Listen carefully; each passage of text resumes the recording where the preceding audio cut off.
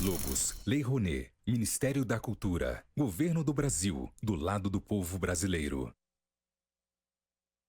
A gamescom Latam 2026 vem aí. Vem acompanhar os grandes lançamentos de publishers e estúdios globais, participar de experiências exclusivas e viver seus mundos favoritos.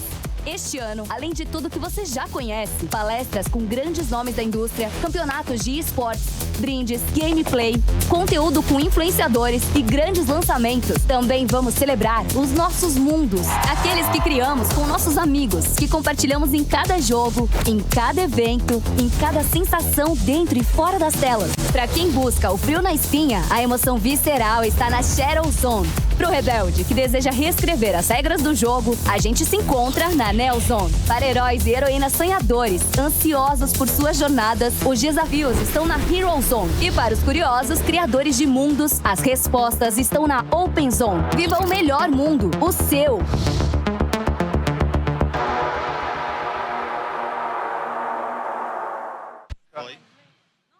Bom dia, gamescom Latam! Bom dia a todos! Espero que estejam bem. Hoje começamos aqui com mais um dia cheio de conteúdo nesse palco maravilhoso que teremos divididos aqui em duas partes. Todas as informações dos painéis vão estar aqui atrás para vocês, mas claro, vocês têm também o fonezinho de vocês que está aqui na cadeira para poder aproveitar. Nessa conversa de agora, a gente vai conversar sobre como construir uma carreira que sobrevive à indústria de games, né? Porque a indústria de games ela é muito volátil, ela muda o tempo inteiro. Então, como que os profissionais entram, crescem e se adaptam e permanecem também empregáveis, né? Numa indústria que está sempre em constante movimento e uma evolução muito rápida também. Nessa mesa a gente vai trazer algumas histórias reais, né, de profissionais, estratégias práticas e também um olhar honesto sobre como se manter de pé e relevante nessa indústria que muda, às vezes, do dia para a noite mesmo. E para ajudar a gente com essa conversa, teremos Margarita Pino, da Power Group Consulting. Seja muito bem-vinda. Welcome, welcome. Please, you can sit over here. Teremos também o Juan Martin Bartomioli, da Red Wolf Estúdios. Welcome, Juan. Please sit here. Thank you. Guilherme Baldresca, da ITEC. Muito bem-vindo. Welcome. E para finalizar, também moderando a conversa, Ana Guajardo, Mulheres en VG. Welcome. Please sit here. Uma salva de palmas aqui para os nossos apresentadores de hoje. The stage is all yours. Thank you so much.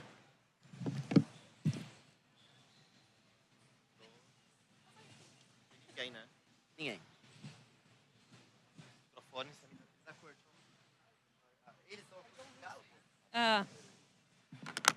Ahí sí, ahí yo te escucho. Aló, aló. Sí, ahí I estamos. don't- Buena. ¿Me escuchan? Sí. Yo no escucho. Yes, perfect. Oh, Yo no escucho. You can't hear us? ¿Aló? Yo no escucho. ¿Aló? Yo no escucho nada. ¿Aló? ¿Aló? Hola, no escucho.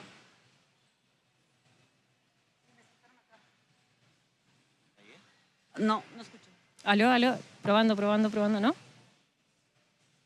Sorry. We have some technical difficulties. Yeah. We're going to start soon. ¿Aló? ¿Aló? Sorry, I don't listen the... Voy a trazer otro. Okay, sorry. Yeah. Hi everyone, welcome and pleasure to be here at gamescom Latam 2026, sharing this space with the community. Sorry about that. My name is Ana Guajardo, I'm from Chile, and I'm here with this amazing panel to talk about building a career that survives the gaming industry.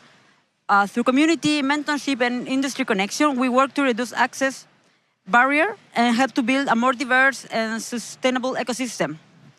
Today, I will moderate this conversation, and we want to talk about the video game industry because we know that it's exciting to work here, but we also know that it's a very volatile industry. Just in the past year, we have seen over 10,000 layoffs globally. Roles are changing faster than ever, and in Latam access, the opportunity is still uneven. So today's conversation is not going to be just about how to get in the industry. It's about how to stay, grow, and build a career that lasts. And for that, I'm joined with these three amazing professionals. Margarita Pino, Publisher Store Coordinator at Power Group. Margarita, if you can introduce yourself. Yeah, to make it quick, I have been in the industry since 2018, doing different things. As volunteer work, I have worked with women in games, with Women Game Jam, and I'm currently working at the Power Group, which is an independent company from the US, and we help indie studios to find better business. We help them also with indie game business. We have a podcast, we have many events and different things that we do, and we also do shadow publishing. So if you're looking for a publisher, we can help you with that as well. Also with me is Juan. Is Juan Martin Bartolomili, founder and CEO of Red Wolf Studio. Thank you. Hello, I'm Juan. I'm from Buenos Aires, Argentina. I've been in the industry for more than 10 years now. I founded Red Wolf Studios more than 7 years ago. And we develop mobile, PC, and console games for most of the more known platforms. And it's a big pleasure to be here. Thank you for getting up early and listening to us. And last one, so sorry, Guillermo Valdresca, Executive Manager at Instituto Tecnología en Computação. Thank you for the introduction, Ana. I'm Guilherme. I'm the Executive Manager at ETech, Instituto de Tecnologia e Computação, which is a new non-profit university being founded in Porto Alegre, Brazil, focused on three main pillars, which are excellence in computer science education, improving access to computer science education, and building a community that revolves around tech education. Awesome. So we're going to start with a simple question. Juan, maybe you can answer to me. What was a key milestone in your career that make before and after? Well, for me, it was essentially my very beginning, my origin story. I mean, I have worked in film production for more than 10 years, making documentaries in Argentina. And then the company where I was an employee put me on a mission to develop video games and apps. So I started hiring my first team of developers and learning, while at the same time they pushed me to decide whether I wanted to keep doing film production or start making video games. But I have to choose one and focus on that. And well, you know the answer today, and I'm so happy of that moment. But it was a moment of revelation. It was a hard moment for me because I have to choose between two passions. I still love to make films, but I don't do it anymore. I'm in the video games industry right now. So for me, that was like a key moment in my career when I changed from an industry to another one.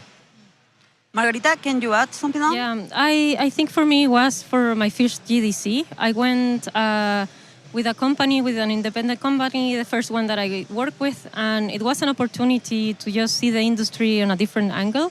I'm a graphic designer as a profession, and I started in the industry as a community manager, and then my path changed a lot. And when I stepped a foot in the first GDC, I thought, I want to be in every convention, every time, every year. I loved it so much that I wanted to keep building my career path around those events and meeting new people on the industry. Well, we know that the video game career is rarely a straight path, right? We don't take shortcut. We take always like the long road. The long run. Yeah. So I don't know if any of you can you like sorry, put, yeah. sorry. Can you tell me what was your entry point to the industry? My entry point? Yeah. So it's a very nice story because I didn't enter it as a professional. I had a blog and a podcast about video games, but I wanted to see it from the building part. Like every podcast that I knew about games, it was more about playing and the finished thing than the building the game or how hard it was to get that product. So I started having interviews with industry professionals, And I made a website where I had a blog. And at some point, I started also to work with my partner. We have been together for 20 years or so. And some friends invited him to work in a new indie studio. And then they brought me in to be a community manager with them. So I took that opportunity to meet many people in the industry in Chile. And also, I went to an event that it's called Game Dev Planet, and it's something that we have done for 11 years. And when I went to that first event, I was blown away for the content and for how good it was. And I didn't understand why no one knew about the event. Like, there was like 15 people or less there. So I wanted to like help them to like bring more people in. And then I remember Esteban, who is part of the funding members, like the organization members, asked me if I wanted to do the community management from them, and that like made me know a no turn back. Like all of that points make me like dive deep in the industry, and I just couldn't leave after. We also know the access to the industry is not the same for everyone. Representation still matters, and the gap is real, especially in Latin America. Guillermo, can you talk a little bit about it and what the work that you do in the university? For sure.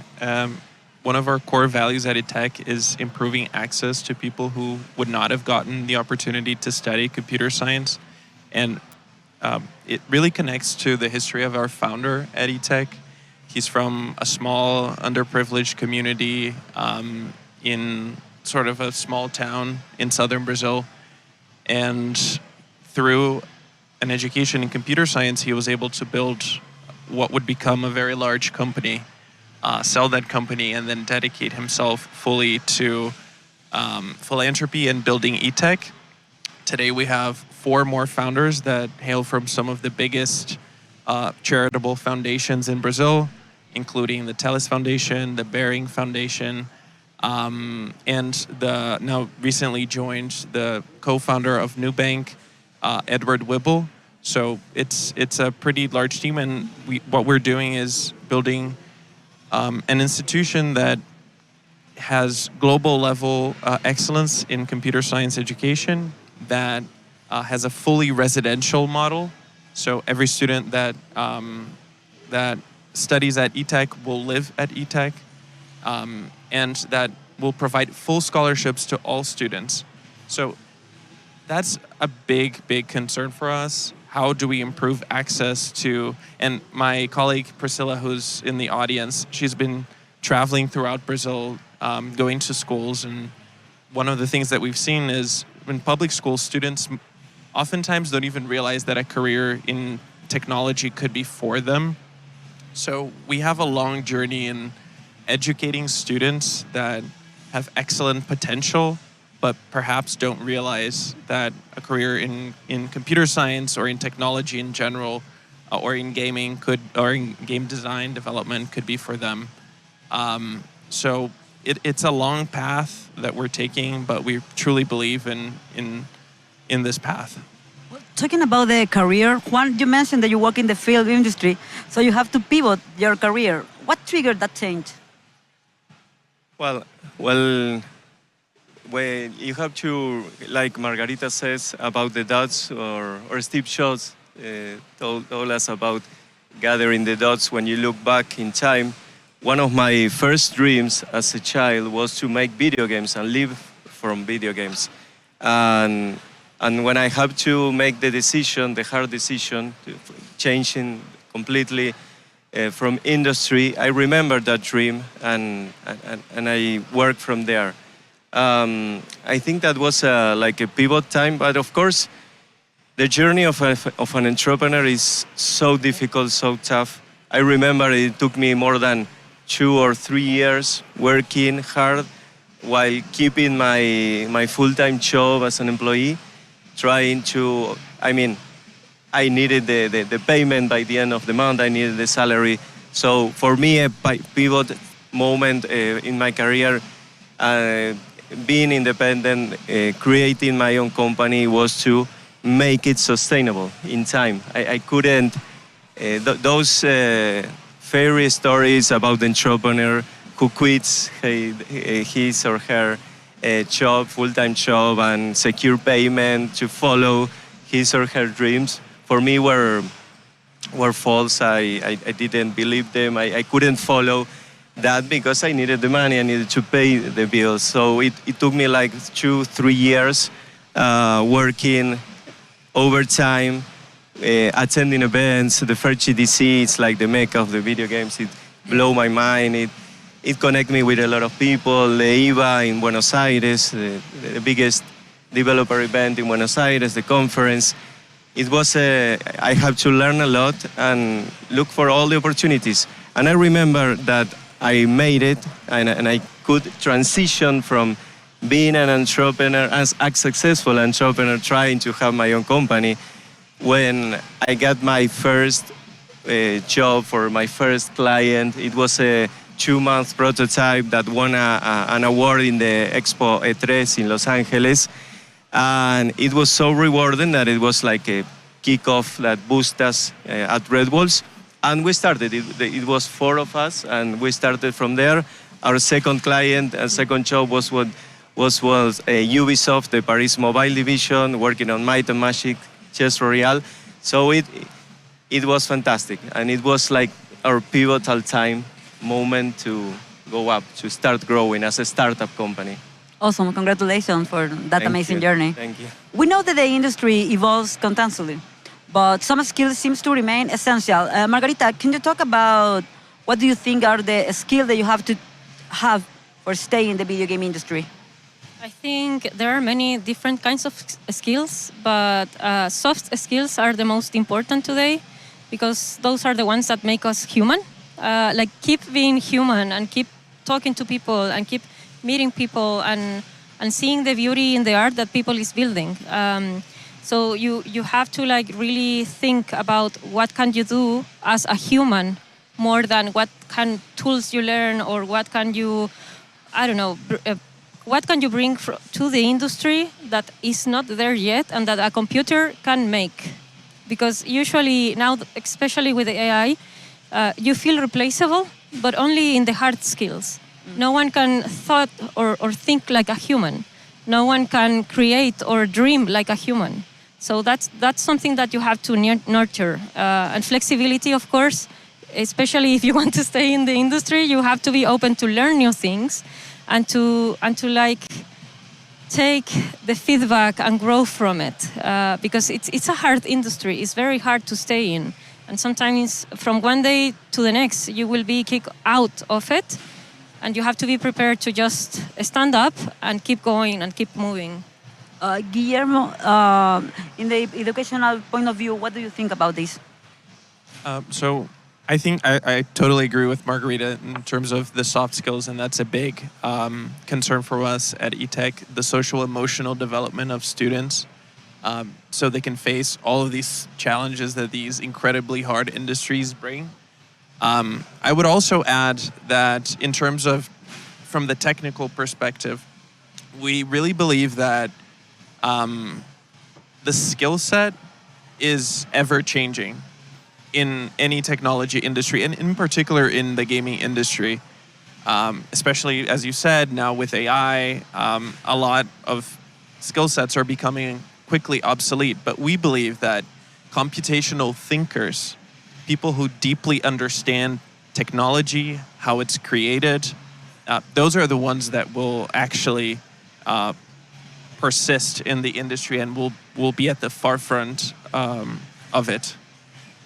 Awesome, thank you. Hybrid roles, AI tools, automation trust, studio extracting, and the rise of the indie developer are currently a major transformation in the industry. Juan, what do you think, in a short answer, what do you think this is a threat or an opportunity? Well, I'd like to add to what my colleagues just said, that you have to get rid of for me, of course, this is a personal opinion, you have to get rid of the enthusiasm or the fear about the AI, and you have to start using it as a tool. For example, one of the things I heard a lot here, all the clients, publishers and buyers asked me a lot was about AI workflow. So keep that in mind, think about how to implement AI in your workflow, be in programming, art, whatever, and make it work. And it will be substantial to adapt and keep growing in the industry. Thank you so much. This is a hard question. How did you survive your biggest challenge in the industry? Any one of you can answer that? I guess with support from family and friends. It is a hard one because challenges can be very different for different situations, especially when you have different work environments or you have different teams that you're working with. Every challenge can face you or challenge you in a different way.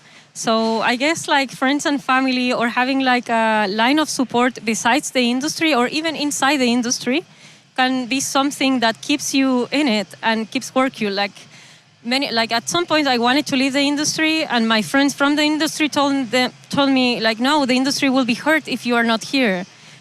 Please consider it further. Like we can support you, we can like be with you, cry with you, scream with you, whatever you need, but don't leave. So that also was fundamental for me to just decide to, okay, I'm going to keep trying. So looking for human support around your colleagues, your friends, or even your family, like just to have someone to listen to your problems can so find a therapist, can pivot things. I think that's great advice, whatever industry you're in. Yeah, absolutely. Okay, guys, let's zoom out and talk about the region. Let's talk about Latam. Latin America is growing as a game developer ecosystem with a strong community, creativity, and resilience. But we still have, but there is still change. From your perspective, Juan, what does Latam already have, and what's still missing? Well, we have a lot of potential, a great pool of talented people, great skills, but we need more funding. We need more investment, private or public, or both, of course, to keep it growing. I mean, we have a lot of, and every day we have more universities and technical schools, and every day we have more people who want to join us and who want to make video games. But we need to stabilize the region, the market, with money, with investment. And that's, for me, that's the main thing that we need in the region to keep growing. Every day I see a lot of effort. We are hard workers. We put a lot of passion and we work overtime in some cases, but we need more funding, essentially. Margarita, you want to say something? No, yeah, I wanted to add that besides the funding, we need the connections. Since we are in a certain part of the world, it's very hard for the important members of the industry to travel here. And even if we have internet, even if we have social networks, it is important for them to see the value in Latin America because there is a lot of identity and stories that have not been told yet that are very interesting. And I think that's a huge opportunity for everyone that's not from South America or Latin America or doesn't really know our culture. There are a lot of things that are open to say.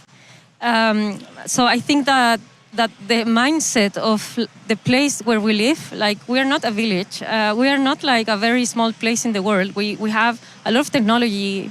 Chile has one of the best internets in the world, and people doesn't seem to notice. So I think open the minds of the big companies or the people with the investment money, it's important for them to see the value in South America. Yeah, I agree. Connections are essential. I like to add that when I say financial and investment is who pays the travel expenses. Because if you want to travel to GDC, it's very expensive. Or even coming here, it's it's not quite expensive, but you have to invest money. So we need investment to get everything working. And Guillermo, in a sustainable way, of course. And Guillermo, how the university take this challenge of the funding and being a non-profit?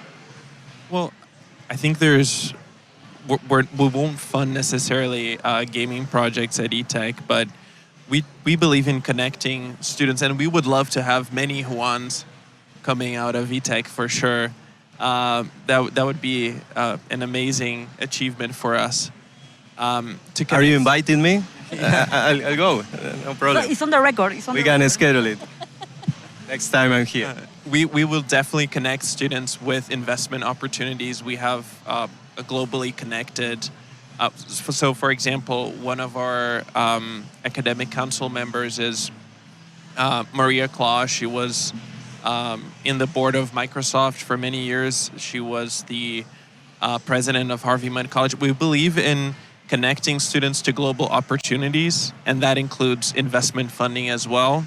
And we will also connect students with local funding opportunities for their eventual startups, including gaming startups. Thank you so much. Sorry, I'd like to add that that's essential what you're doing. In my case, I received the help of an accelerator which is called Paris & Co. So that's essential to receive help when you're starting. Awesome. Okay, guys, we have to wrap this up. We have a few more minutes, but I have a final answer. A final question. What advice would you give to someone who is building a long-term career in the video game industry today? Which one want to take the bullet? Well, I think that we all have many advice to give. For me, I just kept thinking about hard decisions. For example, for me, having a company, one of the hardest decisions was to pay the salaries when you don't have the income. I mean, when a client ends a contract and you have the people there, and you have to think about it. When you want to have your own company, you have to think that eventually you'll need to lay off people or not. And 3 years ago, I had that decision, and it is still something that is going on, but I decided not to lay off people as much as possible, reinvesting the revenue, reinvesting as much as I could, and eventually it paid off. We keep like this mystique as a team, and I love it. We are a fabulous group of human beings working together, and we wanted to keep it that way. I get independent and to get my own company, not for the money. Of course, we all love the money and to pay for things, but for the people, and my team. So when you found your own company, you have to be social responsible of that company as much as you can. When you're broke, you're broke. I mean, you have to start over. But if you have money in the bank, it's wiser to invest it in people, to keep their daily jobs, keep doing games, and keep pushing forward. There are so many opportunities out there. You have to just find them, wherever they are. Yeah, I would say to keep your mind open, because when you enter in the industry with a mindset of I'm going to be an artist, or I'm going to be a programmer, or I'm going to do this or that, especially in indie business or indie development, it's usual that you have to have many hats like the industry, it's as said before. So you have to be open to learn a lot of different things in a very short time period. It can be very stressful, but also very fulfilling. So it might be that you find that you were an artist and then you learned about audio and now you want to be an audio artist, and that's fine. It's perfectly fine. I think the society always try to tell us, like, when you pick a career, you have to keep following that career forever. But it's not true. Like, you can change your mind and you can find new things and stay in the industry anyway. Especially, for example, I have met lawyers that they enter as a lawyer in the industry and then they realize, oh, production might be very interesting for me. So I might end doing production, and then they learned about other things or specific production roles. And that's something that you have to consider as well. Like the being brave enough to change your mind and say, okay, I'm going to start from the base of this part of the career. And that means that you also have to sacrifice money, you have to sacrifice time, but you might end up being in a better place for you in the long term. So open to change, I think it's a good thing. Guillermo? Can I add a little bit? I will say, if you want to work in tech or in gaming specifically, don't prepare for your first job. Develop the tool set that will prepare you for an ever-changing, ever-evolving, very tough industry. And that goes for both the emotional tool set, as Margarita has said, as well as sort of the technical foundation required to thrive in this industry. Yeah, sorry, I'd like to add, this is great advice. I mean, you have to focus on the process. I really advise to do that, not in the end goal. I mean, of course, you have to set objectives in the short, medium, and long term and review them from time to time, but focus on the process, on the day by day, enjoy the process. And eventually, you'll have a lot of failures that for us is all about learnings. and you'll have some victories and some success. But don't get confused because of the victories and the failures, because it doesn't define you. What defines you is what you do on a daily basis. And that's what I love about this industry and about my job. Thank you so much for your honesty and all the insight, because I think it's very important.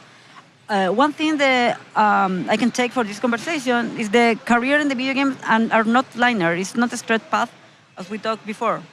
Adaptability is not optional. We know that when you start working in the video game industry, and especially, as Margarita said, in the indie games, you have to do many things, many different roles. And no one builds a sustainable career alone. That's important.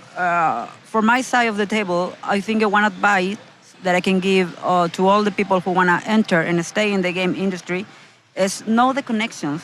You can get a lot of amazing connections. There's a lot of organization all across the world, not even Latin America, not even Chile, Argentina, or Brazil, are global organization that helps minority, women, also men, Black people, Asian people, and they work together. They put an effort together for grow up in the game industry. So community intention and a long-term thinking make the difference. Absolutely, agreed. Yes. Fully. Yes. And we have 1 more minute, so if any of you want to say something more. The industry is beautiful and the people is very nice usually. So take that chance. It's worth it, I guess. Well, I just kept thinking about all the things that have been going on. I mean, when you receive an investment or a funding for your game or for a contract with a client, and when you're facing good times, really good times, save money in the bank, because eventually there are going to be good times at bad times. And we don't know how long they're going to be the bad times, so you need to save money, to be as lean as possible, to not to spend money in fancy things, spend money in salaries. That's the most important, the key thing, to keep us alive in the industry and survive, because we as Argentinians have this survival chip or mindset, and we use it every day, even in the good times. I try to not relax and say, hey, let's keep pushing forward, because eventually there's going to be hard times, and we need to be prepared. You're never prepared for life, for the unexpected, but try as much as possible to be prepared, and saving money and not wasting resources. It's a wise thing to do. That's a Latin American skill. Of course, and we have to take advantage of that, yes, because of course. Maybe in Europe, for example, they don't have it. Okay. Guillermo, you want to say something? You have that 50 seconds. Yeah, I'll just give my quick institutional spiel. If you want to learn the technical and social-emotional skills required to thrive in tech, ETech opens its first class in March 2027. Full scholarships will be given to everyone. Thank you so much. Thank you for attending. Thank you for coming. A pleasure to be here. Thank you. Na rua, no corre, no seu estilo. A Cruzeiro do Sul tá em todo canto. 7 campi em São Paulo. Anália Franco, Guarulhos, Vila Lobos, Liberdade, Paulista, Santo Amaro e São Miguel. E eleita a universidade mais amada de São Paulo. E quando o jogo fica sério, você também evolui. Aqui, você soma pontos todo dia, no seu ritmo, no seu squad. Porque na vida real, o objetivo é simples: subir de nível. Cruzeiro do Sul, do seu jeito, do seu futuro. Escolha ter estrela.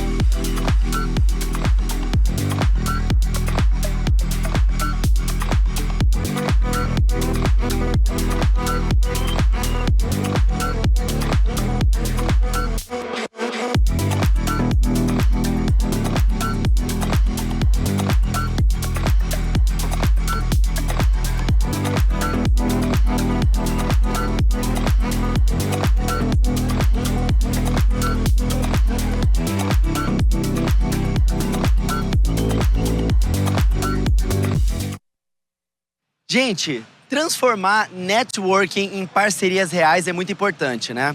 Eu acho que todo mundo aqui vai conseguir se identificar porque acontece com todos. Todo mundo já chegou num evento, conheceu pessoas, tirou foto, trocou cartão, adiciona no LinkedIn, aí o evento acabou e nada acontece. Essas coisas acabam se perdendo muitas vezes, né? A colaboração internacional é bem rara, mas ela não precisava ser. Essa sessão vai apresentar pra gente hoje frameworks práticos de verdade para poder transformar contatos internacionais em parcerias acionáveis. E é muito bom isso estar acontecendo agora na sexta-feira, porque tem o resto da gamescom Latam inteira para poder aplicar o que a gente vai aprender aqui hoje, tá bom? Seja para poder colaborar, para conseguir distribuição ou até desenvolvimento externo. E participam dessa mesa Ana Seidel, da DER Consultoria, como moderadora. Ana, muito bem-vinda, bom dia. Pode se sentar aqui, por favor. Ana Antar, da Tatu Technology.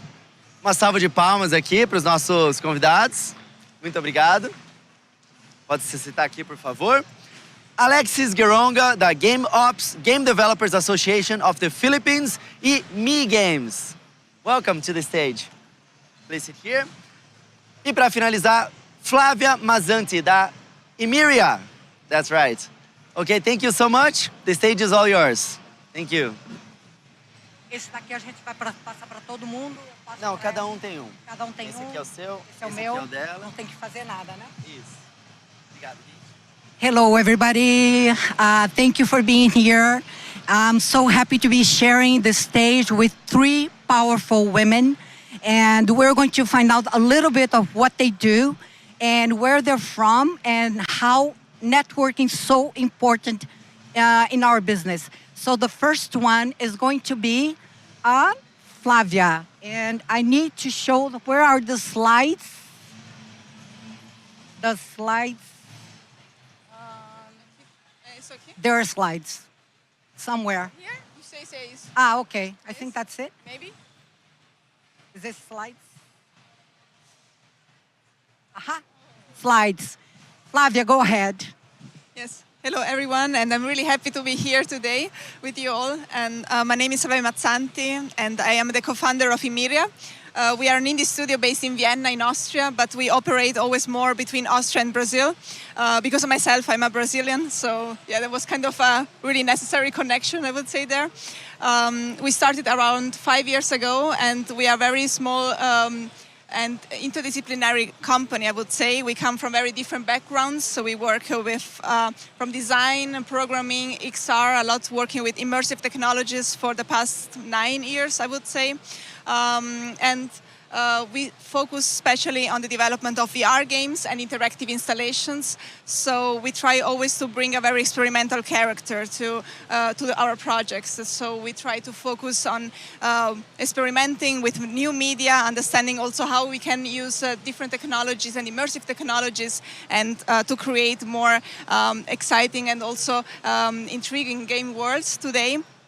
And alongside our own projects, we also focus a lot on speaking, so we give regular talks, so we also teach at universities, and we give a lot of workshops. So everything around the part of education, working with institutions, also culturally, and everything which is between creative industries together with XR and games.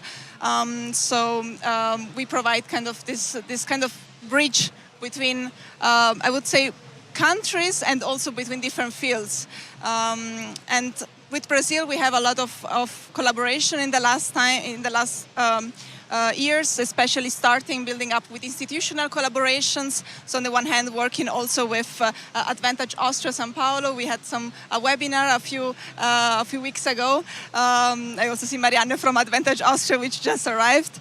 We also worked with SESC here in São Paulo with the File Festival. So everything which is more around this collaboration between institution, education, and development. Thanks so much, Flavia. And now for my Xará, my Ana. Ana, let's talk a little bit about tattoo. She's so interesting. She managed to speak Mandarin. She lives in China. Please welcome Ana now. Go ahead. Thank you so much, everyone. I'm so glad for staying here with you today. I'm Ananta. I'm from Brazil, and I'm really glad for this moment because I don't go back for Brazil for 3 years. Now we have a base in China.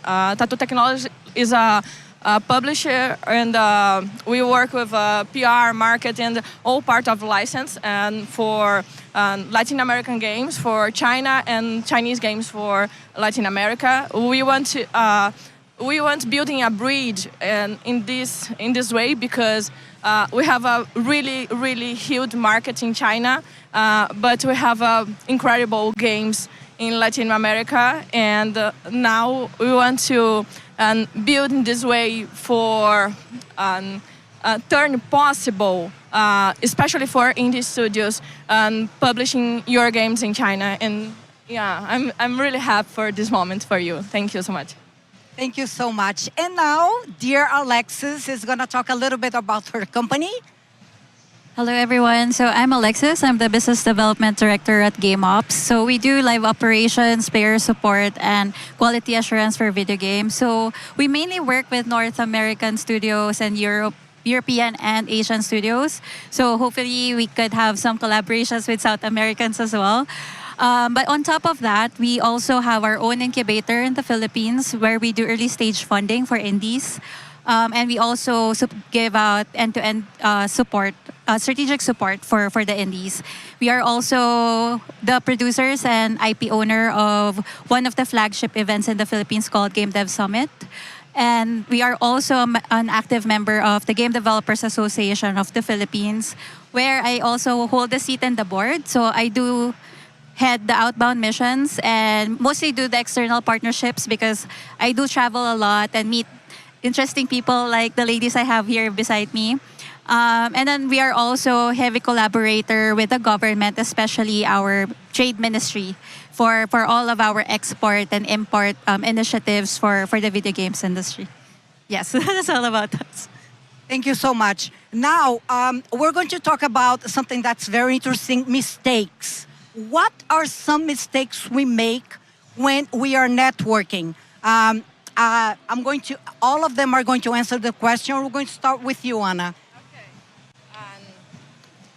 I think if you think about this kind of event, because we think about go for this kind of event for make network, maybe find some contract and new partners. I think if you go to the business area or not only events like gamescom, but if you want to stay in this industry, and you need to understand what do you really need, what do you really want, because it's very common, especially if you are a small studio.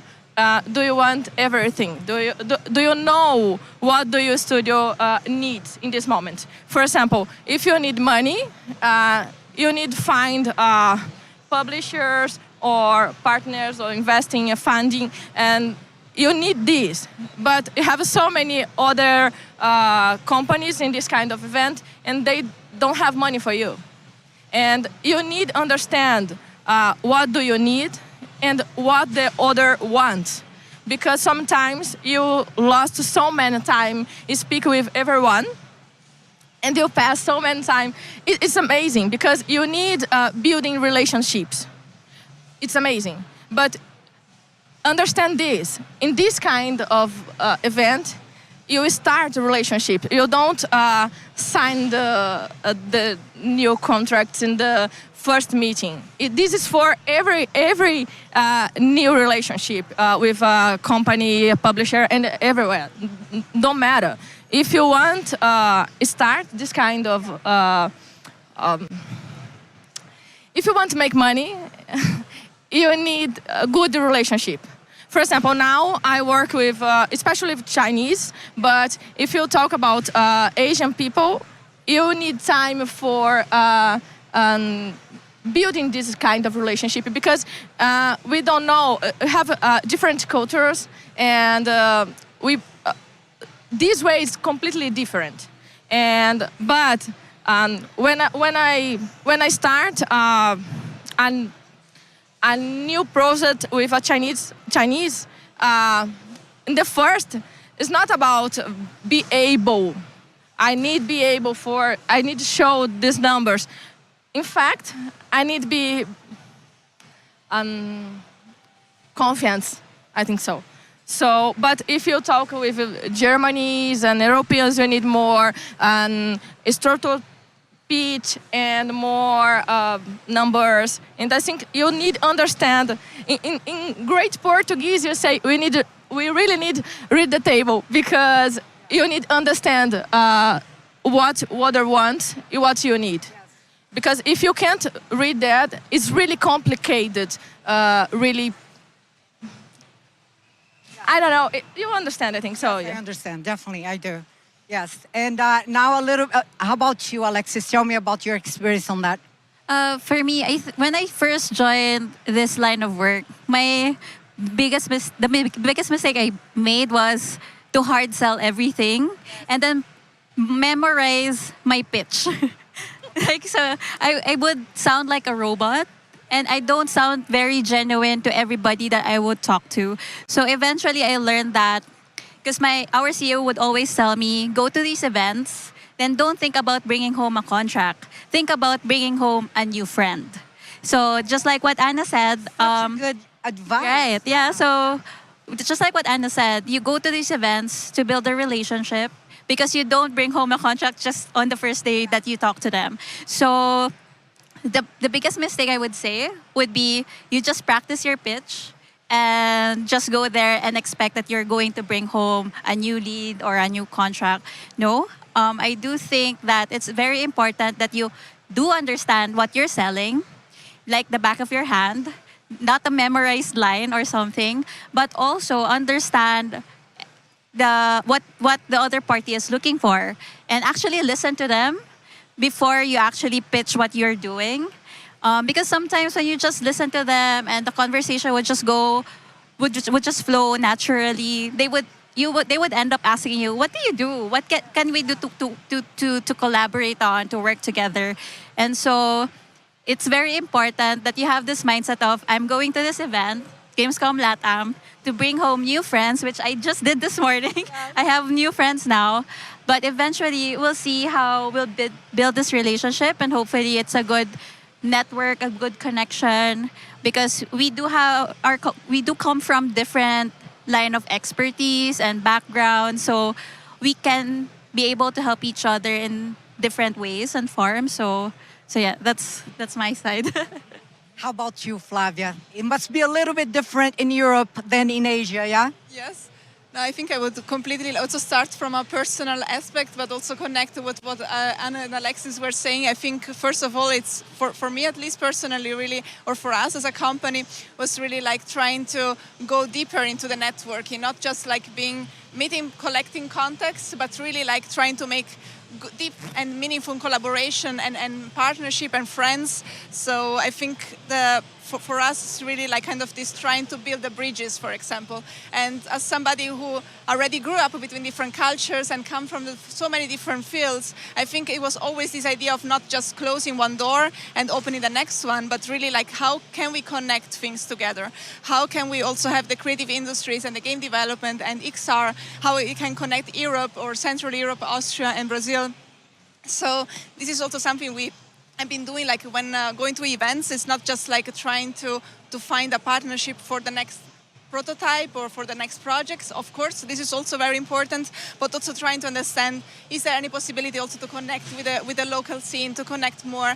For example, last year we had the possibility to expand also a bit more into Japan and to have some really meaningful collaboration. So it was not just a one time. We're building also to go back next year. So I think it's just the nice part is really like to be open to this more human aspect, not to be just like industry, but really we are all human behind that, and we are connecting, and we are here to have a really personal connection. I think that's something which for us at least comes always in foreground, because we are a small company. So like when we hire people, for example, we always try to have that meaningful, deeper connection with somebody. They are not just one number. We are like a small family working together. And I think also traveling and meeting people, trying to understand how we could collaborate, how is it going to work together. Maybe it's not in 1 month, maybe it's going to happen in a few years, but still keeping that connection together and seeing maybe one person then brings to the next one, and there will be other possibilities. I think this is something really important for us. And in personal aspect, also between Austria and Brazil, I think both countries, they appear so opposite at the same time, but they can have so many points where I think they can both benefit from each other. Like Austria has a lot of, it's a small country, but has a lot of education, for example, in game development. There are so many different universities where we also teach, which focus on so many different aspects. And they are not just in Vienna, they go really through different regions in Austria, and each one has a different focus. And that's really beautiful to see.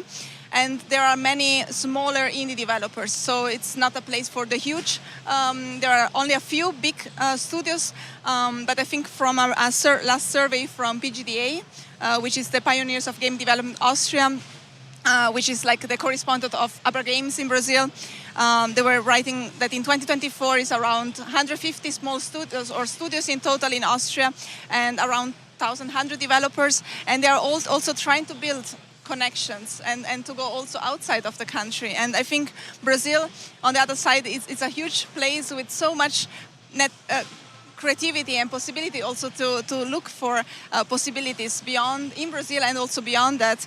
And I think if the two come together also broader into Central Europe, there can be so many interesting things happening. And for us, for example, also working with different associations, like we organize the XR community in Austria, and I'm part of XR Brazil, so also they're trying to see how possibilities could arise, not only for us as a company, but really like for the general landscape. I think that's really important for us. Okay, now one final question. We have about 5 more minutes. I want to know from you an actionable tip for people that are here in the audience. If they want to enter, for example, the Chinese market, the Asian market or the European market, what would this tip be? What is the recommendation, the suggestion? I'm very curious about you, Anna. You know why. I know. I have problems with the Chinese market. I know. Okay. I will talk about a little bit about Chinese market because I think it's my part here. But when you think about Chinese market, you need really think about Chinese bureaucracy, because when in West, when I think about bureaucracy, we think about lawyer traditions like United States and West lawyers. It's other thing, okay? But when you think about Chinese bureaucracy, we think about Confucius and Confucianist tradition. And this is important because we part for the completely other way. Okay, it's not the same. It's not the same start. And if you want, for example, if you want to publish in China, you need a license for publishing in China. It's not just put your game in the store. You need to understand how this is possible, because it's not the same thing. So you need a good localization, because I think it's the same. For example, and everyone here want to find a game in your proper language. You say, oh my God, this game, this creator, this studio, think about me when they make this. And for the Chinese market, it's the same. They want feeling like respected, I think so. And if you have a good localization, this is the first step. It's not the final, because the most people say, oh, I make a good translation and now everything is done and I will sell so many copies for my game. But it's not. This is the one step. You need to understand the social media, the Chinese social media, because it's totally different. Totally different. Yeah. Different. Yes. And have for example, here we have TikTok, but in China we have Douyin, and here we have X, yeah, like Twitter, yeah. Yeah, Twitter. And then China have a Red Note, and Xiaohongshu, and Bilibili, and others completely different social media. And you need to understand that. You need to understand about the creators, how you find the creators, how you can make a relationship with them, because this then are really important for connecting your game for your public. This is really important. I think the thing most important are respect them. Really, respect them. Because if you respect them, you will start a relationship in the same place, in the same level. Because it's really common, especially in the West, we think about, oh, they are really different. I don't need to understand them. I just need to sell for them. But if you think about them just with numbers, it's really hard sell for them. You have to have a little bit of empathy. Yeah. You have to be, I think it's empathy is something that we really have to take into consideration. Sometimes you deal with very small studios, and sometimes here in Brazil, for example, they have 3 or 4 jobs, and they get home, and they're going to program, they're tired, and here you are saying, I can do your marketing, but you have to understand that sometimes they're really fighting to put a dream on, yeah? Yeah, but I think, for example, for us, our culture is really important, because we can feeling respected and we can feeling in the other side. But it's really hard when you talk about one culture and you don't understand anything, because for the most people, we can't understand the Chinese and the Asia, because Asia is really huge. It's not the only country. It's not China, Japan, and Korea. Because when you talk about Asian, the most people say China, Japan, and Korea. Say, okay, we have a big problem here, and I think it's really important to try to understand them. And each way is important for each game, because each product is completely different. And the performance is completely different. And if you can't understand them, if you have a good partner, because you need a partner in China, it's impossible.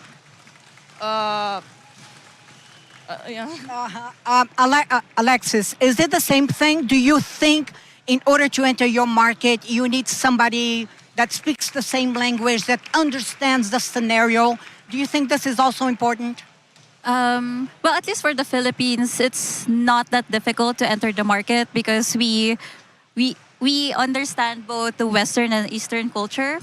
However, like for us from the Philippines, when we try to go outside of our country, we really need to understand the languages. Like for example, me flying over here to Brazil, I have to understand Portuguese and the culture here, or me flying to Japan for Tokyo Game Show, for example, I need to understand their culture as well. So when you do your networking, it's very important that you have an idea and a deep understanding of the nuances and the culture of the person you're talking to, and also the company that they are from, that you're trying to collaborate with. But apart from that, I think this is something that we do. I don't know if everybody else does this, but for us at GameOps, or at least from where I came from or from my background, we always make sure that we go the extra mile. For every friend that we make, we go the extra mile. So if they're looking for something that we cannot offer, but we know where they can get that, we help build the connection. We help build the network for them, and we help them so that eventually when we are able to invest in that love bank, we can also withdraw from it. Like, hey, I need your help. Maybe you could introduce me to, let's say, for example, Flavia, because I need their support in this kind of project. So in networking, it's important that you understand where they're all coming from, and you have this strategic mindset, or like your perspective, wherein you are able to complement what they offer, but also fill in the gap of what they're looking for, so that you bring something to the table, very valuable to the table. And so, like, if it takes you 5 years to work with them before you're able to work with them, it's fine, because after that 5 years of building the relationship, eventually you get to work with them. So that's always been the story for Game Ops, for all our long-term partnerships. We build the relationship for years. And when we finally work together, the contract never ends. Like, it's a long-term partnership for us. So we never called our clients, but we call them partners. So that's something that we look into. And if ever we don't get to work together, we're still able to work together in a different form. So we are in the incubator space, we are in the trade association side, we do events. So at the end of the day, there will still be something that you can work together, even though it's not the sale that you are hoping for. So for me, when you do networking, I'm going back to what I've mentioned earlier. Always have this mindset of, I'm going there to make a new friend and not make a sale. Because when you do relationship building first, sales always comes next. So yeah. How about you, Flavia? Yeah, I think it's so beautiful said from you, Alexis, and I think the same also a bit in Europe. I think Europe is already thinking also in a more, not country by country, but is always kind of seeing itself always more as a united place. So even though like in politics we have so many conflicts and different problems at the moment in Europe, I think it's always more common, especially for smaller countries. There are so many different countries, so many languages, and it's always more common to say, oh, maybe we are in Austria and we have a developer from Poland and somebody from France and then Portugal. And so I think if somebody also from Latin America is trying to go to Europe, it's always not just that one country. It could be a good starting point, but it's like really opening the doors, especially being in Austria. For us, it's really good because we are so close to everywhere. We are really central. We can be at the gamescom in Cologne in just 1 hour flight, and we can reach so many places, and we can connect to so many people, different cultures also. And the good thing is also that everybody speaks English most of the time, so like also the language barrier, it's pretty easy in that sense. It's really like also for localization, of course, you could go for the main languages like French, Italian, German, but there is so much actually going on really already in this more international mindset of thinking of collaborations. And I think the next step, or what I would really love to see always more, is also really the building bridges between continents. That is not just like saying we are Europe, we are South America, or we are Asia, but it's more how can we take the benefits also from both sides of all these different cultures, these ways of thinking and developing things, and we can just join forces together and not seeing like in a hierarchical place, but really on the same level and seeing how can we really have this exchange and this collaboration. Because I think only when we have this meaningful collaboration, then like also the creative industries and everything will strive the most and will reach also the most beautiful results. Not just like thinking for oneself, but really like trying to go beyond that and having this really more exchange, collaboration, partnerships. I think that's the most beautiful thing that can happen. We still have 3 minutes. Okay. I have one more question. Do you have a process to qualify a contact and turn into a real commitment? Is that, for example, suppose that you're on a business meeting here. So you make the first contact and then you do a follow-up with email. What's your process? 1 minute for each. 1 minute? Okay. I think the first thing can find this new potential because it's important. But I think the most important thing is the follow-up, because it's really common. You make a great meeting and you're talking too much and you're feeling like, okay, I start a new thing here, but after that, this contact just died. I said, why? Why you just try to? If you start a new friend, if you make a new friend, you continue this relationship. And this is important because, okay, I made a really great meeting, and after that, they will remember me and try to. I don't understand because sometimes don't exist any follow-up, and I think this is the most important thing because if you start, you need to be continuous. And for me, it's this. Okay, Alexis. For me, so after the follow-up, the email and the text message or however you want to follow up, you see each other again in the next industry event because they will only trust you, begin to trust you when they always see you in person, not just virtually. And then after that, if there's an opportunity for you to start collaborating on something, even if it's a small collaboration, I think that's a good start so that you turn it into a bigger one eventually. So that's first contact, virtual follow-ups, physical follow-ups, and then collaborations. Yes. I think also like meeting, like the scene is not huge. Like at the end, we will know each other, and it's so funny like to meet some people like from Gamescom Latam, and then meet in South by maybe in the US, and then in Gamescom in Cologne, and so on. And it's really nice, like seeing familiar faces, but also every time also having the feeling that you are also growing that industry family. And I think, for me also personally, if I have a good feeling about somebody, like, oh, that was really a nice meeting, let's try also to meet outside of the event. Maybe we go for a coffee, we meet somebody somehow, and also to discover, can we talk in a more relaxed context, not just that 15 minutes speech context, but really, let's talk, let's meet, let's see how we could maybe connect in different ways as well. For further collaboration, further ideas, and then it's never really just the first time. It's always kind of maybe, as you said, like then you meet the next event, and then again and again, and then something beautiful will happen. Guys, this is it. 12 seconds. Thank you so much. Hand applauses for the ladies here.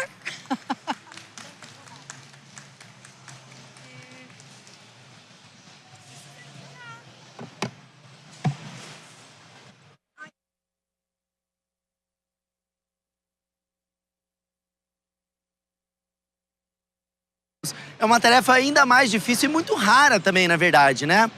A longevidade, ela não vem só do talento do estúdio. Não basta talento. É uma multiplicidade de fatores que levam ao sucesso, né? Vem de consciência de mercado, tomada de decisão estratégica, relacionamentos mais saudáveis com publishers e de operações sólidas também, porque uma empresa precisa de operações. Nesse painel, a gente vai explorar o que realmente mantém os estúdios indies no jogo e muito bem no longo prazo. E para ajudar a gente aqui nessa conversa, temos Gil Delgado, do The Power Group, da AC Jogos RJ.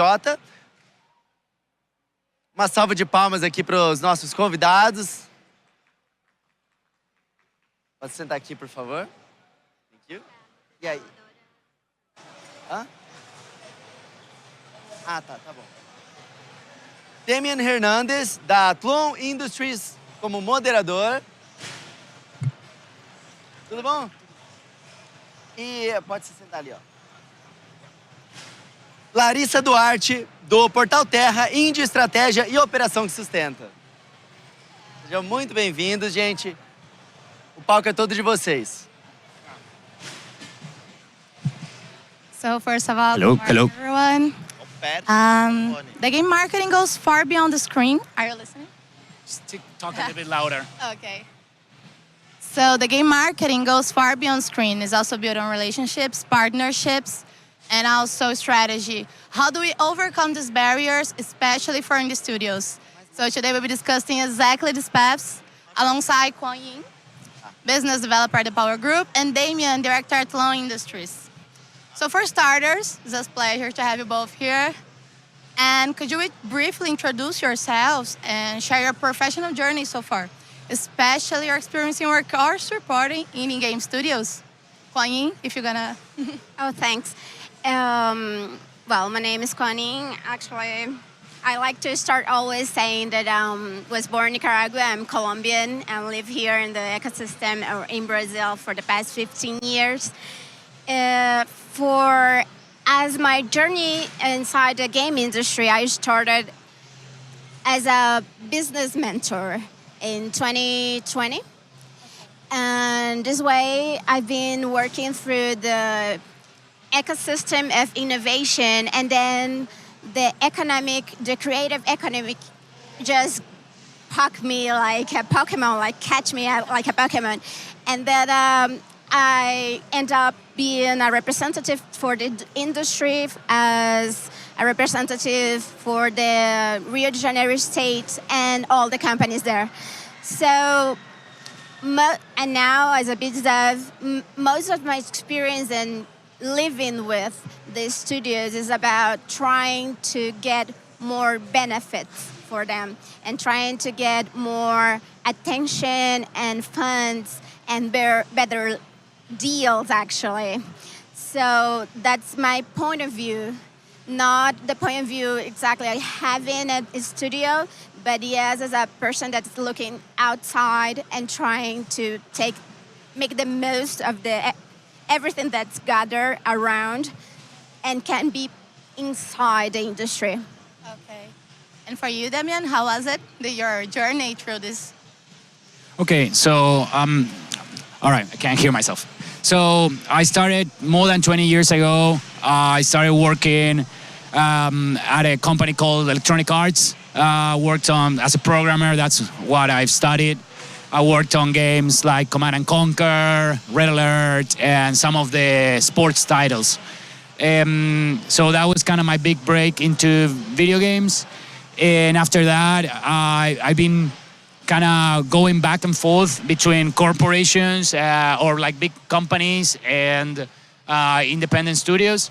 So after that, I started a mobile game studio because iPhone was kind of happening and there was the App Store. So I did that for a while. Then I went back to working for a social company that did social games. And then around 2015, I went to work with one of my best friends, has one of the biggest companies in Argentina. And I went to work as a programmer, AI lead programmer for a game called Master of Orion, which was one of the biggest games ever made here in Latin America, as a strategy game. So always been kind of doing strategy games. And after that, I started a company with other two friends called Clone Industries. And we made a game called Per Aspera, which won Best Game in Brazil in Big. Congrats on that. 2021. Okay. And yeah, so that game did very well. And we did a few more games. Recently, we had a game on the show, also nominated for Best Game. We got second place. It was called Kentum. So that's the game we made last year. But I started to move more into stop doing programming and move more into business and studio development. And last year we published a game called Dreamcore on consoles and PC. The game did great. So now I also started a new company for publishing games as well. So I'm moving more and more into the business, doing less of development, which I love, but I think that my skills that I built through the years really help in this business side of the. A lot of work been done. So looking beyond the first launch of an indie studio, what was the toughest operational choice you had to make and that need to be changed during the launch? How was it for you, a first indie launch studio? Okay, so I had a lot of mentees and it's very hard to say to them, you are not ready to launch. Okay. And that's heartbreaking and most of the time it's very true. So I think the work experience, and now it's very common, say you are not ready for funding, you are not ready to launch as well, and right now you need to sit down and see if your game really needs some input and what input is that. So nobody wants to hear it. Nobody wants to say, yeah, don't show this to a publisher because it's not going anywhere. But it's a necessity. I think it's more like tough love. Mm-hmm. If we don't start saying what is hard to be listened to, we are not going to develop as an ecosystem here in Brazil. So, yeah, I've been all my life around the business area in different zones, especially science, creative economy, regenerative economy, and now only video games. And most of the time, people are so in love with their own ideas and their own concepts. And the problem is, yes, the ideas may be good, and maybe they won some prizes as a good game, but that doesn't mean it's viable as a market or as a product, and it will sell well.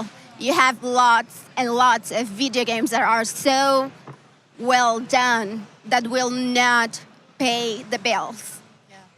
Okay. Do you remember your first indie game launch? Yes. So the first game I made on my own did not do well. I thought it was gonna, which was when I went and created this company to make mobile games, and I thought I had a good idea, and the game was well made, I would say, but back then there was not a lot of mentors like her or like people, coaching me. So I thought I had a good game. I've done the things, but the game kind of tanked. It was not good. So I learned a lot of lessons then about how to, prepare a game for launch, make sure, the idea is good.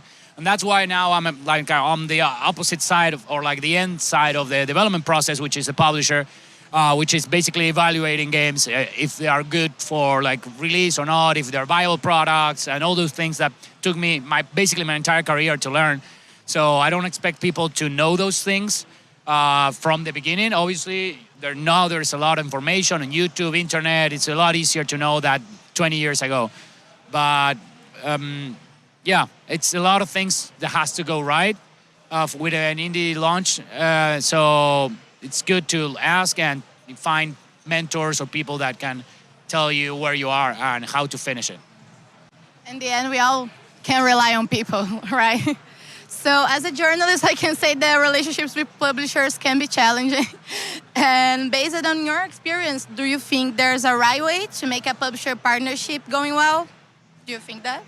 Oh, yeah.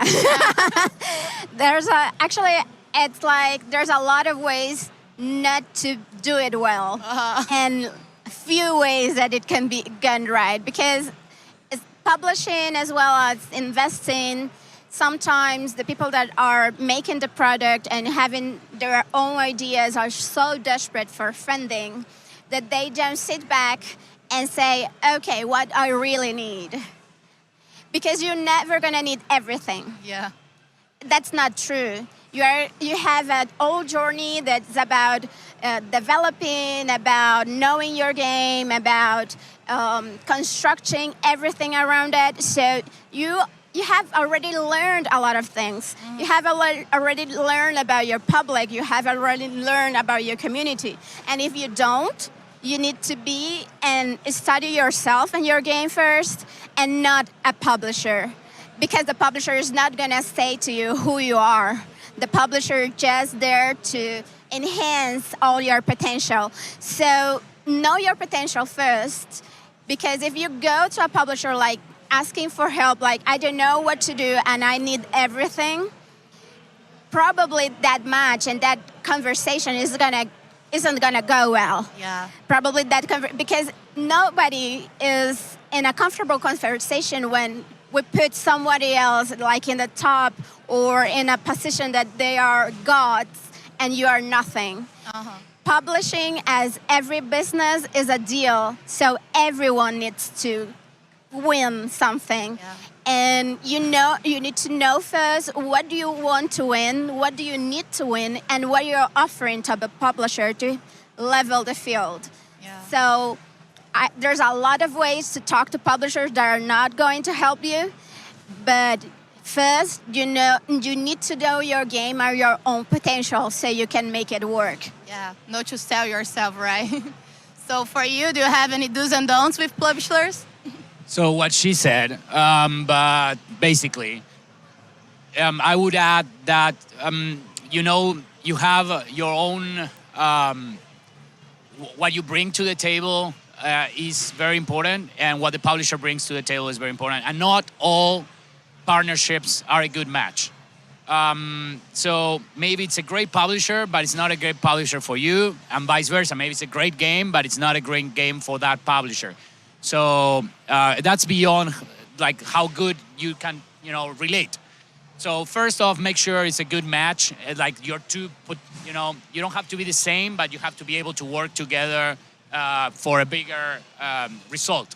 Whatever you bring to the table has to complement with whatever the publisher brings to the table. So there's that is very important. And then you have to be able to build a relationship. Like you have to be able to talk to each other and be able to just share your concerns and where you want to go, and everyone has to be aligned on the goal. Which goal? What is the goal, and how you're gonna get there? And if you get those things right, you'll get a successful game usually. If everyone does everything right, and if you don't, sometimes it's luck too. But the industry is very small too, so you cannot be angry with people. Like you have to make sure that you'll build a relationship, because you'll probably see that person later on. So make sure the decisions you make at the signing a game is with the right partner, so you don't have a bad breakup or something. Yeah, it's all about people. It's all about networking, right?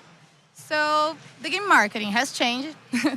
It's a fact, and drastically in the last few years. How do you maintain marketing awareness without losing the unique indie studio identity that makes your studio stand out? Like, how do you rely on that?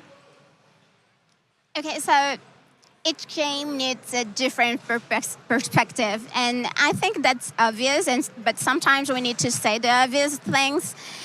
I got some studios that had this notion that they needed a marketing as a traditional market, but the real winnings were when they stepped out of the traditional marketing and the traditional campaigns and the traditional approach, because it was related and it was really about the game. So your game is not gonna sell or need to be sell or have the same strategies that another game. Yeah.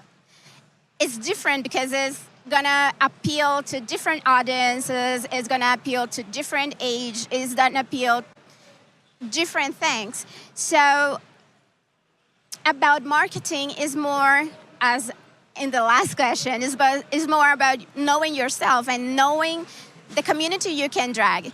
If you can convince your friends, because we always start with the friends, like the full friends and family FFS are going to be your first users. So if you can convince the nearest people around you to use and pay for your game, they all will have something in common beside you, beside their relationship with you. So know about what do they have in common, so you can target people like them. So you can target people think like them and are able to see the same value in their game that they saw. If you have 100 people like that, you have enough numbers and enough cases of studying how to market your own game.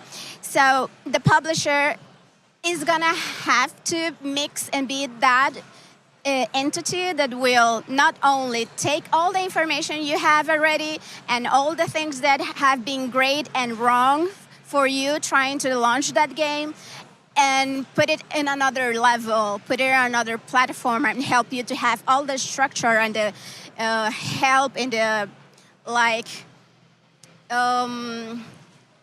the hands you need to make it happen. Okay, so your awareness comes from community, identity, and yours, Damien. How come this? So I think of going to your question is that when you're making a game, you have your own identity for the game, and might be a bit different from your personality or the studio personality, but it's the identity of the game or the studio, and you have to be faithful to that.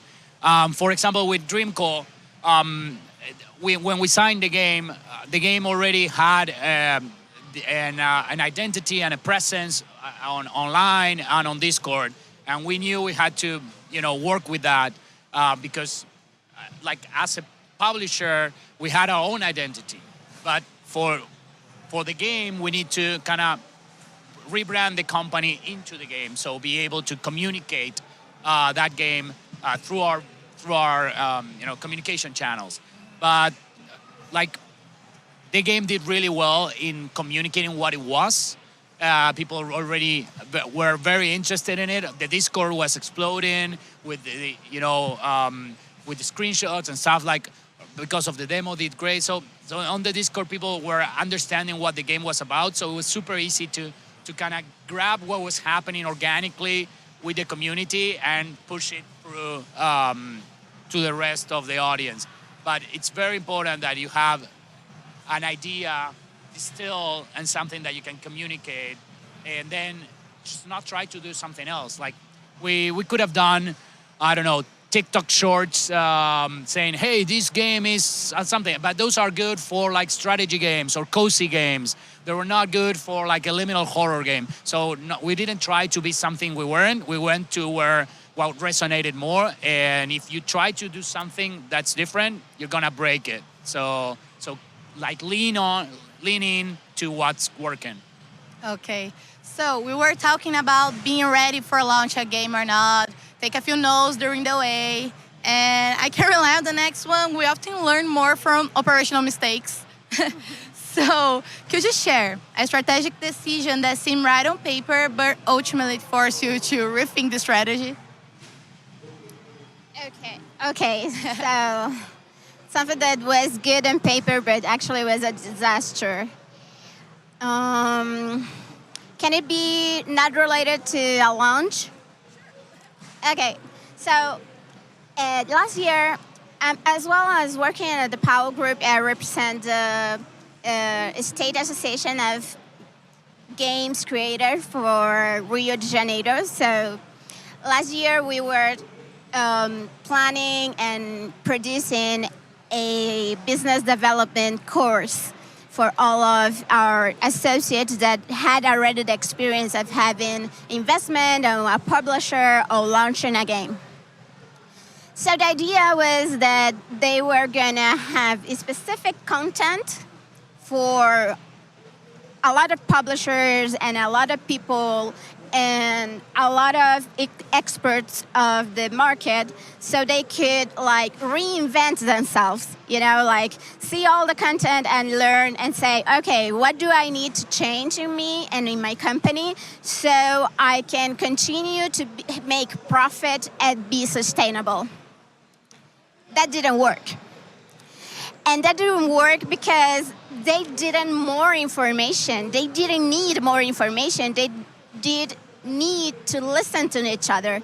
So the program that was very oriented to really making connections between Rio and national and local developers to great and bright and shiny people outside. Actually, the thing that they feel that was more important and helped the most was talking to each other. So this was a very nice discovery because we had a lot of content and people was not engaging into it. We had a lot of people like experts and they were not like being listened to. But the time we had community meetings, everyone was there. Everyone had a story to tell. Everyone had an experience to talk about and a relationship that mostly of them fail with publishers. So this was surprising as well as very unique. And I hope I can create other experience that help developers in non-expected ways. Perfect. For you, Damien, do you have any mistake to learn from? Yes, so many. But I just want to... So I'll share one, which was when we were developing a strategy game. It still hasn't released, but it's called Jogos. And it was kind of like 2-3 years ago. So we were working as a hybrid company. Some people would come to the office. Everyone would come to the office like 3 days a week, and 2 days they weren't. And we had the opportunity to hire a modder from Master for Own, which was the other strategy game I made before, and he was the best modder. So we knew he was great at, game design for strategy games. He was a mathematician, like a PhD. So everything was, and he was a really nice person. The only problem was he was in the United States. He was an American in the United States. So he was a really good person and a really good developer.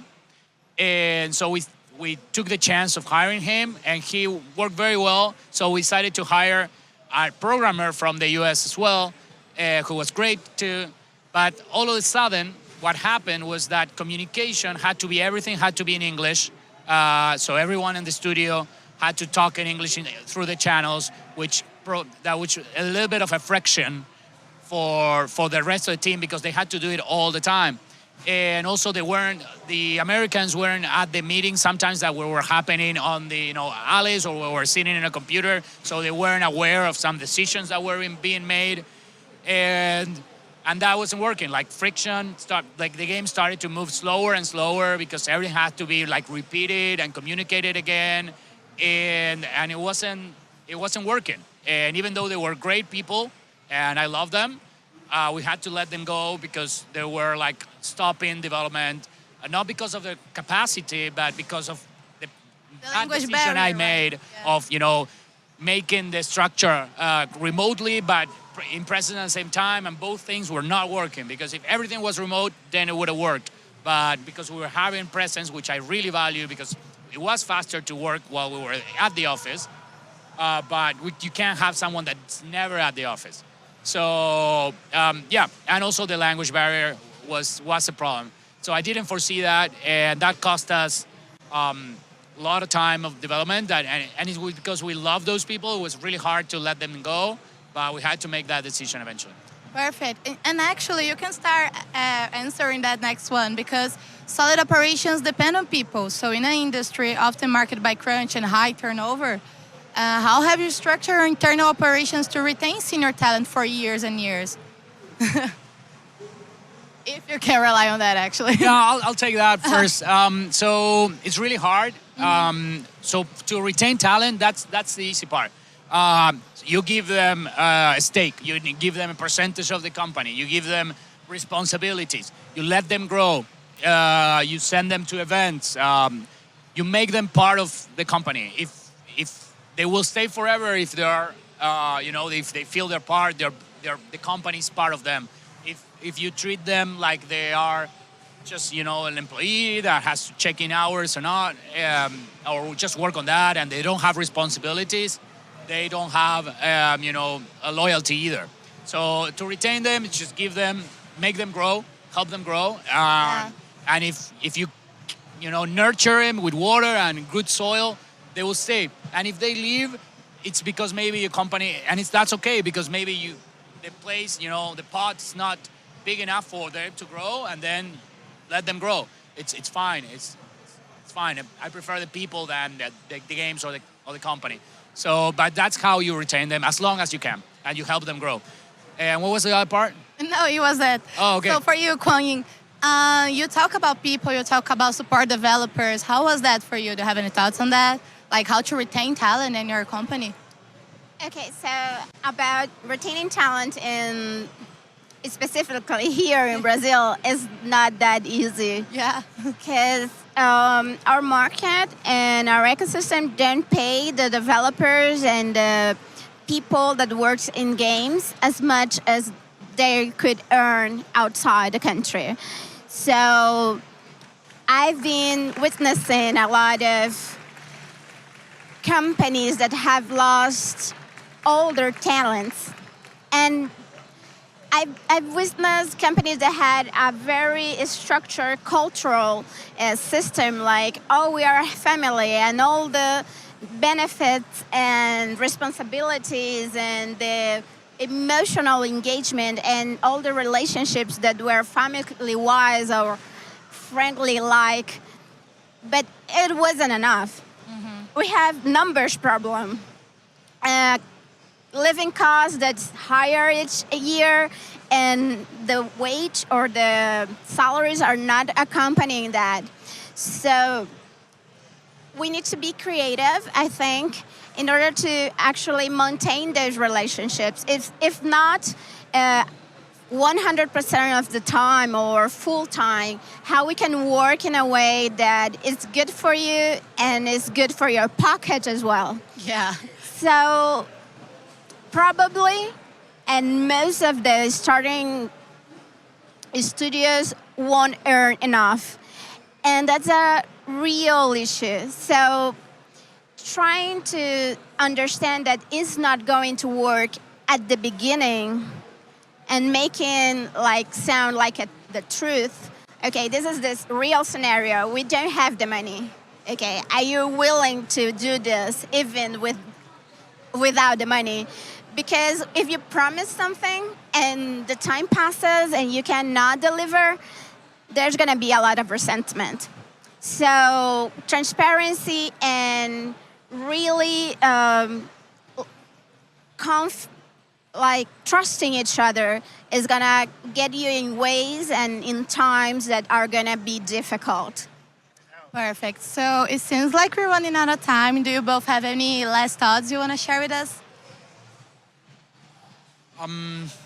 Well, I've been in the industry for a long time, and I love it. And if there are people are here, they're because they want to be in the industry. They're already there. They're starting. I don't think there's going to be a lot of people that were 20 years in the industry and listening to this. But if you're starting, it's a great industry to start. Now it seems like everything is going to shit. But I think it's a great opportunity too to create new things when things kind of shake and crumble. Those are spaces for new people, new blood to come and revitalize the industry. So I think it's a great time to be making games. And I'm here to support it. I love it, and I hope more people make games. So that's my final thought. Perfect. And you, Kwang? Yeah, well, I'm always excited to be connected. I feel like the game industry gives me the opportunity to know more about the people and to intervene in lives of people that I wouldn't be connected to before. So it's a very nice place to do business. Yeah. And I hope that everyone and all the creators can experience that it's not only about the creation, and that's very important, but the benefit and all the glory to have people and nice people to be with business with. Perfect. Thank you both for your presence and your thoughts. Thank you all for your presence as well. So we learned that challenges are not roadblocks and it's all about people. And have a nice fair.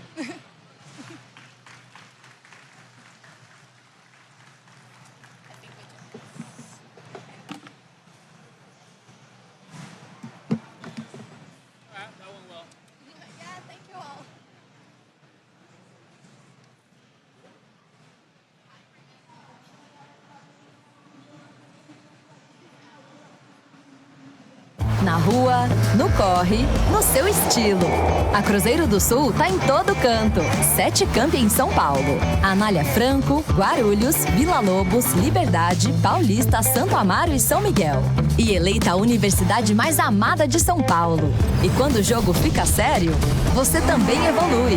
Aqui, você soma pontos todo dia, no seu ritmo, no seu squad. Porque na vida real, o objetivo é simples: subir de nível. Cruzeiro do Sul, do seu jeito, do seu futuro. Escolha ter estrela.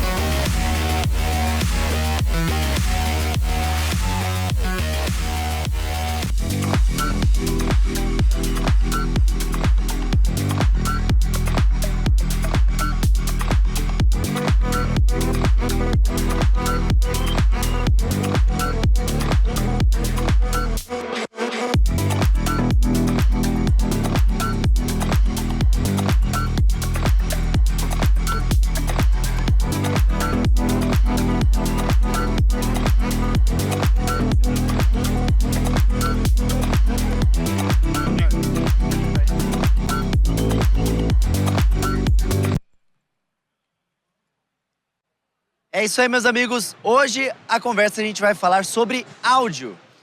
Vocês podem pegar os fonezinhos aqui e colocar para conseguirem ouvir tudo direitinho. As informações vão estar aqui no telão para vocês. Mas áudio dinâmico geralmente é visto como uma coisa de grande produção, né? Mas sistemas inteligentes podem melhorar a imersão, fluxo de trabalho e também escalabilidade em jogos de qualquer porte. Sim, qualquer porte mesmo, até mesmo os jogos 2D e jogos indies. Nessa missão, a gente vai reunir profissionais de áudio da Argentina, Peru, Uruguai, para poder compartilhar práticas com ferramentas como WWWise, Fmod, Unity e Unreal. Além disso, o foco é abordagens que fortalecem equipes de áudio sem sobrecarregar os programadores. E participam dessa mesa para poder explicar tudo isso pra gente, o moderador Federico Maier, da Sound in Words. Seja muito bem-vindo. Welcome to the stage. Thank you. You can sit over there. Tony Leis, da Lemon Chili Games e Tony Leis Studio. Bem-vindo. Welcome to the stage. David Tambucci, da Sound in Words. You have a great crowd here. Welcome. E para finalizar, Gonzalo Varela, da Universidade de la República, Universidade Tecnológica, Áudio Inteligente, Escala e Imersão sem complicação. É game sério aqui na Gamescom para vocês, amigos. The stage is all yours. Thank you so much. Thank you. Obrigado. Hi everyone, my name is Federico Maier.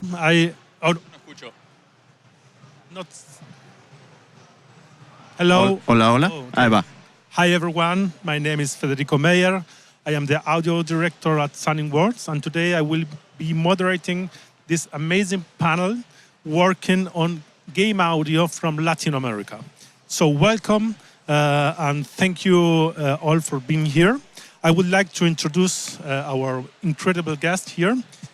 Here's Tony Leis. He's a Buenos Aires-based game music composer, sound designer, and educator with over 10 years of experience on titles such as Rogards, Adventures in Gameland, Go Slimy Go, and Dance Attack.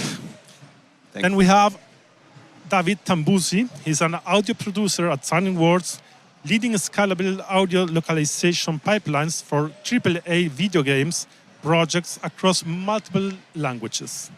And finally, we have Gonzalo Varela. He's an Uruguayan composer and sound designer with an extensive experience across games, films, theater, and academia, with multiple awards and advanced degrees in music composition. So, let's start?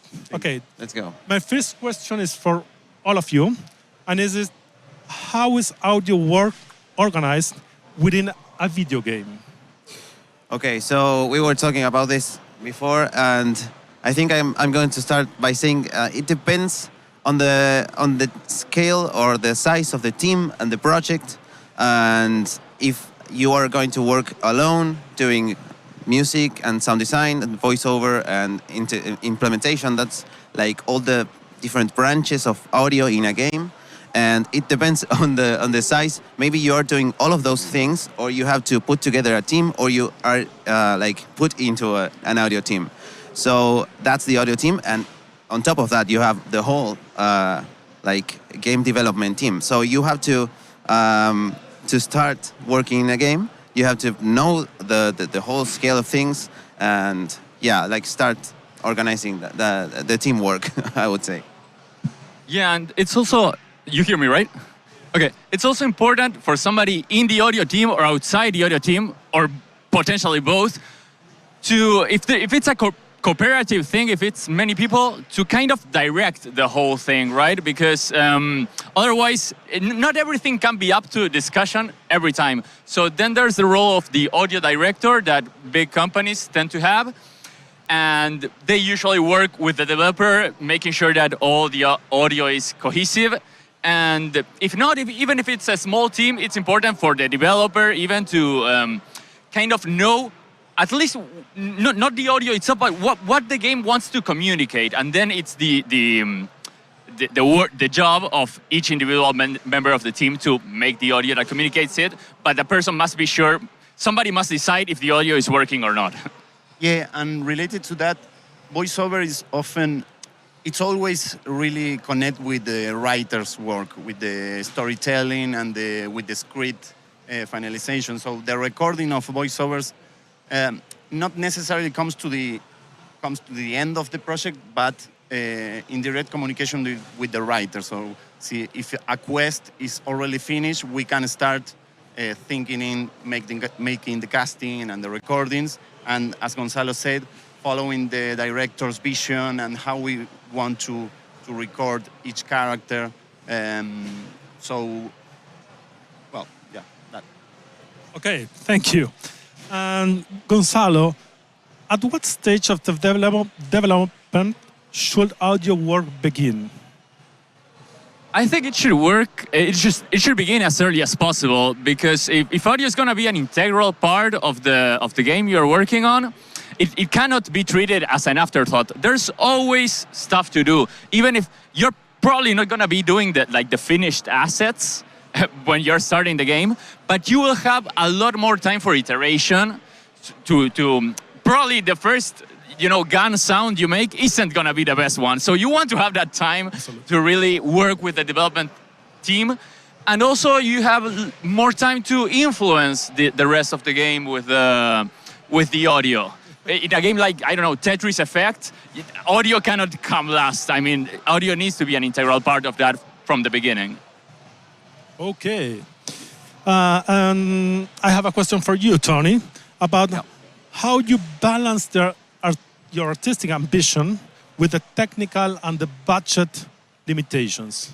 It's a big question. Yeah, it's complicated because we come from music, we come from sound, we come from art. So we have this duality of art and technical work, but we have to always have in mind that we are working for a bigger thing. That is a game. That's a big, very big thing, and we have to work towards enhancing it, or I don't know, being a part of that. So timeline and money are always things that will affect how we do stuff and how we decide if we want to, I don't know, record an orchestra or use libraries, or if we want to do super complicated interactive music or just a loop. And so what I usually do is have a couple of like the hero sounds, or I call hero like the important sounds and music that I can spend more time and money on, and then the like more background stuff.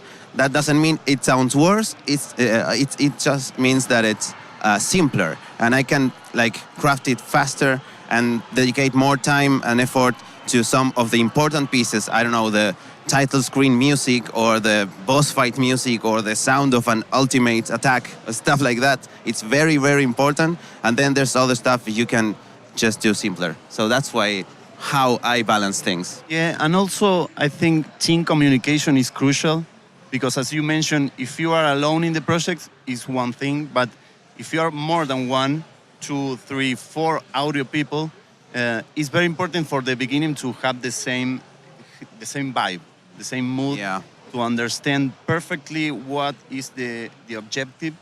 So in the process of making those iterations, I think if they all need to go to the same place, right? Yeah. Don't rumble around and like go places you don't need to go, because time is an important thing, but you do. Yeah. It's always a teamwork. Exactly. You're not working alone. Exactly. Okay. David, what are the most common mistakes when a project underestimate audio? Yeah, I think that, you have a lot of. That was the thing I said. I think it's in a smaller project, because AAA games, they think every process. In pre-production, in prototyping stage, they already define all of it. The localization, the music. They already know which composer they're going to choose. So in a smaller project, I think the main thing is to not forget about the audio, but sometimes it's leave it to the end, like an extra layer of the game. But it should be designed. I mean, video games are a unique artistic expression because you need to combine programming, design, UX, and of course sounds. Sound is an amazing resource for the director, for the developers, to add that emotion, that impact. It's not the same if you're playing the game without sound. I mean, without headphone or in the cell phone without sound. We can remember a lot of moments, a lot of scenes that without sound, it doesn't have the same emotion. So it's important to, from the beginning, the director needs to know how they imagine the game sound, the music. You don't need to start from the beginning to solve all the things, but you need to know which path are you going to take. Yeah, like have a vision of what the game needs to be. Yeah. As you said before, in pre-production and early in development, maybe the sound you don't need to actually make all. I think you mentioned it as well, but you can take that time to test, try new things. Maybe a music can add something to a game mechanic, for example. So the early stages, it will be really awesome to take the sound as what it is, a very important part of a game, as art, level design, Gonzalo? Yeah, no, just to add to that, it's important, even though the person who will be making the decisions is the game director, basically. It's like working in a film. The actor isn't the one who decides when the scene doesn't have to be shot again. It's the director, So in audio, even if you make a great piece of music or a great sound effect, it's the game director who will decide if it's going to be the part of the game or not. Even though that's the case, I think it's also good as a person working with audio to give ideas to the developers as well, because to guide them also. Also to guide them and understand their vision, because they are the ones who know what the game is about. They are the ones who are going to make the decisions, but maybe they haven't thought about the possibilities of adaptive audio, or instead of they ask for like one gunshot sound effect or one footstep sound, but maybe there's a lot more you can do that you can offer. You shouldn't force it into them, but yeah. Okay, and let's go more technical here. What is an audio middleware, and what are the advantages over implementing audio directly in the engine? This is the big question. Sure. So in case, I don't know how many audio people are here, but audio middleware is basically software that sits between the game engine, like Unity or Unreal or whatever you're using, and with the playback system. So what it allows, the two most common ones are Fmod and Wise, which maybe you have heard of. Sorry. The two more common ones are Fmod and Wise, and what they allow for is like more complex audio implementation done in a simpler way than you would do it with just the engine. So if you wanted to do complex audio stuff like adaptive music on the engine, there's a lot of coding that you would need to do. There's a lot of like low-level stuff that you would need to know in terms of how things in audio work, which are different from how other things in the game work. Like audio needs to be updated very fast, so you cannot like just work with the update function of the Unity. I mean, that's too slow. You will hear like lags between the decisions you make in your interactive music system. And audio middleware already provides those solutions. It's already thought for composers, for sound designers to work. So it also has like a more like easier interface for composers to work for. Like Fmod looks a bit like a DAW. Wise looks a bit more abstract, but it's great as well. So if you're working on a game where you just want to like play sounds, like just like do like play one shot or play loops, then probably there's not much point, I think, in using audio middleware. You can just do it on the engine itself, and it will be simpler. You aren't adding a lot of stuff to the project unnecessarily, and making the developer license the software and so on. But if you are a bigger team, or you're an audio person who wants to experiment with more complex stuff, then audio middleware is definitely going to make your job easier. Most big games use it, so I would definitely recommend them. And they also have great tutorials, like Wise and Fmod have great free tutorials. Wise certifications are amazing, and you can learn them for free. So it's also kind of inspiring, I think, to learn those projects and see all you can do with audio that maybe you hadn't thought of. Yeah, and one small bit is that also middlewares allows the audio team to work independently and not necessarily wait for the developers, for example, to finish a level. You can prepare your events, your variables, your like a sketch of the level, and then when developers are finishing for example, a level, they can give you the variables and the parameters, and you connect them, and it's easier, it's quicker, I think. Yeah, for sure. Okay, so Tony, what does a typical production day looks for you? I mean, in the day, how is your work? So, I drink a lot of mate. A lot of mate, yeah. Yeah, but the idea is you have a studio, you have a place, you can work with music, with audio, with all this kind of stuff. Maybe it differs from a normal work site, like an office or a game studio. You have a special place where you can have sound playing loud and not bother other people, and sound of the outside don't bother you. So that's mainly the place where you're working. And then the day goes with both production of sounds or creating music, composing, getting inspired and trying stuff, making demos of music to show the people of your projects, and also having meetings. So we have lots of meetings, lots of Discord calls and that kind of stuff, showing stuff, asking for stuff, because again, we talked about this, but doing games is a thing of iteration. You have to iterate a lot. You have to do stuff, show it, test it, and then go back and change stuff again. So you have to be in communication almost all the time. So yeah, we're talking to people all the time, chatting and having meetings and all that kind of stuff. But yeah, it's that, making sounds and talking to people. And David, it's the same for you? No, definitely not, because I work entirely on dialogue production and localization. So we work in an office, a small office, but a considerable. I have all my teammates, so we have several rooms, like studios, as acousticized rooms, and it depends on every project, of course. It always depends. But my main day will be to receive projects for clients, analyze them, see how the script is, how many dialogue we have, how many characters. Okay, we need to do the casting. For localization, we also analyze, which languages we need to make, where are we going to record them.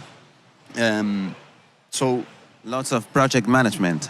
Right? Oh yeah, because, well, localize a project is always like a puzzle that you need to solve. It's a game from a developer, and you need to understand it. You need to read the information. Sometimes you have a lot of information, sometimes nothing, and sometimes you have a lot of information. So you don't have the time to read it all.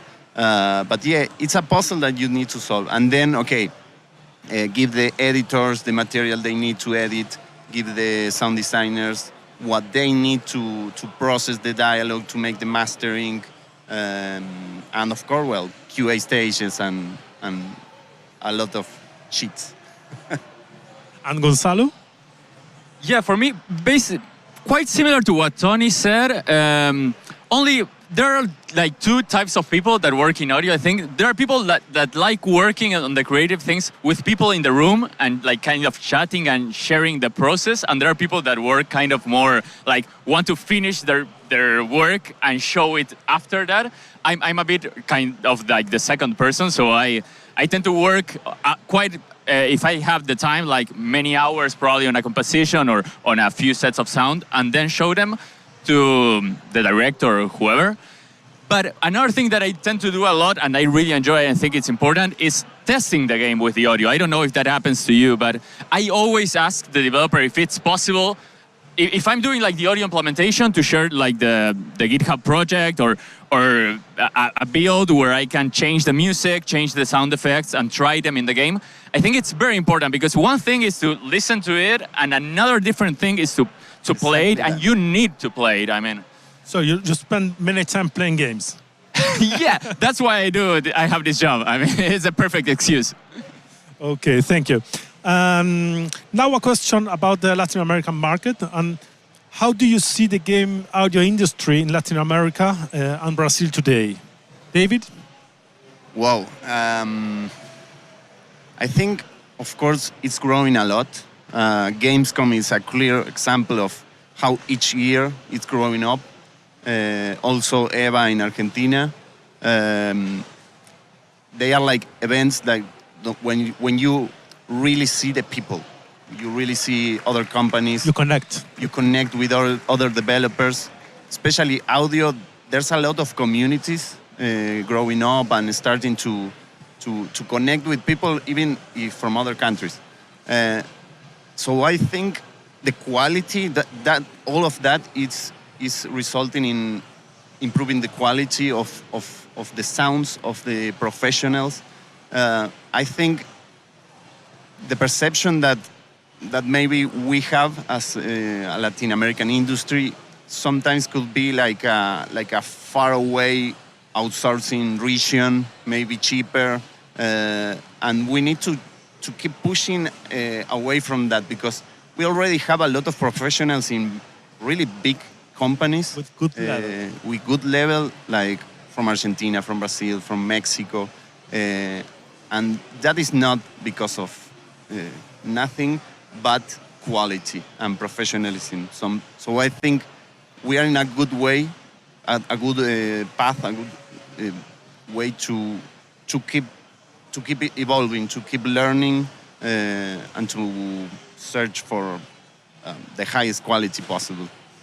And Tony, what is your perspective about the Latin American? So I've been teaching game audio for many years, and I have seen, like, every year when we were asked, like, well, okay, where do we work?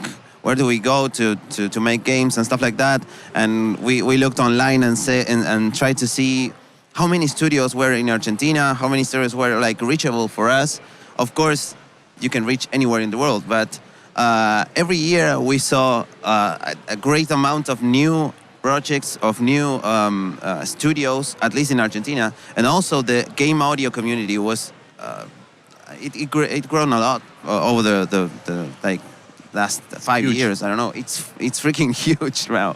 Like, we have this Discord community, if I can say it, Audio para Videojuegos Argentina. That's 1,500 people in that community talking about audio and sound and music for games, and that's amazing to see. And and sharing experiences. Yeah, sharing experiences. And you don't even have to be Argentinian, because I'm part of it. Oh, yeah, from Uruguay, you can all join. I mean, it's a very welcoming community. But what is your perspective from Uruguay?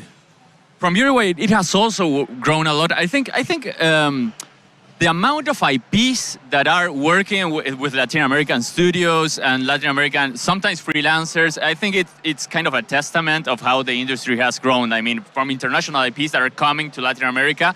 And it's not only because of the budget. Sometimes it could be a reason, part of a reason, but they don't trust those IPs to anybody. And I think the industry is growing a lot. There are a lot of places also where you can learn about game development and game audio in Latin America that weren't there like just a few years ago. So it's definitely a great opportunity. It is a tough industry. Everybody knows it. I mean, game audio and game development is not an easy thing. It's not a thing where you can like put the least amount of effort and you will get hired or anything. It's not going to work like that. But there are many people that show that if you're very passionate, over the years, you can definitely build a career. Yeah, I also, for example, I always see, and I don't know, for example, LinkedIn, make an internship of audio in some big company, and we can't do that. We can't do those internships. We are very far away. We can't take a summer to make one of those internships. So we need to search for these places to learn. I think more and more we have like learning material in Spanish or in Portuguese, because a lot of material is in English. A lot of tutorials are only in English.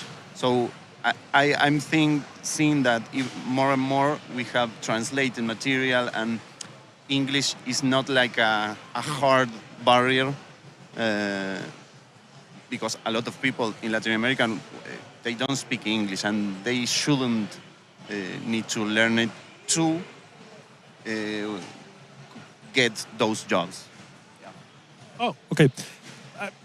My next question is about that. It's like, does working from Latin America bring a particular creative perspective? I mean, against a music or a musician in United States or Europe? Being in Latin America gives you like a different perspective from music or bringing some cultural aspects into your music? So yeah, I think from the cultural side of things, I think of this in two ways. One is, it's inevitable that you are like impregnated with I don't know. You're drinking mate all day. Yeah, exactly. So it's in your blood. You end up making music and sound that it's affected by everything around you and by the people and the culture you're in, and that's inevitable. That will happen. But also, it's good to do it on purpose, to do it to like show off your culture in games. I see a lot of sometimes discussion about it's an Argentinian game, but you don't need to put mate and chacarera in there because that's not necessary. Okay, I feel it's necessary, because then you go and play, I don't know, Genshin Impact or any Asian game, and you see a lot and condensed Asian culture, and it's awesome. And so I want to see the same thing from our side. Like we need to export our culture to the world. Not like a stereotype, but it's our life. Exactly. And we have awesome things to show to the world. So yeah, from the cultural side. Yeah, I think a good example of that can be like Gustavo Santaolalla. He moved to Hollywood when he was like most people who go to the United States to work, they kind of trying to blend in. They kind of try to learn what Americans do. But he kind of went the opposite direction. He went like, no, I'm going to bring this because that's what makes me unique. So he puts Ron Rocco in The Last of Us, and no American composer, like composer from the United States, could have probably thought of that. And he like does the soundtrack for Brokeback Mountain, which is a film, and he plays a lot with silence, which kind of very minimalistic things, which is kind of like a Latin American aesthetic, has been for decades. And that's what makes him unique. That's what gives him value. It isn't that he can like do mock-ups that sound almost like John Williams, but not quite, like just cheaper, which is what a lot of us tries to do at first, right? Because we're insecure or something, or we try to learn from other people, so we're trying to imitate them. So I'm gonna be like the cheaper version of Hans Zimmer. But there are thousands of cheaper versions of Hans Zimmer, and yeah, we're kind of tired of that. But what can you bring to the table that it's you, that Hans Zimmer wouldn't have thought of doing it? Yeah, I think Last of Us is a great example of how the developers thought the music from the beginning, because they wanted something special. They wanted something different. They didn't choose Santaolalla because of anything but his own style. and he made it, and that's awesome because the game got like the music got famous. I mean, it got really resaltó. Yeah, it's a highlight. It's a highlight from other games, and it won. I think it won a lot of awards for sure. Okay, and finally we have not such more time, but for someone who wants to build a career in audio game, what skills do you think are essentials today? Okay, so I think the good thing is that there are so many things that you can learn and so many different paths you can take. There are people that are more into the aesthetics, more into the technical side of things.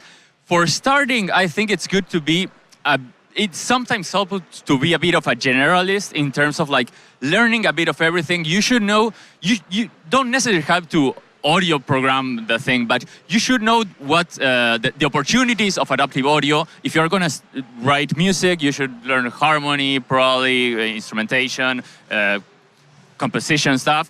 If you want to do sound, you should learn mixing. I don't know. There's so many things that you can learn that there's no time to waste. I mean, that's a good thing. You're always gonna be having fun.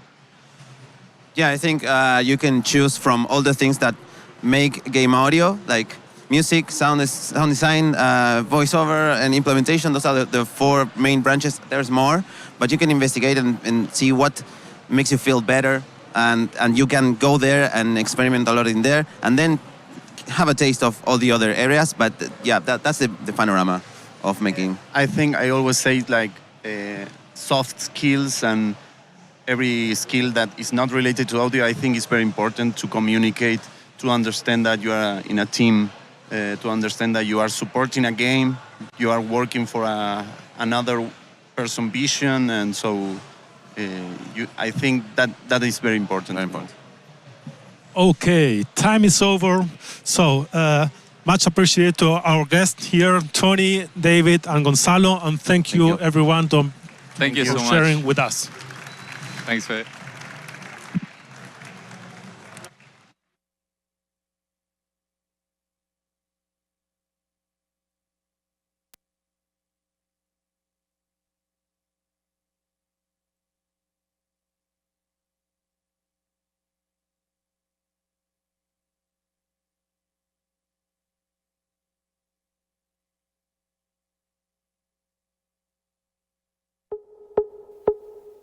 Hora de série, é hora de Seara. Play. Snack time. Snack time. Snack time. Snack time.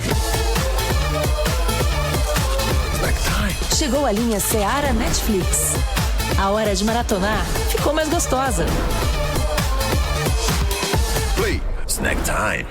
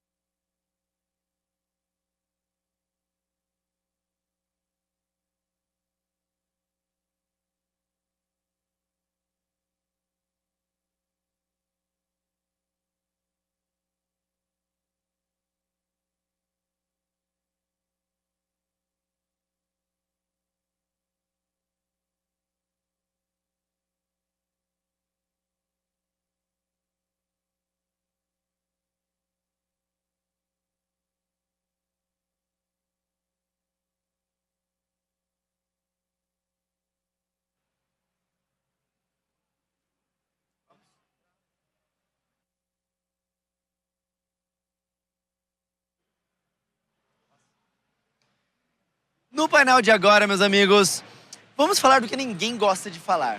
Sobre falhas, né? E a gente vai entender hoje por que as empresas falham, entender cases de como que isso tudo aconteceu, né?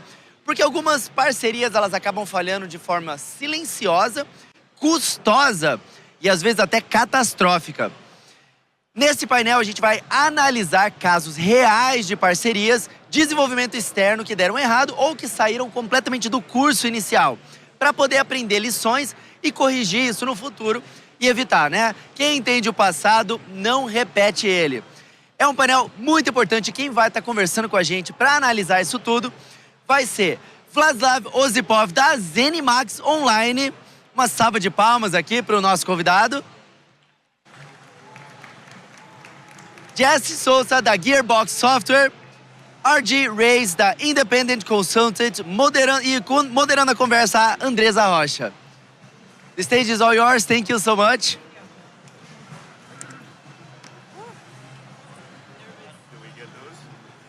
Tudo bem. Tem mais uma comigo, eu acho.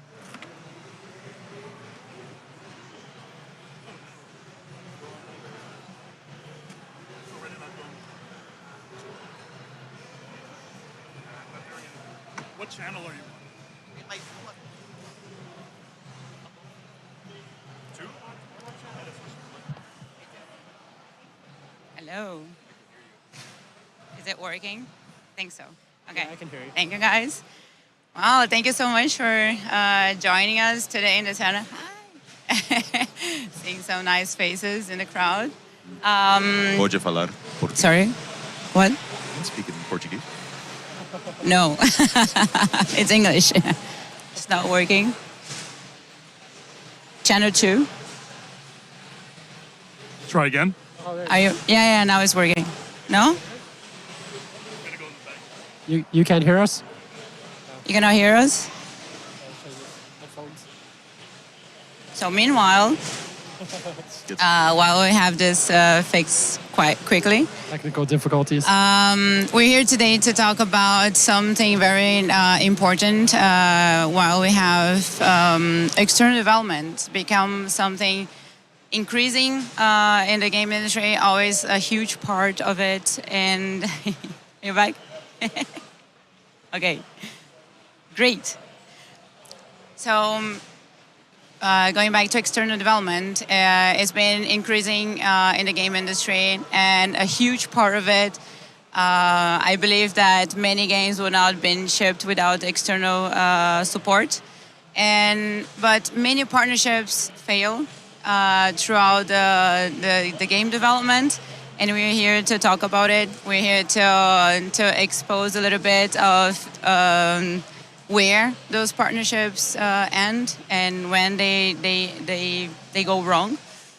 But the aim here of the talk is not to blame, is not to point fingers, it's just to maybe help also new studios that are starting the external development time support. And then with real examples from those three people that we are here.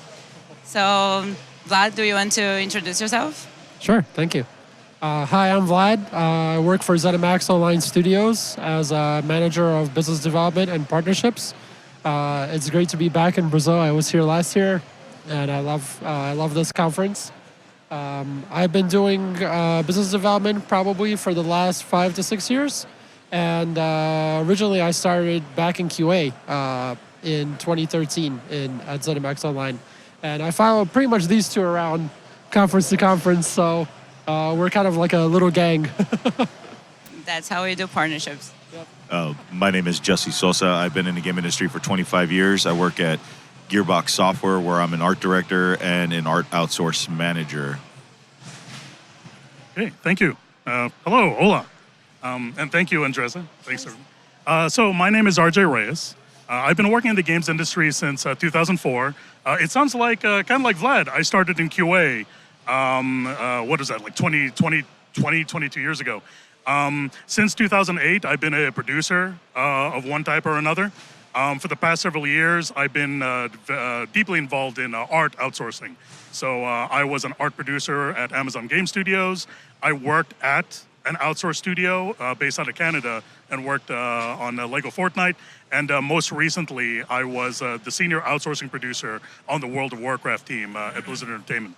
But right now, I'm consulting. So yeah, thank you again. Yeah, thank you.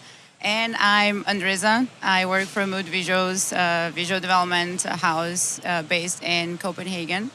So thank you so much for joining me in this conversation. Before we start talking about where partnerships go wrong, I would love to hear from you, RJ. What does it make? How is it a good partnership? What do you do? How do you define a good partnership? So the way that I see it, the definition of a good partnership, and like a lot of things, it's so easy to describe, but it's so hard to get there. It's like a good ExDev or a good outsourcing partnership. Your external partner, if they feel like they're part of the team. They not only feel, they are part of the team. So that's so easy to say, but like I said, getting there is so difficult. And it's all about trust and mutual respect. And just, like that comfort or that familiarity or that transparency. I guess it all boils down to communication. So just having that mutual respect and that easy communication from, between the client and the external partner. You can liken it to any kind of relationship that you may have with your significant other or family or friends or anything like that. It's always going to boil down to communication. Yeah, and trust is also super important. Without trust, nothing works, whether in your life, whether in business or development. As long as the trust is there, that's what makes things kind of smooth. You can have the hard conversations, you have the easy conversations. It just boils down to, the human element. Yeah, I couldn't agree more. It's all like the main points always, right? When we're starting a partnership, is always trust, communication, and track record, right? Also in the market. But misalignments can happen, and let's go right to the start.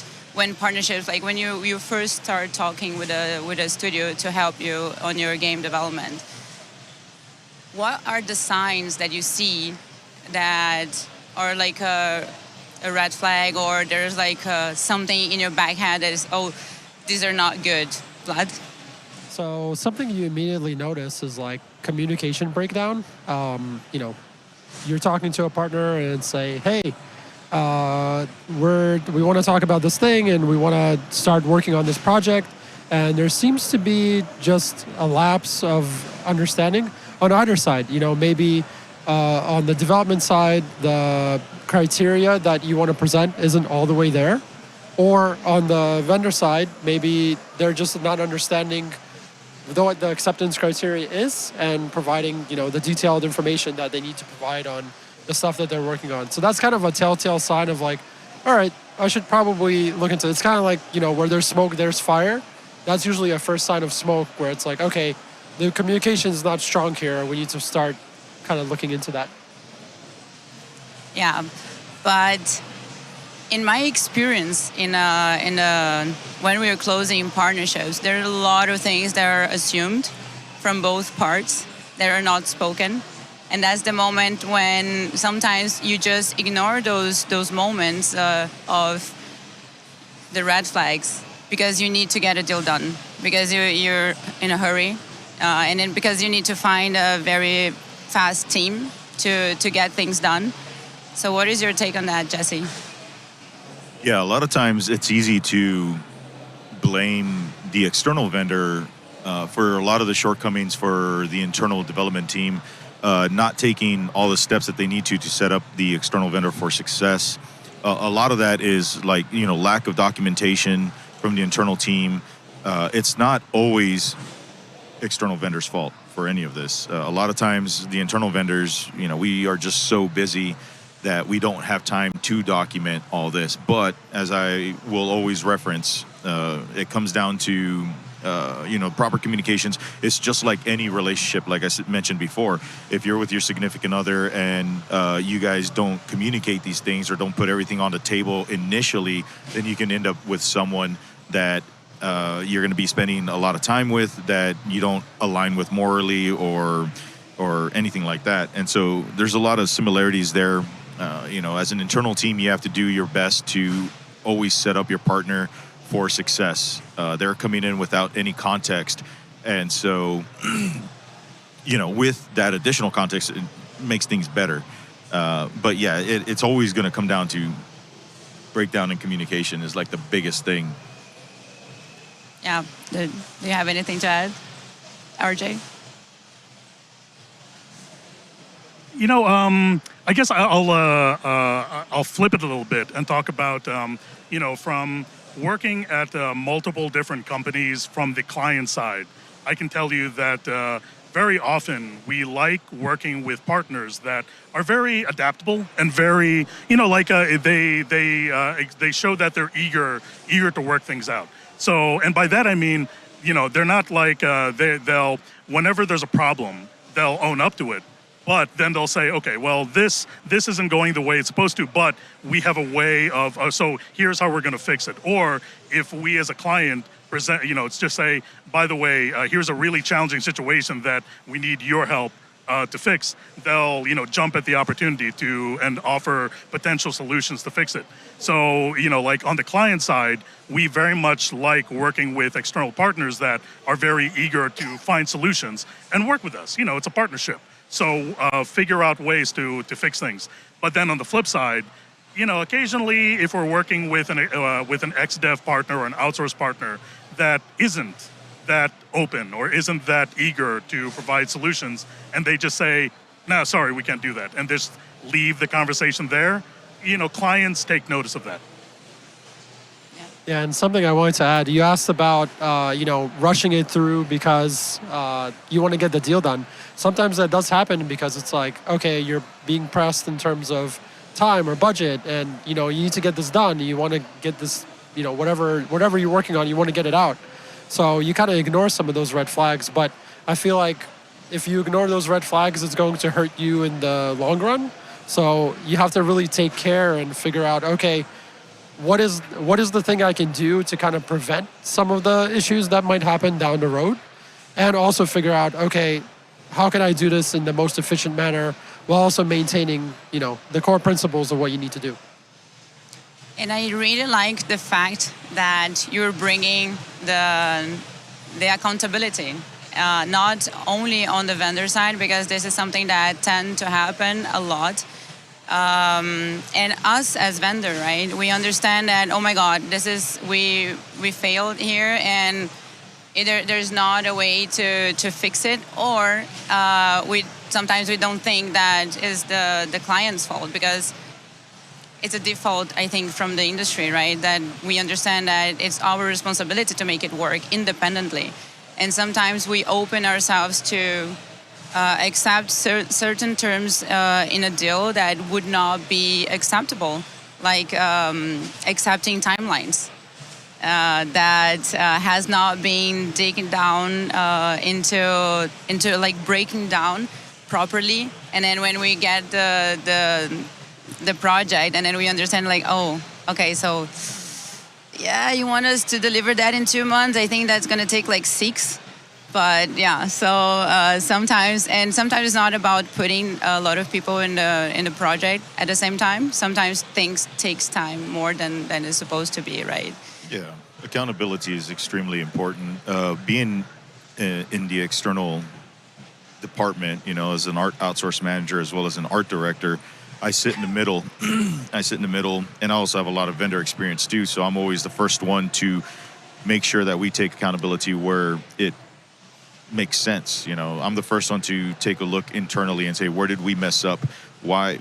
They're doing exactly what we told them to do. So obviously the problem's lying with us. So where can we improve our communications?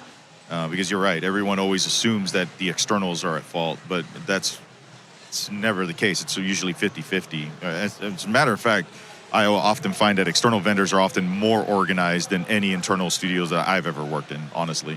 Because you guys have to work with so many different types of pipelines and everything. You guys need to really have it together. where internally we only have the way we do it, and that's often not the best way of doing it.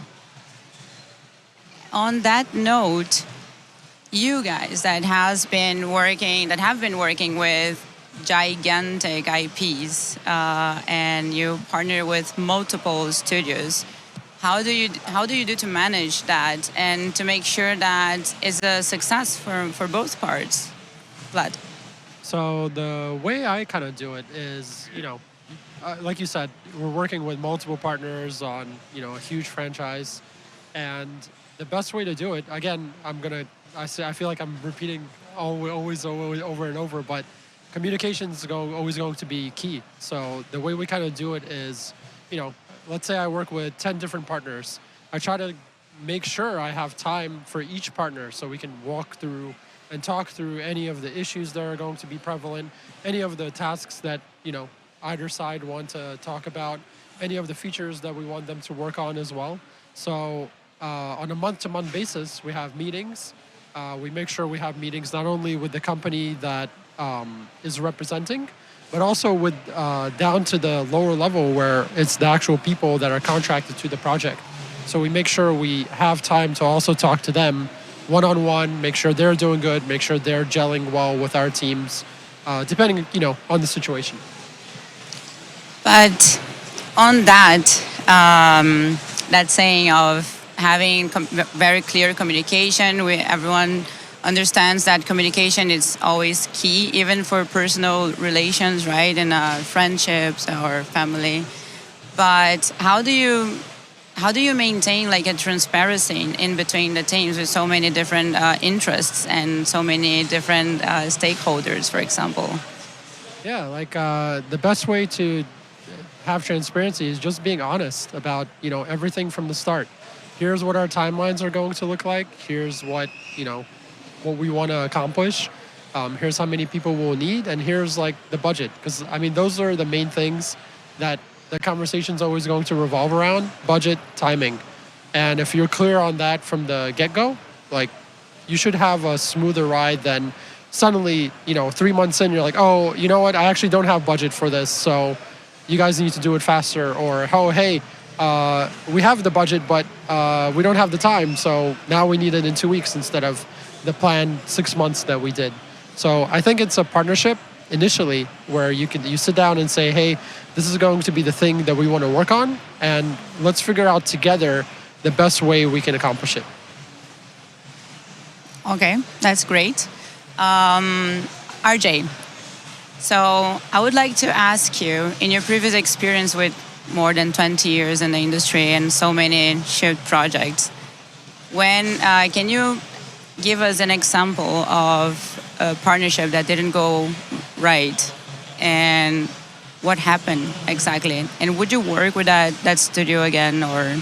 Oh, sure. I'm going to kind of bounce off what Jesse said earlier about, when he was talking about accountability and when projects hit troubled waters, or sometimes when they fail, it's not always on the outsource partner. A lot of times it's on the client as well. It's 50-50. As I've told everyone here previously, the worst, I guess you can say, the worst project that kind of failed, not kind of failed, the project got canceled. It wasn't at all the fault of the outsource partner. It was my company's fault as a client, because this is many years ago. The company I was working for, we got involved when outsourcing way too early. So it was pre-production, basically, I'm not going to name any names. I don't want to get into any trouble. But we were working on a project that it was way too early to involve outsourcing. But we brought on not just one, but multiple outsource partners. And these are pretty big outsource partners. And you know how it is. Outsource partners, they need work. They need to be fed. And we're trying to figure out, well, what's our art style? What's our gameplay? What's the narrative? What's the setting? So our company, the client side, we were constantly resetting everything from the art style, every core element of the game. So, and I felt bad for our outsource studios, our partners, because I had to apologize to them. I'm sorry, we just completely changed the art style. All that work that you and your team have been working so hard on for the past 6-12 months, we got to start over. And we did that, multiple times over a couple of years. So anyway, that's just an example of when I was working client side, we were the main reason why that project failed. And then to follow up on Andresa's question, would I work with that studio again? The funny thing is I wound up working for that outsourced studio because that project that got canceled, my whole team got laid off. And it's like, I like working with the outsourced studio so much. I'm like, hey, do you have any openings for a producer? And then I got in. So it worked out well for me anyway. Even that was successful then.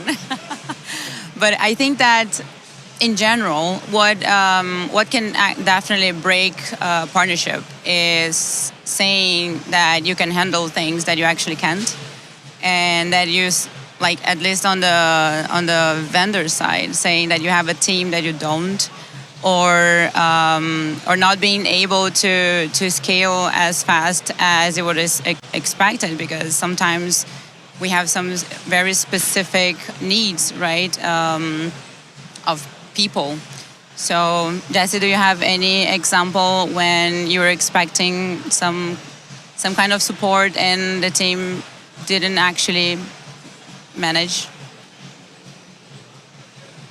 Yeah, it can be the game industry can be a very vicious thing, and there are a lot of vendors out there, and everyone's fighting for their piece of the pie with all these projects, and it is easy to make promises that you can't keep sometimes. Maybe there's assumptions that yes, I can get a technical artist, and then you go and you talk to them, and turns out they have a contract going and all that. As far as for me specifically, I'm trying to think of some examples like that. I don't really have any examples because I tend to roll with the punches really quickly. I also demand honesty and total transparency. I ask to look at staffing, and I'm really upfront. I'm really honest, and I expect honesty back when I say, do you have this person, yes or no? Doesn't matter. You're not going to lose the contract. I just need to find this person. I'll go somewhere else to find it. So honestly, I don't have any exact examples dealing with that specifically. That's a good sign. What about you, Vlad? Yeah, we had some situations where, let's say you start a contract and you're contracting a specific person for your project for, let's say, I don't know, engineering, right? And initially they're like, okay, you're going to get this person, and then suddenly the person is switched out with another person. So it's like, hey, the person we initially got for our project had these skills, had these requirements, and we already kind of did a culture fit. They gelled really well with our team, and suddenly they're kind of ripped out for another person, that the company has. Sure, there might be a situation on the company side. Maybe the person's unhappy, or maybe the company has to use them for something else. But again, that kind of goes back to trust. You trusted the company with making that arrangement for that specific person, and suddenly you can't have that person. So that ends up in a failure because, hey, the team was expecting this. They want this skill set. This other person doesn't have this skill set. I have to go find that instead. So if I can't find it here, I'm going to go somewhere else to find it instead. Thinking about it, I don't have any exact examples, but I do have, I don't have any exact examples where that has caused a failure technically. But I do have an example where it succeeded, but not with a lot of work that came up. So as an external art director, art manager and all that, the external team along with the internal team is my team. Like I don't consider a difference between an internal and external. Basically, we're all in the same boat. It's going to sink or sail. We're going to do it together. So I did have an instance where one of the vendors, something happened. I can't quite remember the details, but suddenly they lost an artist and they needed, a couple weeks to try and recruit a new artist. So in that time, I stepped in and I 3D modeled, I concepted, I made up for whatever that person, what we lost with them, because I'm not going to allow my ship to sink if I can help it. And I'll work the extra hours if needed. But that was the kind of the closest thing to where an almost possible failure, which was no one's fault. The person either, if I remember correctly, they got sick and had to leave for like a month.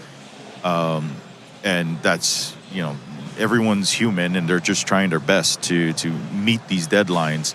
but I have to also be empathetic and human back and realize that I'm going to pick up the slack if anything. When I worked in a restaurant, same thing. I wouldn't never ask anything of my employees that I wouldn't be willing to do myself. And as a return, the trust there is that the vendor wouldn't invoice me for those hours that I'm working, you know, that kind of stuff. And that's the closest thing I think of. I really love that that you actually put your hands on the work and helping the vendor as well as succeed, right? But what would make you, or have you done in the past, that decided to exchange partners in the middle of a contract? I mean, yeah, there's plenty of examples of that where, you know, we go into you know, it could be anyone's fault, but maybe perhaps they are not meeting the art requirements. Maybe they're not hitting the art styles. There are some studios, luckily I haven't run into many, where they'll switch artists on you and things like that. But to cold turkey stop in the middle of a project and swap vendors is a big deal. I'm lucky that we haven't really done that, but we have. We absolutely have. And it basically comes down to that. Quality control. There's some kind of breakdown on their end, but the QC issues that are coming back are not hitting what we need. And if that becomes a pattern, if that basically becomes a pattern of behavior, then that needs to change. We're always willing to give people chances. Sometimes people mess up, but patterns of behavior are difficult to get past. Yeah, and we've never had anything happen like that either, but I think it always kind of boils down to more personnel. Sometimes, you know, even with the best partner, person just might not work for the team that you're trying to build, whether it's, again, skills or whether it's just timing. Sometimes it just doesn't work out, but because you have that communication and you're able to work, you have that partnership, you can trust each other to say, hey, this is not working out, let's figure out a different solution. You kind of come to that realization together. You know, and I'll be the third person who'll say that I've never been in a situation where we just ended a contract in the middle of work.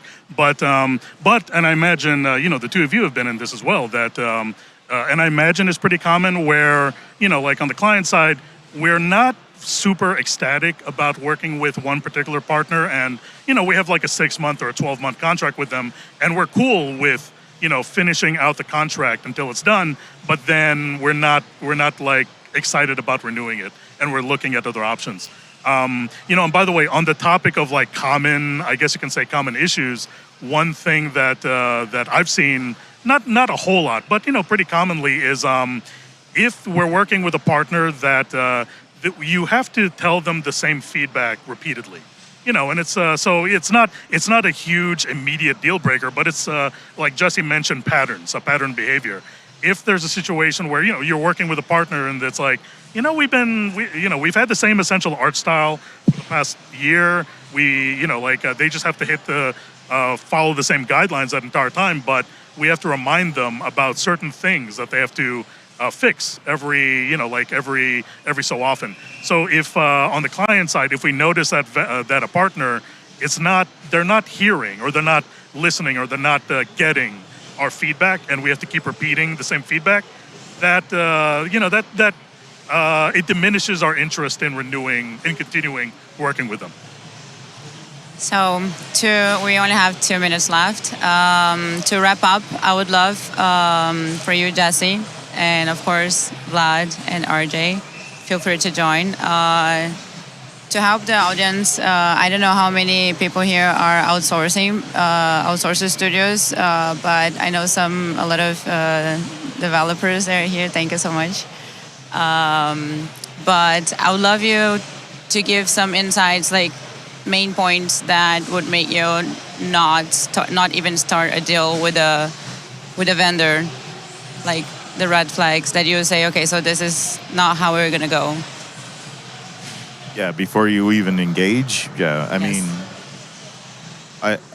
in our previous talks and stuff, one of the best things is obviously public behavior. Make sure people are acting right, you know, like, because whenever we get approached by a vendor, we do social media searches and Google searches and stuff, just trying to see what kind of controversies they're wrapped up in. That's something that most people don't think about. But when you're putting stuff out there, you're posting online, that stuff is there forever, and someone will screenshot it somewhere. And just be aware of how you're presenting your studio, because sometimes that will prevent people from even engaging with you to begin with. Yeah, and likewise for just understanding what type of work they do. You know, sometimes you might have had another studio within your, within your sister studios that have had a bad experience. So, go with your instincts. Sometimes your instincts aren't lying. You have to kind of understand that and take the feedback that others have given you. Sure, you might have a different situation if you go through with it, but the feedback is there because something did happen at some point. Okay, and I see we're rapidly running out of time, so 30 seconds. Okay, I'll try to make this. I guess one thing I'd recommend to any outsource studios: do your research. And it's such a basic, simple thing. Like if you're trying to provide art outsourcing, for example, to a client and their game's been around forever, you have years of their art to learn from. So it's like, if you don't have a member of your team who can hit that well-established art style, get someone in your team who can do that. And then also, for example, if you're in engineering outsourcing and it's like, oh, we offer Unity or we offer Unreal Engine support, and you're pitching to a client that has their own proprietary engine, they never touch Unity, they never touch Unreal, like why, you're wasting people's time, you're wasting your own time, you're wasting the client's time. But you could have saved that if you just spent a couple minutes researching what engine does the client work in. So just do your research. Perfect. I think that's it. Thank you so much for everyone. Thank you, my friends, for being here, supporting. And thank you so much, you guys. Thank you, Andrew. My friends. Thank you for hanging with us. Yeah, I hope we helped. Thanks, everybody.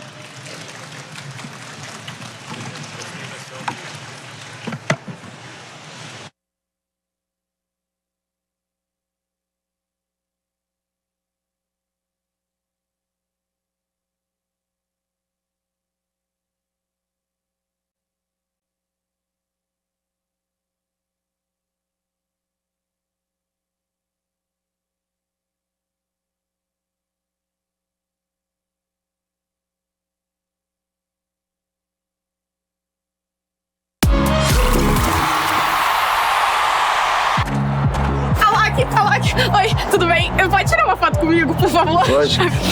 Olha, eu fiquei de cara com o seu show, viu? Nossa, se fosse eu ia ficar doidinha com aquele tanto de botão pra apertar. Eu achei que era mais fácil, tipo a tecnologia do bebê. Aperta o botão, faz pix por voz, aperta o botão, extrato multibanco. Aperta o botão... A gente tem que ir. Vamos. Aperta o botão aí pra gente.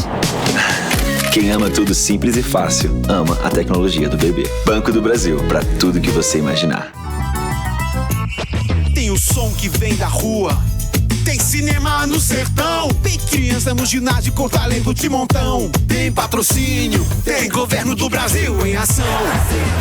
O governo do Brasil está do lado da cultura, do esporte, do meio ambiente, da ciência, da educação, da inclusão e do povo brasileiro. É assim que o desenvolvimento chega, a oportunidade vira realidade e o nosso país avança. Tem patrocínio, tem governo do Brasil. Gente, cadê os óculos? Ih, ele tava aqui agorinha mesmo. Falei pra ele fazer um seguro de itens pessoais do Bebê Seguros e ele nem viu. Pois é. Além de cobrir vários itens da sua bolsa, você também fica protegido contra saques, compras, transferências e até Pix. Eu tô ligado. E o melhor, pra contratar é rapidinho. E tá no precinho, só R$ 9,90. Proteja seus itens pessoais com a Bebê Seguros. Bebê Seguros, pra tudo que importa.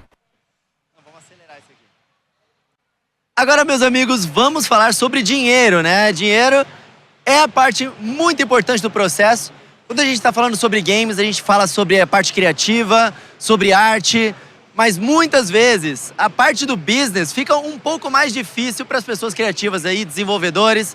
Então, hoje a gente vai falar sobre propostas que convertem. E responder a pergunta que não quer calar: o que torna um estúdio investível? Para poder ajudar a trabalhar no estúdio e entender como preparar ele para investimento. Então, os investidores que buscam estrutura, clareza e estratégia, antes mesmo de olhar o que o estúdio está criando, vão notar essas coisas que a gente vai conversar aqui hoje. E nesse painel, a gente vai conectar 3 pontas. a perspectiva do investidor, a realidade do estúdio e a expertise nas propostas. E vai mostrar também por que boas ideias falham quando a execução, a clareza e o posicionamento não estão prontos para receber esse investimento. Para ajudar a gente nesse papo muito rico aqui hoje, temos Franco Alberti, o CDR External Development. A qualquer momento ele vai entrar aqui. Eu peço uma salva de palmas aqui para os nossos convidados. Franco, it's very nice to have you here. Yeah, thank you. Yeah, if you could please maybe sit here. I think it's best. Yeah, sorry. Hamza Atmi from Grid Paper Studio. Jim Perkins, the Quantum Tech Partners. And our friend Jean Grobin, da Level Up Agency, para captação, estratégia e o que realmente importa. Todos já estão aqui. The stage is all yours. Thank you so much.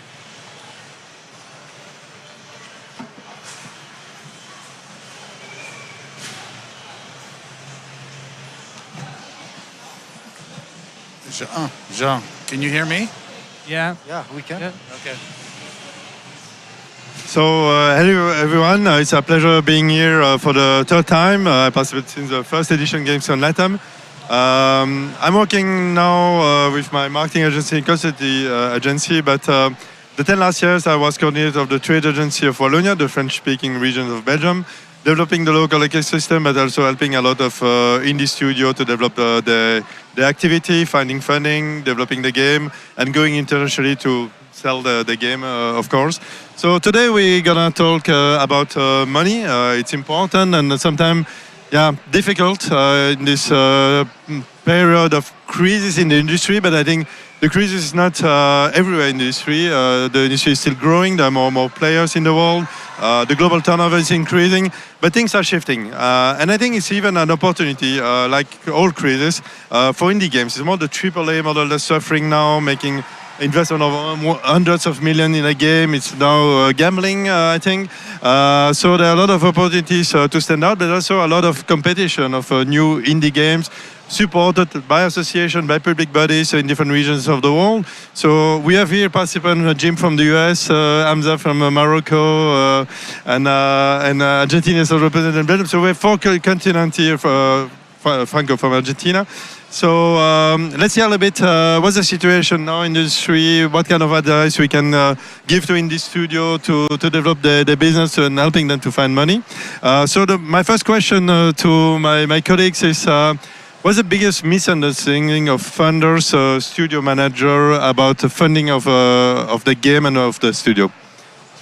Jim, you're the most involved in funding. Can you start maybe with that? Yeah, I think I think the misunderstanding is that there's not money out there. That there is money out there. It's just where to look for it. And strategically, right now in the business, it's more strategic money from publishers. That would be your partner for publishing and distributing the games that you make. VCs are not investing right now. They invested years ago, and they made some very big investments, and they didn't pay off. So VCs are really not involved now. So you're looking for strategic partners, strategic investors that can help you in the business. Okay, hello everybody. In my case in particular, so I come from CDR. CDR is basically we help buyers connect with service providers. So every answer that I give is going to be mostly geared towards studios that are from the service branch, not so much about original IP, though I have some background in that as well, so I will chip in some of that. I think that, can you repeat me the question first? What's the biggest misunderstanding from founders of studio about funding?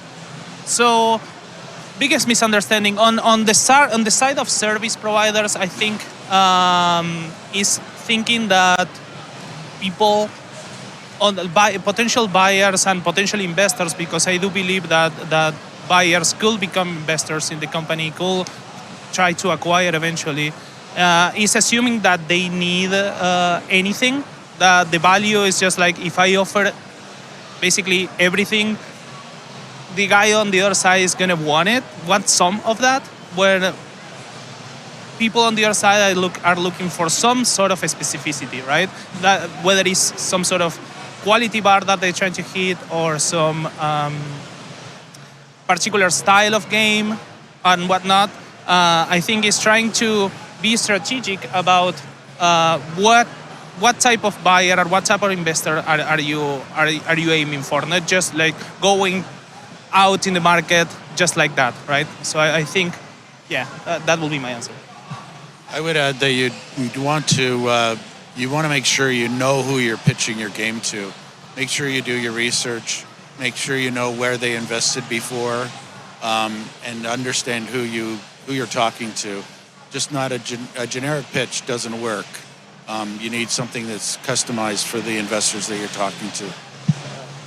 Yeah, also, I may add that one of the biggest misunderstanding is that money always go to great or good ideas, but in matter of fact, or in reality, money goes to things like, or go to founders and teams that have, or go to founders or teams that have strong production plans or like market awareness or have like sometimes market validations, because some publishers and some investors that are looking for market validations through wish lists or through communities and stuff like that. Yeah. So it's not always about the ideas, but it's about other metrics. Yeah. And maybe just to complete, by my own experience, studio needs to understand that there's a big difference between project funding and company funding. And now in the shift in industry where the majority of indie studio will not find a publisher, need to find other type of investors. This kind of investor are looking for KPIs, for proof of potential of the company. And my next question is about investability. At what point can we consider that studio is investment ready? And what are the important points? Is it the game and the IP? Is it the team? Is it the business model? What's the most important for investors? I think for me it's all of them. It's about the team, it's about the production plan, and it's about the market awareness. Because a good idea without a team that can deliver, it's not gonna be a business. And for me it's all of them, of course. When you're going out for investment, it's really important to have either some video or something to show, not just paper, not just a presentation, but something to show, preferably a vertical slice or a playable. So even if it's rough, you give the investor an idea of what they're investing is, what they're going to see, because seeing is believing. Yeah, we're talking sort of like some level of maturity, I think, and that can come in different ways, shapes or form. You get really young studios sometimes that can present an idea really well and can give you confidence that the investment. So when we talk about investment ready, we gotta understand that on the other side is someone that is taking some risk on you. So how do you start mitigating that risk even from the first contact, right? If you look unpolished, if you look like too young, like what do you do on your side to sort of mitigate that risk and not only present, hey, this idea has high potential, but also on the other side, how do I or our team can execute on that in a way that the other side feel confident that they're taking measured risk, that they're taking calculated risk and not just throwing the money to someone because they just have a good idea, right? So I think having some sense of that, understanding on the other side is someone that is just, it's not someone that just have free money and okay, yeah, I'll just give you money. They're taking a risk, they're taking a bet on you, and understanding that will help you shape your pitch better. I think it's all about proving that the team can deliver the final product. Yeah, of course. And that again comes in different ways. Comes in presenting like a production plan that feels possible, that feels like that is well thought out. It's not only hey, and here's the idea, and then okay, yeah, $500,000. just give me the money, right? It's like, here's kind of how we are going to execute on that plan and what return you're going to get in the future. And at the opposite, what should be 3 red flags that make investor immediately pass? Maybe you can give one of each red flag. That's something very negative point, that mistakes that a studio may make with an investor. I think one of the red flags is not asking for enough funds for the game to be completed and to support the team after the game ships. A lot of pitches that I see are the budget is only up to time that it ships, and you need to put some wiggle room in there because it's very rare that games ship on time, as everybody knows. And so it's important to put some wiggle room in there and also make sure that you have funds after the game ships, 3 to 6 months, so that you can support the game and add content, DLCs and so on. I will even complete that even during the development of the first game, they may be able to start a second project. And sometimes some team members are not working because a script writer, a sound designer, they may already be working on the second project during the first one. There will be a gap between the release of the first game and the second game, and then need to cover also the expenses in the budget. Also, I may add that sometimes we see founders that they don't treat the pitch deck as a business deck. Sometimes they put all the stories, the concept art, the creative stars. I mean, you can put all of that. It's still a video game, but we need like milestones, the money, the ask, the production plan, you know, and how you gonna like deliver the final projects and when and where, you know, and that's very important, you know. If a pitch deck without those, like without the business area, you know, it's a red flag.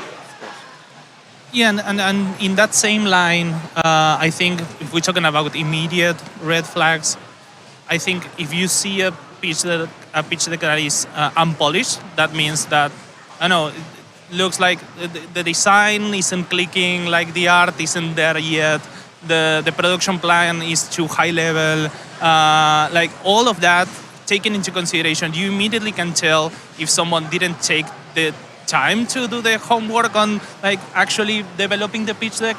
And it's like, okay, if you can't get the pitch deck to look like a finalized product, how are you going to take this project that is sometimes really ambitious to that point, right? So I think like doing the homework there and making sure that the pitch deck is presentable and is polished and has revisions and you have iterated upon and iterated. I think that is really important. And if that's not there, it's something that sometimes it's hard to describe, but it's something that you can see, you can spot in a second. Like the moment you see like the first slide, it's like, oh, okay, no, this doesn't feel like you're off on the wrong foot, and it's hard. That's good advice, Franco. I would say that you should rehearse your pitch. Rehearse. Run it by as many people as you can. If you know other game developers that have raised money before, or other people that are in the business of raising money, investors, make sure that you rehearse and make sure you're small, polished, as Franco says.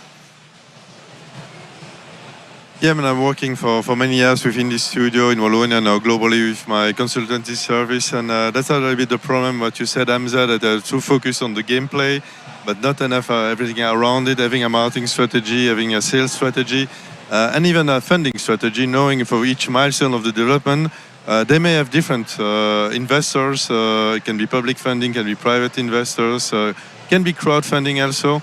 So maybe let's talk a bit the diversity of funds that and revenues, and that's also for companies working a hybrid model, working on outsourcing on-site, generating revenues that can be reinvested. The profit can be invested in their own IP development at the same time. So tell us a little bit more about the different possibilities.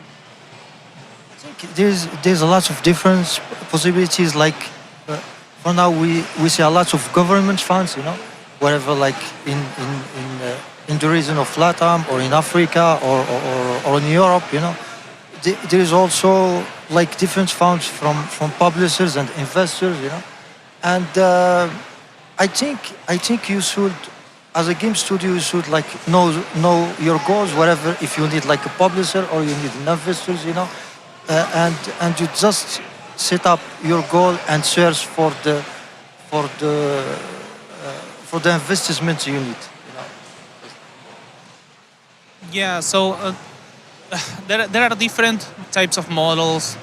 Looking for example, games that the studios that do the original IP and also do services. I find a lot of studios that they start like working on their original IP and then they're looking for funds and they did, for some reason they didn't get an investment from a publisher, and they say, okay, now we are open to services. And okay, so what services that you do? No, we do games, and we have this game that we did, so we are pretty capable on doing games. Something that is important there. If you're going for services, it's alright. Just figure out what your strengths are in terms of if the game that you did, let's say, is a deck builder, 2D or 2.5D with these sort of qualities. Okay, what can you take from that make you the best at that and that you can replicate for other clients as well? And which are the clients that you're going for? Not just keep the okay, I'm good at making games because I did a game, but didn't really because I didn't fully complete it, and now I'm doing services because I need the money. Like that doesn't fare well in my opinion, and I find a lot of studios that end up doing that, and it's all right. I understand that you need the money, and you didn't get investment, so you're looking into services. All right, so polish those services. There are a lot of companies out there that do really good work. How are you going to differentiate yourself if you're trying to go for services? And in a way that doesn't feel also like, oh yeah, we do services because it's, I don't know, like, I guess we'll do that. If you're trying to go for services and outsourcing, like, have a strategy for that, not just leave it as a plan B scenario. So it's definitely a model, and it's definitely a model that can bring you money that then you can reinvest in your game, and that can even land on some acquisition later if you find a long-term partner in a way. So treat it as a strategy, not as like a fallback plan, because it's as competitive as it is with just selling your own IPs, just selling your services. And it also takes a lot of time. It's not something that you just pitch your services. You gotta find the right client at the right time, and that means a lot of investment in going to conferences, in building relationship. So that is definitely a way, but it's not a fallback plan. It's something that you gotta also invest on.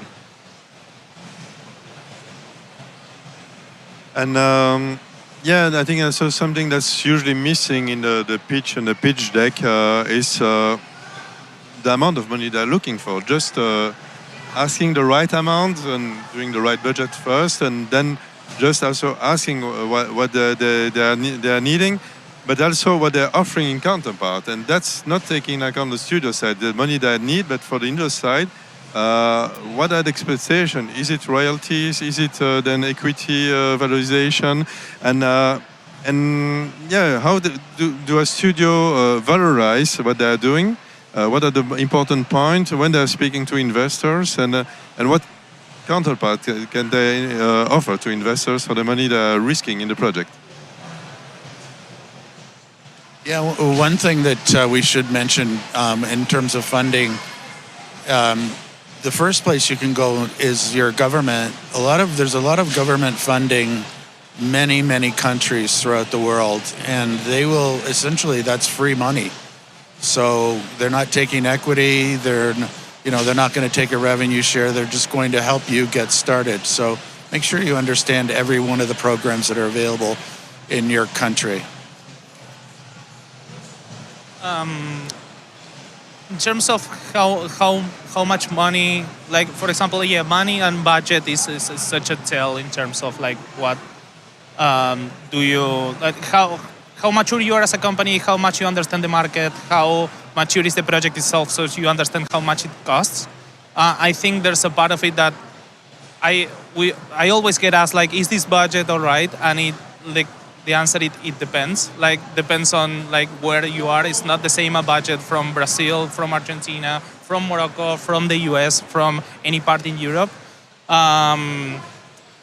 selling yourself short is a possibility. That this budget is too low, like Jim just said. But at the same time, it's a balance that I think we, especially here in Latin America, we gotta be strategic about and understanding how we can use that, leverage that to our advantage without just selling ourselves cheap, right? So we know that budgets, I don't even want to naming numbers, is goes all over the place, from multiple 6, 7, 8 figures is possible.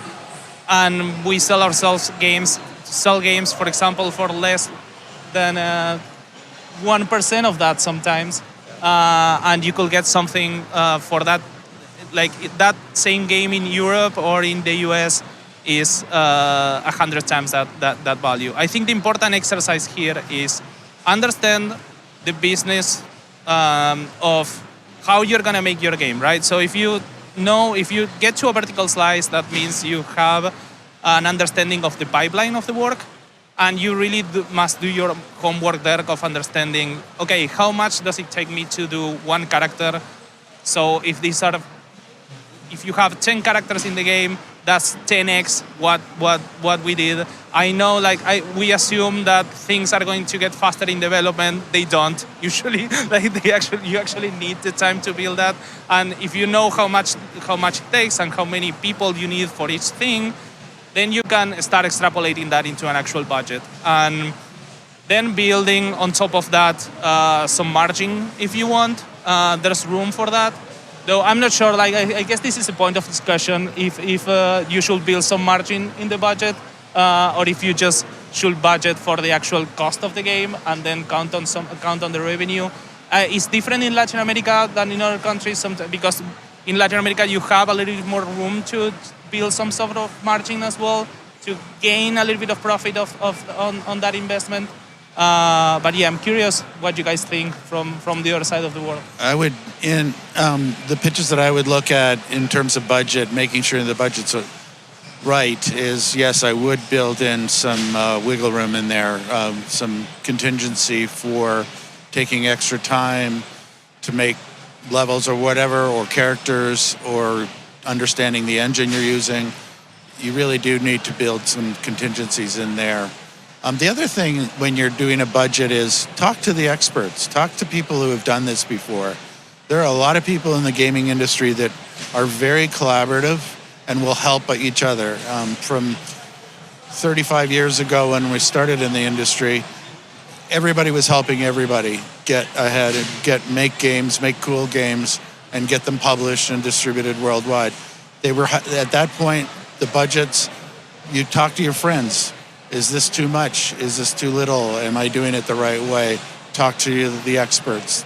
Come to these conferences. Talk to these guys. It helps. So there's maybe a category of private investor that we didn't mention, and key in the success of the game are the players, and the group of players are the community. And I think there's also an opportunity going from investing a lot of money in marketing campaign for user acquisition and developing more organically, especially for Indie Studio from the beginning, a community development and involving the community in the funding of the game through crowdfunding like Kickstarter. And I'm from Belgium. I like to use the example of Lion, and after the success of Baldur's Gate 3 2 years ago, it's difficult to understand that Lion is an indie studio, was an indie studio, and still is an indie studio. And for me, the difference is the mindset. I know the company for 25 years. The 10th year, they worked with publisher. The world went several times almost bankrupt. And 15 years ago, they just decided to stop to work for publisher, doing their own game. So with this indie developer mindset, they did a Kickstarter for the first Divinity game, and it was backed by the community. And everything they're doing since is done with the community, for the community. And there's a big difference between a big publisher, a studio, the Activision and Ubisoft, making games for shareholders, and an indie studio making games for players. So we see now more and more opportunity to involve early stage players through community development in the development of the game. Also collecting feedback, not only money. We have some initiative. A few months ago, a French startup launched GameVestor, where is not only a crowdfunding, it's investing in the indie game and getting a revenue on the share revenues of the profit of the game. So maybe can you tell us a little bit more about the importance of community in the investment side of the product? I think community is really important. I think more than ever, like publishers and investors, when looking for a game, are looking for market traction. And it's really important that you keep it into consideration early. Don't assume people are just going to want to play your game. The thing that I will say about crowdfunding strategies is that they are strategies that you have to consider can fail as well. And you have to also think that not just because there's crowdfunding opportunities, you're going to get the money. There's something you should invest. Like if you're doing crowdfunding, it's not I put the page up there and people are gonna want it. It's something that you need to position yourself and probably invest money. I didn't do crowdfunding myself, but I heard stories, and it's something that you actually need to invest on user acquisition for getting that page on the people's eyes for them to actually see it. So don't just assume that people are just going to want it to play. You need to have a strategy on how you're going to get, even if it's crowdfunding at that very early stage of no one knows my game, to get them to the whatever, Kickstarter, Patreon, whatever you guys are doing. But just keep it as a strategy. Don't assume it's going to work. Assume that you're going to need to invest on it, either time or money. But yeah, I would say that it's not a cheat code. Yeah, also we need to understand that sometimes community is just an extremely good metrics for the investors or the publishers. You know, we see now a lot of publishers and investors are looking only for communities or sometimes for wish lists, data and stuff. So it's like if you want to get in contact with investors or publishers, you know, you need to consider communities as well, you know, for future investments. Yeah. So it is important for sales and for getting investor and publisher. Maybe another way, something that I developed in Belgium the last year with a European program from Spielfabrik is co-production. It's helping studio to get together, putting together the skills, what they're doing the best, but also the different funding from different regions, countries in Europe, combining that everything can create bigger, more ambitious, better project. And I think with the number of new games, 20,000 on Steam last year, one of the way to get visibility is to stand out in quality. And Clair Obscur, the last biggest success from a French startup working on the first game, put the cursor very high on all aspects, on the graphics, on the narrative, on the music. The soundtrack is even a success beside of the game. And I think you can do that if you're putting talents and money together. And I think knowing a little better now the Brazilian ecosystem, I'm living for 6 months in Sao Paulo. Speaking about the public organization investing in game, they're starting understanding also that just putting a small amount of money in prototyping doesn't create a commercial success. And now I think it's important also to, even with public money, to go in that direction, helping studios and a lot of very small studios in Brazil, 2-3 people, to put their talents together to get more ambitious project. And maybe on your different activities, can you tell us a little bit more about that, your ideas?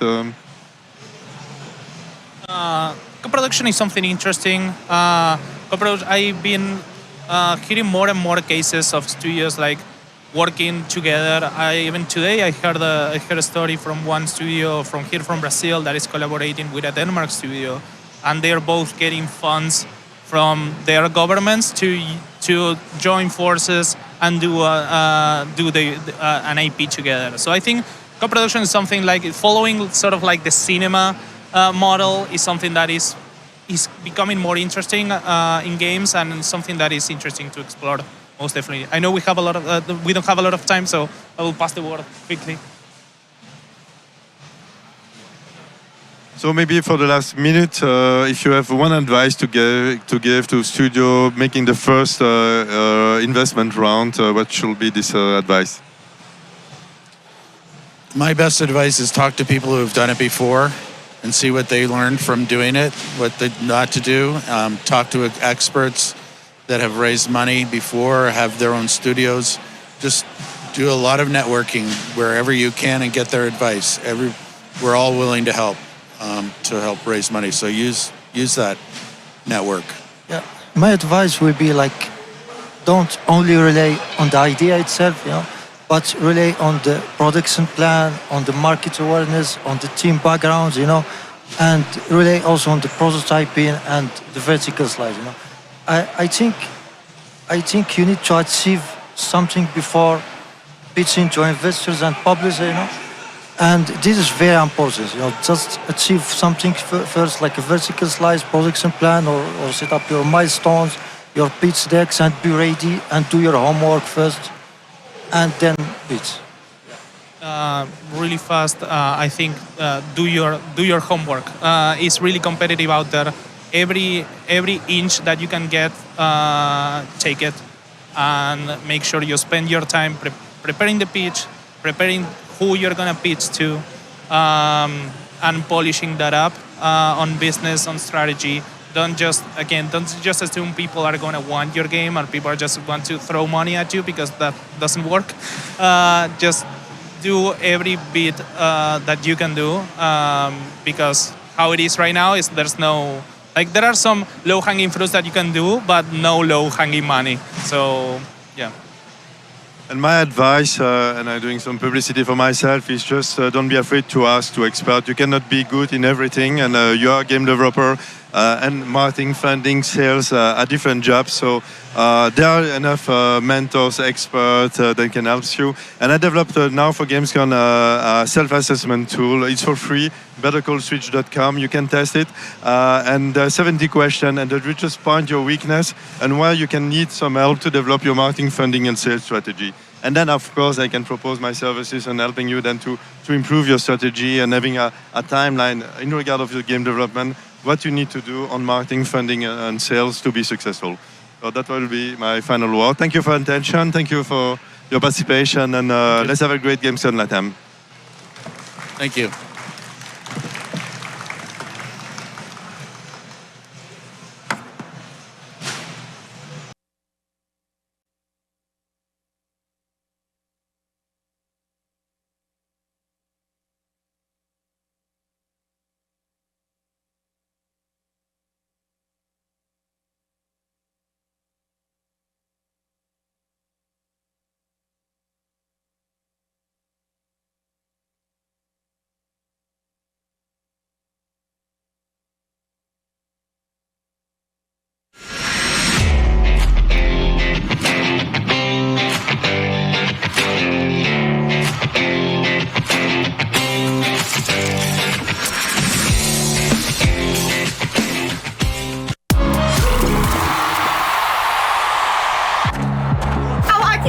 Oi, tudo bem? Pode tirar uma foto comigo, por favor? Lógico. Olha, eu fiquei de cara com o seu show, viu? Nossa, se fosse eu ia ficar doidinha com aquele tanto de botão pra apertar. Eu achei que era mais fácil, tipo a tecnologia do bebê. Aperta o botão, faz pix por voz, aperta o botão, extrato multibanco. Aperta o botão... A gente tem que ir. Vamos. Aperta o botão aí pra gente. Quem ama tudo simples e fácil, ama a tecnologia do bebê. Banco do Brasil, para tudo que você imaginar.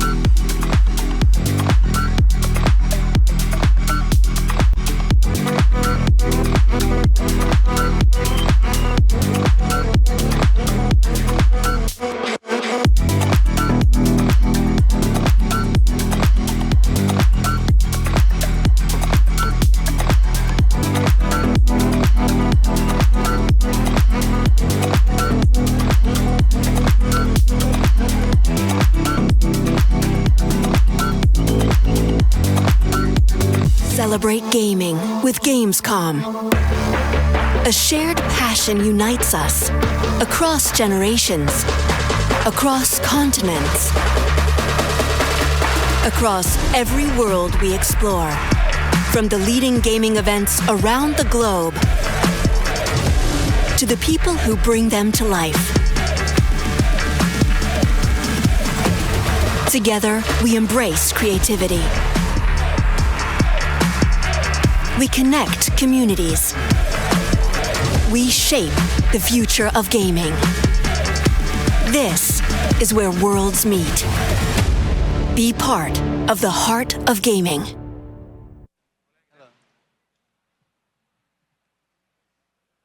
Uma análise dos modelos de negócio e o seu impacto na cena do Chile na última década. Exatamente, o Chile, meus amigos, vem fazendo o seu dever de casa. E agora é hora de mostrar esses resultados. Nesse painel, trazemos aqui Júlio Marambio, do Videogame Chile. Uma salva de palmas aqui para o nosso amigo Júlio. Bem-vindo, Julio. Gracias. É isso aí. IP original, negócio e crescimento chileno é nesse palco aqui da Gamescom. It's all yours. Thank you so much. Hello, everyone. How are you? Well, this is a little bit weird because it's in Portuguese. But this is the talk about the relevance of original IP, specifically for the game industry in Chile.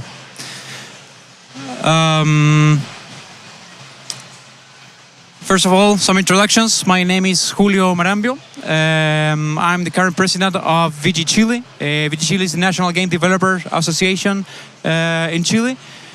I'm also CEO and creative director at Octeto Studios. And I've been in the industry for about 13 years already. When we talk about emerging game industries, we usually listen to the same story, right? Most of these industries follow the same path. They usually start with outsourcing, providing services. Then they scale up in production. And eventually, they dip their toes in original IP creation. But Chile's story is not precisely the same. We don't necessarily follow the same, at least the same straight line. Chile is a small country. We have a population of 20 million people. We have about 90 game studios in the country. 30 of them are members of VG Chile currently. Which are the studios that are actually more involved in game development exclusively, rather than doing some other stuff. We, as a game industry, generate around $15 million yearly. That's data from 2020. We had a year-over-year growth rate of 20-point-something%. So we are growing very fast. The main development hubs in Chile are located in Santiago, in Viña del Mar, and Concepción.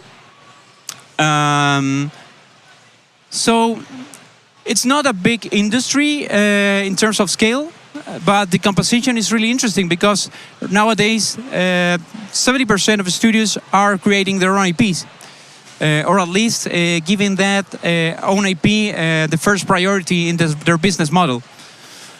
But we started with several constraints. We don't have a domestic market, or at least not a relevant one. It's very small. We don't have publishers, and we don't have AAA development industry. So this means that Chilean studios are born with an exporter kind of mindset. We are born thinking globally. We know that we cannot survive based only on our domestic market, so we need to go abroad. In terms of our ecosystem, we do have public support, mainly. We have production funding in charge of the Ministry of Cultures, also Corfo. And very importantly for us, the role of ProChile, our National Export Promotion Bureau. They support our globalization strategy, and they make possible our presence in events like Gamescom, Latam, and many more around the world all these years. But our industry cannot survive only with that. And when you don't have scale and you don't have visibility, you just simply don't exist in the global landscape. And that's where our strategy comes in. Identity before scale. Identity. How do we build identity? Basically through IP. IP for us is not just a product, it's a positioning tool. It's our way to fight back our own constraints. It's a visibility tool. It's how we differentiate ourselves. And it's basically a tool for survival.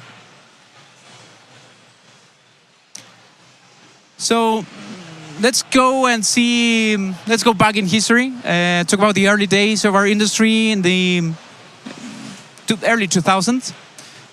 Of course, by then we still didn't have any domestic market, any relevant domestic market. Back then, we didn't have any public funding either, not like today, at least. And of course, there were some studios, the larger studios were focused on providing services like Guanaco Games and Atacama Games, Atacama Labs, which later became Behavior Santiago and DNA.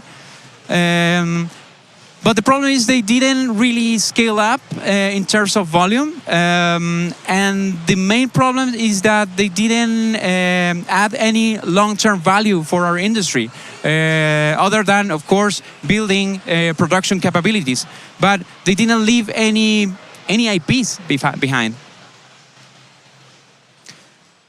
Then we have the second stage, in 2010 to 2018, roughly. In this stage, as an industry, of course, we have access to more development tools. Everything was more democratic. We have access to professional game engines like Unity and Unreal. Digital distribution also became more relevant, more mainstream as well. It was easier to get access to these platforms. And we started getting some early public funding. This is all thanks to the work that we did as an industry to gather together and go and talk to public institutions and to present our problems and the opportunities ahead. And that also opened the gate for studios to starting to invest in their own IPs rather than staying there offering services. Of course, we had some exceptions like Ace Team, which were they were developing their own IPs from the beginning. They started with Xenoclash, which gained global recognition. That is one case, but for example, we have another case of Gamaga, for example. They started as a small indie studio offering services, but they quickly realized that their way to grow was not necessarily focusing on services, but building their own IPs. So they started creating IPs like Red Crimes or Aubrey Now and Banana Kong. Banana Kong, which was one of their most successful titles. It gained global recognition, and it was actually their tool for growth. Now we have the current state, let's say since 2018, 2020. This is a stage in which the industry has grown up to more than 70 plus game studios in the country. We are increasingly participating and consolidating our presence globally. And the business model has shifted because nowadays most of the studios give their top priority in their strategy to IP creation and use services as a way to fund their creation and support their business strategy. Good examples of this are A1 Games, for example, with Omen of Sorrow, Smarter Club with T-Club, and now Bubblegum Galaxy.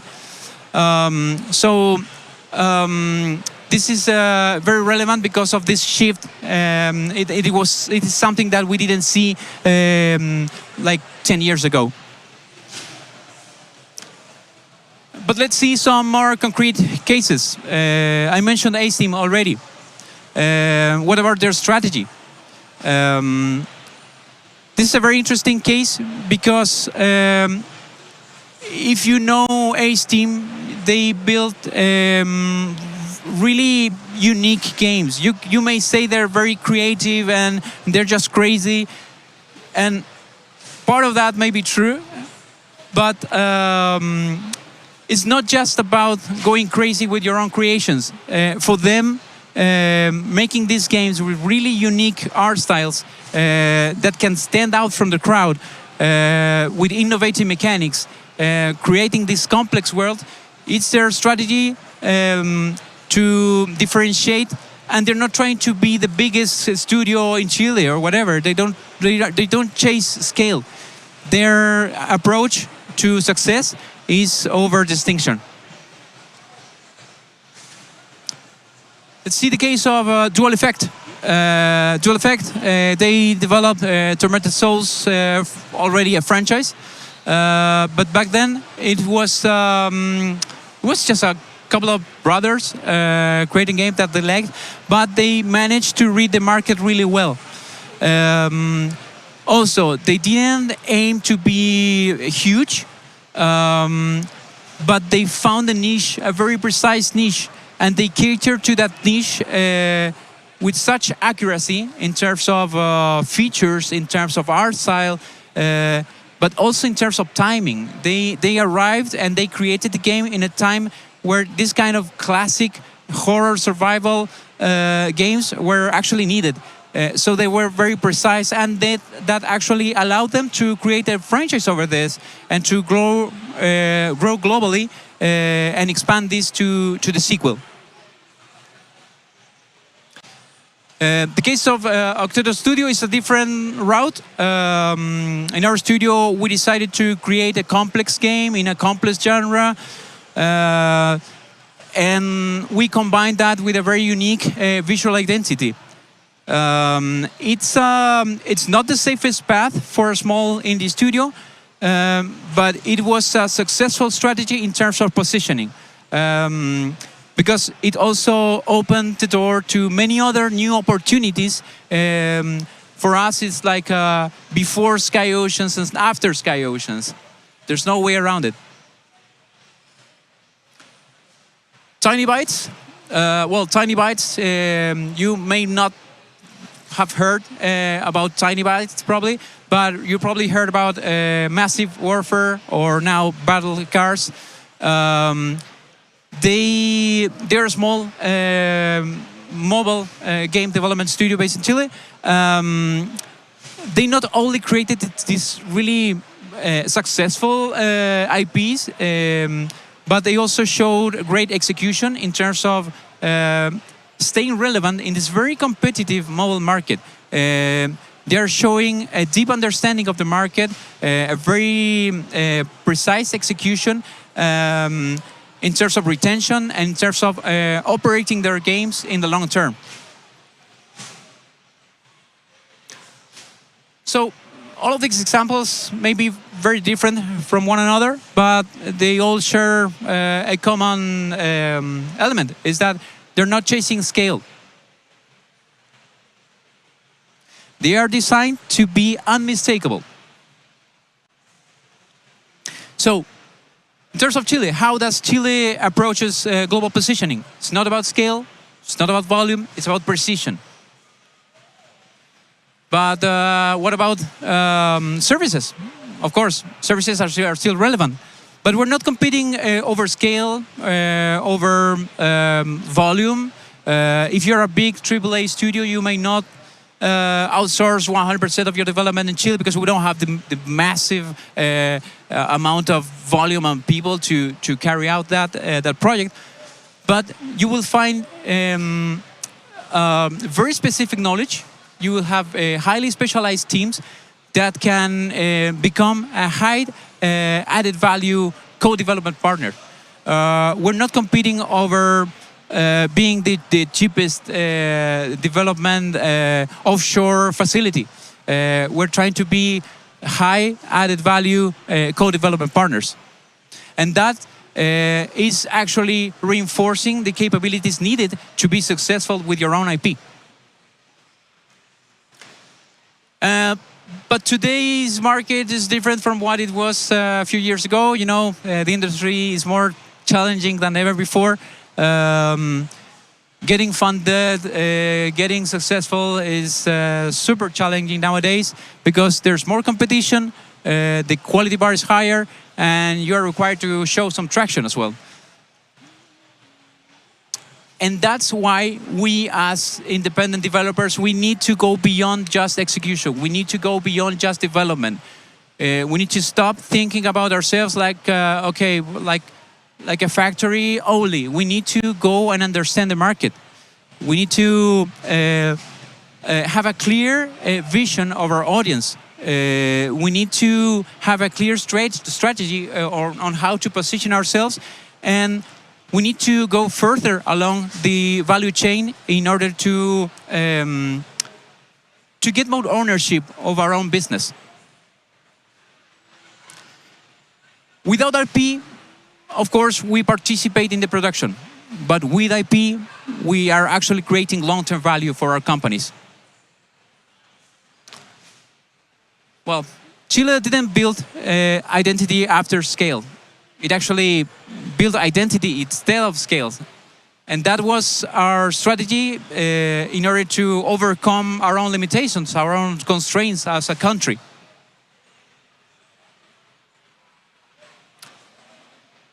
If you don't stand out, you don't exist.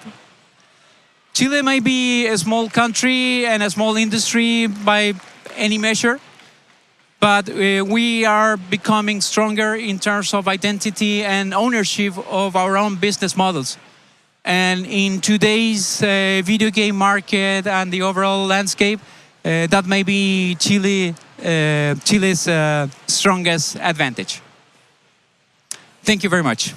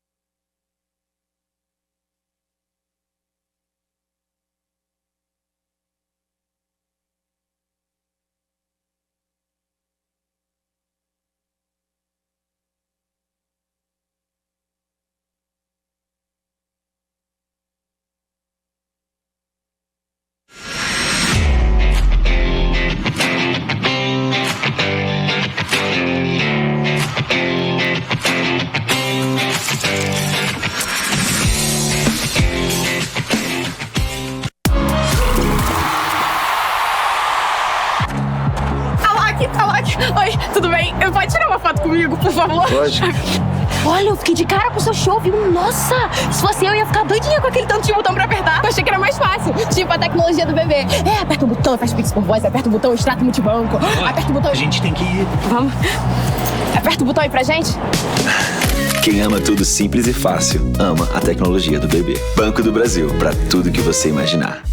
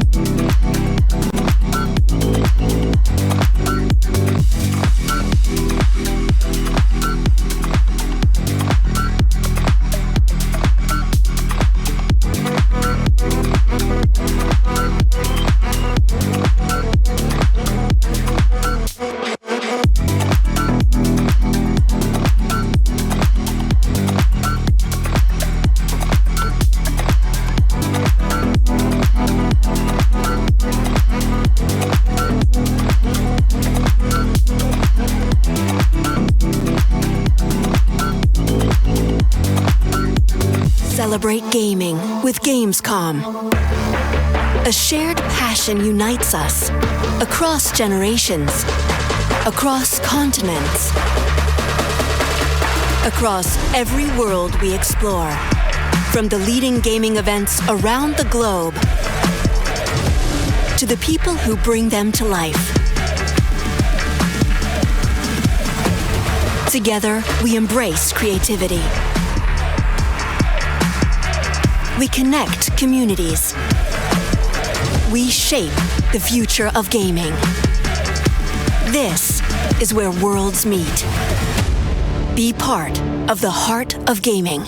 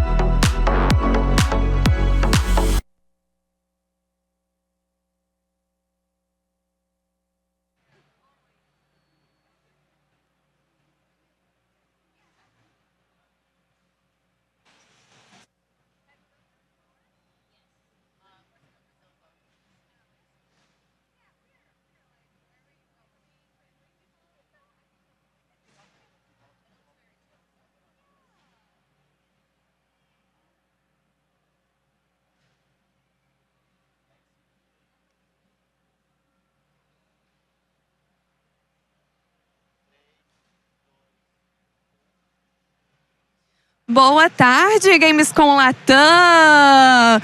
Gente, começando me apresentando por aqui, já que estarei assumindo o Palco Journey 2 até o final da tarde, eu sou a Heitoriana e já vou partindo para o assunto do nosso próximo painel. A gente vai falar sobre liderança, como comunicação, empatia e operações podem permitir que, mesmo sem um título hierárquico, sejam construídas pontes entre as equipes e também se forme uma cultura dentro do estúdio. Além disso, a gente também vai falar sobre uma sessão de influência real, autoridade conquistada na prática e como construir pontes onde não há hierarquia. Para isso, vou chamar ao palco Mia Gnael Watkins, da Riot Games. Por favor, aplausos!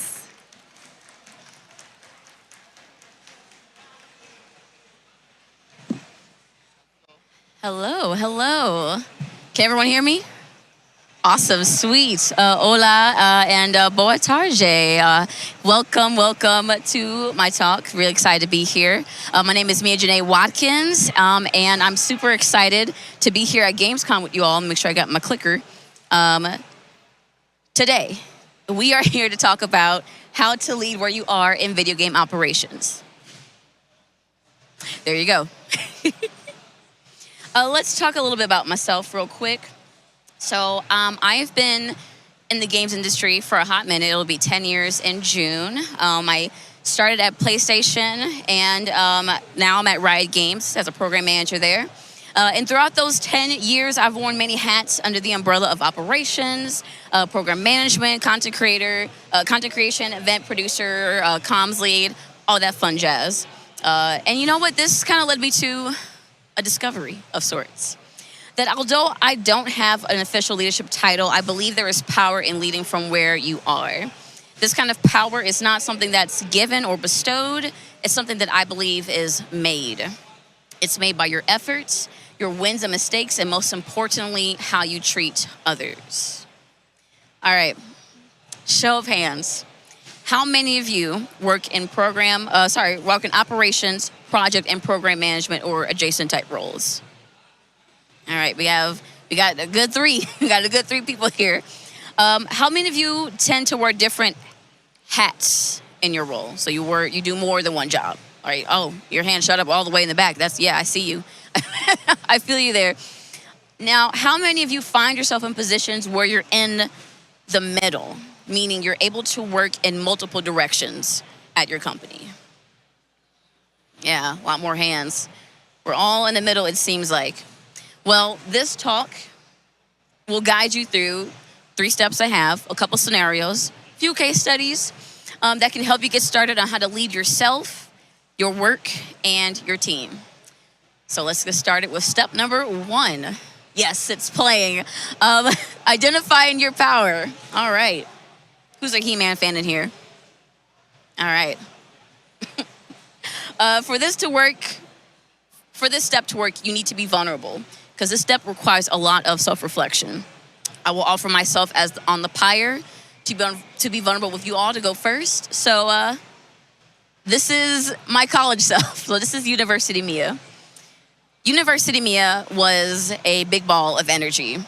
In her first year, University Mia made a vow to no one but herself to meet someone new every day. I literally run across campus, push myself to connect no matter who it was. Someone from class, let's grab lunch. The mailroom person, let's strike up a conversation. A professor I never had a class with, A+ in friendship. And it got to a point where I would just be hanging out with my friends and I would just say, hey, how's it going? Hello. And people would be like, who are you? How do you know so many people? And I would just say, I just wanted to talk to them. I just really cared about connecting with people. Now, fast forward to the workforce. I did something similar. Now, when I was at PlayStation, I wasn't quite running around like I was on my college campus. But I did make time to stop by people's desk. And then when lockdown happened, I set up virtual one-on-ones to get to know people better. And again, people ask, how do you know so many people? And I just said I just would want to connect with them. That's all I really cared about. And they'd be like, okay, so since you know a lot of folks, can you help me connect with this person in X, Y, and Z department? I actually need their help with the project. And I started to realize that me connecting with other folks might lead on to something. I realized that I had a real power for it. That was my power I identified, was being able to connect all these people. Oh, there we go. Connect all these people. Got a lot of fun animations for you guys, folks. But it took me a minute to realize it, to digest what people were saying and to reflect on my past experiences. Now, when it comes to identifying your power, you want to take a moment to reflect on the things that you're skilled at and ask yourself these 3 questions. What are you passionate about? What's something that you do really well? What skills do you use often? And I would also recommend to listen to other people's feedback, and specifically more like praise, suggestions, anything that brightens the unknown spots in your learning or in your abilities. It might be the nudge to help you lean into it. All right, and speaking of nudges, I'm gonna nudge all of you all to check out the Strengths Finders exercise. So this is a really cool book. Some of you may be familiar with this, some of you may not. Also, fun fact, I will have a QR code at the end for this book and other resources that I have. But yes, please feel free to take a picture. So this book is a really great way to identify your strengths. It has about 34 total. And if you grab this book, please make sure you grab the version with a code on the back, because then you can take the assessment online, discover who you are, all that fun jazz. I did this twice, once in university and in my career. And based on your results, this assessment identifies your top 5 traits and how to best use them. So let's take a look at my top 5 strengths. I have developer, futuristic, empathy, relator, and positivity. I thought that said realtor. I cannot sell you a house. I'm so sorry about that. But these are my strengths that I feel like help me become a better connector. Now let's look at what your possible strengths could be. We got achievers in the room. We got commands in the room. We have folks who are maximizers, folks who are strategic. Woo. I'm not sharing that's an actual strength. Woo actually stands for winning over others. Can I get a hand on who has some woo in their life? Like who's it? Yeah, we got some woos in the front row. If you don't have woo, it's okay. I don't have woo either. I need all the woo I can get. But anyway, check out Strengths Finder when you can. You'll be surprised what you'll learn more about yourself. And that's it, right? Yay, we found our power. We can move on, right? And nope. We still got a lot more work to do. That was just the tutorial. Because now we're going to move on to step number 2. Step out of your comfort zone and taking charge. Putting that power to action. Now I throw you to the lions, tigers, and bears, and you have to figure out how to make friends with all of them. I'd like to introduce you to a very special someone I call Jordan. Meet Jordan, everyone. Jordan is a mid-level individual contributor who's been at their company for 3 to 5 years.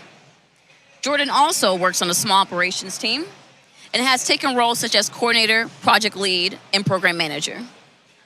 Jordan is also tasked with supporting short-term and long-term projects bestowed by senior leadership.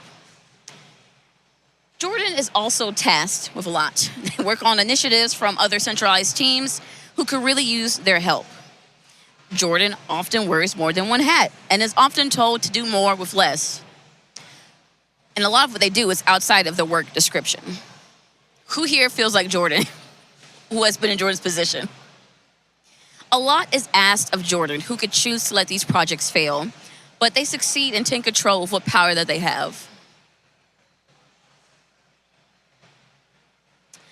Jordan will run us through a few hypothetical scenarios that are an amalgamation of my past experiences and those of others.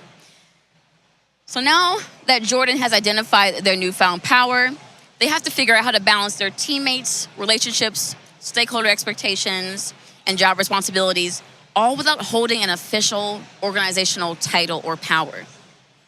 We'll see scenarios where they're encouraged to do this, and then we'll see some scenarios where it might be a little bit dicey. There's some risk involved. And to make things a bit more fun, we're gonna throw in Isaac Newton there. Isaac Newton and his 3 laws of motion. I bet you're thinking, what does Isaac Newton have to do with this? Absolutely nothing. But I feel like metaphorically speaking, his 3 laws are a great way to visualize how Jordan is going to move throughout these scenarios. So let's get started. Our first scenario. So, Jordan's team has a project they're really proud of. Their manager is pretty hands-off on it. Suddenly, Jordan learns that their team is merging with another team with a project similar to theirs. Not only do they have to merge team dynamics, but they also have to rework their project from the ground up. Jordan goes to their manager and senior leadership for guidance, but both parties lack clarity on the next steps. The team is thrown into disarray. Chaos ensues.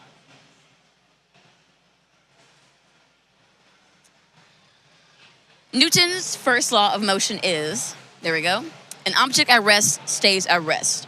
Objects in motion stay in motion. So how does this apply to Jordan? Jordan could sit down and throw their hands up as if there's nothing to be done, or they can demonstrate initiative where there is none, taking control of the situation as much as they can. And in Jordan's case, they'll have to figure out things with senior leadership in order to move forward.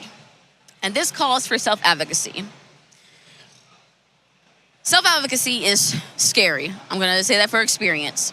For most folks in an IC, or for most of you I mentioned, in a middle position, getting clarity or asking senior leadership for anything is probably a huge step outside of your comfort zone, even if you don't have that power or title to authorize to do that. But if you're in Jordan's shoes and you have a whole team depending on you in a project that needs to get out the door, you're going to have to do it. Or it's going to probably be you if no one else is going to step up to do it.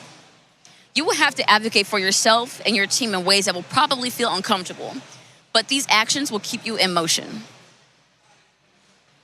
So Devika Bridge, right here, she has this amazing book that's going to fly in right there. There you go. She has a book called Thrive in Color, How to Master Self-Advocacy and Command Your Career as an Underrepresented Professional. She has a quote that says, self-advocacy is the ability to speak up for yourself, communicate your needs, and express your feedback. A consistent mindset, and belief that your needs and ideas are important and that you will give yourself permission to pursue them. So what does Jordan do? Jordan takes action. They gather the new team together, clarify roles and responsibilities, and brainstorm the vision to see how the project is going to go. Jordan pitches his vision to leadership to see if it aligns with their goals. Leadership gives it a few tweaks, but because they have something tangible that everyone can work off of, they can actually move forward and sharpen that clarity and direction. the team gets into alignment, and they push the project forward. Everything stays in motion. So what do we take away from here? If there is no catalyst, then you must become one. I'm sorry, but that's probably most likely the situation you're going to have to do. You're going to have to make it happen. Gather your teammates and collaborators to figure out what you need, then take it to leadership. And get really good at getting your senior leaders to articulate what their vision is. Ask them questions such as, what are the rules? What's the roadmap? What's the project's North Star? And once you have that information, then it's your job to figure out how you're going to do that. Get that alignment in order so you can get your project moving. So there you go. That's our first scenario. Scenario number 2. Jordan is assigned to support Team A on an annual event program. Jordan learns that Team A has to get approval from Team B to get the program going. Unfortunately, there is friction between Team A and Team B. Team A doesn't like how Team B does things, especially lacking transparency on what they can and can't do. And Team B is pretty frustrated that Team A submits their budget slate, doesn't fill out any of the forms, making the whole processing process a bit of a hassle. The program remains blocked, the clock is ticking, the teams are feuding, and Jordan is caught in the middle. Chaos ensues. Newton's second law is the more massive an object, the more force is needed to change its motion. How does this apply to Jordan? In these situations, you may need to utilize your power identified in the first step to move in a variety of directions to motivate your partners to create the force needed to push things forward. You're going to create some magic there. Jordan will have to tap into what is called an others-oriented mindset. Because Jordan cannot force these two teams to work together, and Jordan cannot do this on their own. Jordan's going to really have to rally everyone together to be on the same page if they're going to push the program forward and repair relations so that this doesn't happen again. Another book we got in. Bouncing in. So the others-oriented leadership mindset comes from Scott Miles' book, Leading from the Middle. He says the others-oriented leadership mindset takes the focus off of the self and places it on understanding and acting the multitude perspectives you must consider when interacting up, down, and all over the organization. One thing I love that he says here is that it's about the ecosystem, not the ego system. I want to marinate on that for a little bit. So how does Jordan tap into this ecosystem? Jordan asked Team B to list all the forms needed to complete and the estimated time it takes to complete them. And then step 2 here, Jordan takes all this information to Team A and suggests they actually plan the events program months ahead in advance. That way they have time to fill all of Team B's forms and plan the program. Jordan also creates a reference guide to capture all this information so that this stopgap doesn't happen again. And moving this obstacle takes some time. The event program launches that year with what's already been approved, but when the time does come to launch that program, the event is bigger and better than ever because everyone worked together, submitted the forms on time, got clarity and transparency on everything, and was able to work together in a more cohesive way. The bridges that were burned slowly mend back together, and Jordan is able to have a plan in place to prevent all this from happening ever again, or to the best of their ability. The obstacle of all this force they all did together has been moved. So what do you take away from here? Utilize your power you identified in the first step to gather the force and push. Lead where you can to get everyone together to remove those obstacles. You're going to have to rally some folks because remember, we're all stronger together. And make sure that when you're pushing these obstacles, you're removing others that might reappear later. Again, I'm going to echo what Scott said in this book. It's all about the ecosystem, not the ego system. And our final scenario here. There we go. Jordan's manager assigns him as a project lead on a rather nebulous project. So the project still hasn't been formed that way. Their job, lead the team, manage all the processes, and launch the project on time. Jordan steps up and takes the initiative and proposes to the team where they can attack, how they can go ahead and make sure this initiative comes to life.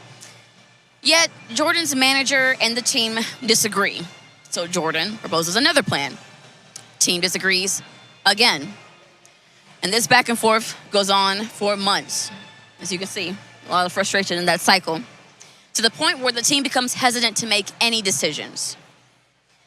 And despite Jordan's efforts to move things along, they continue to lose time.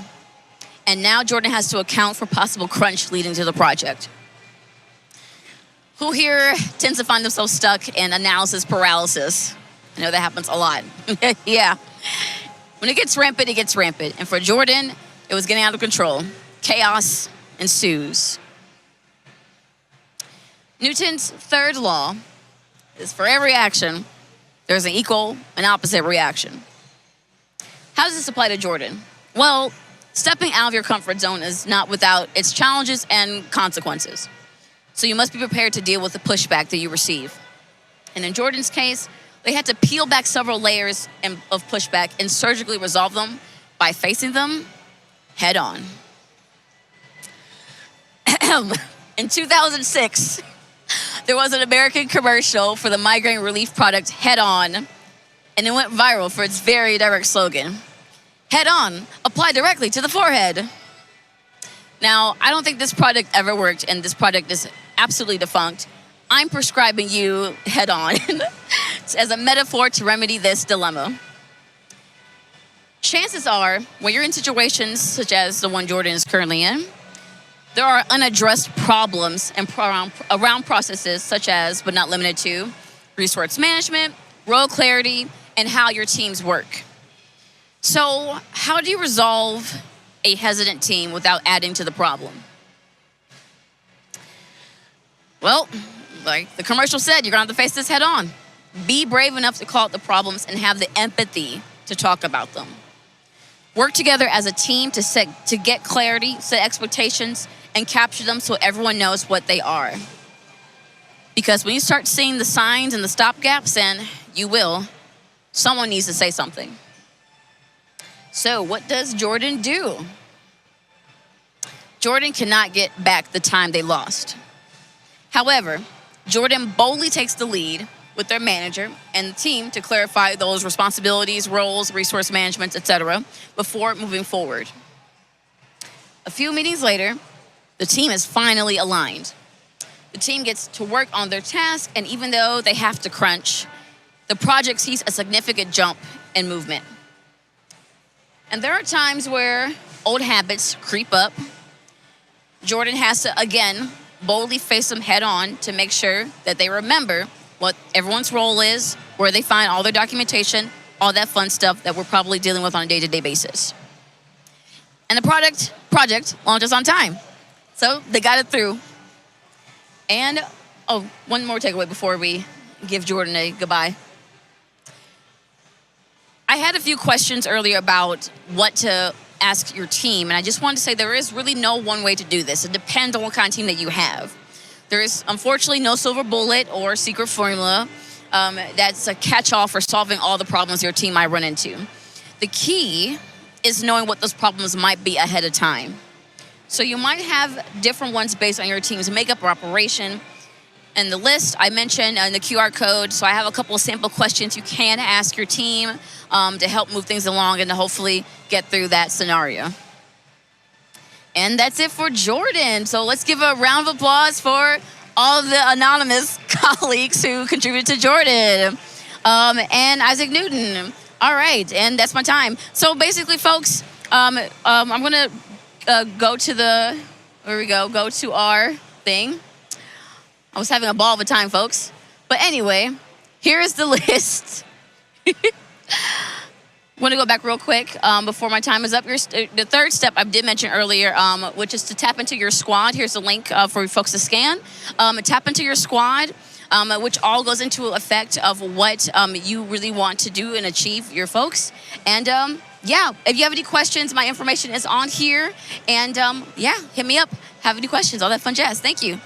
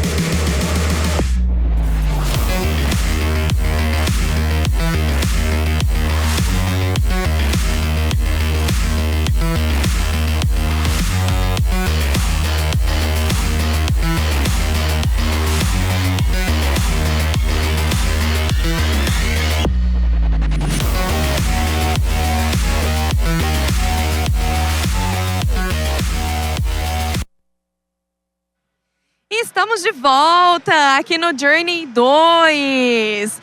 O nosso próximo assunto, pessoal, é sobre gerenciamento de crise.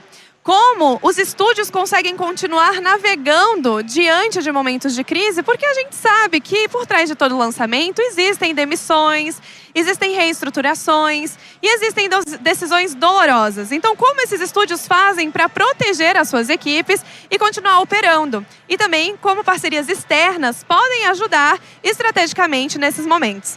Para isso, eu vou chamar ao palco Kathleen Evers, da Point Nexus, e Ferran Punti, da Bridge Studios.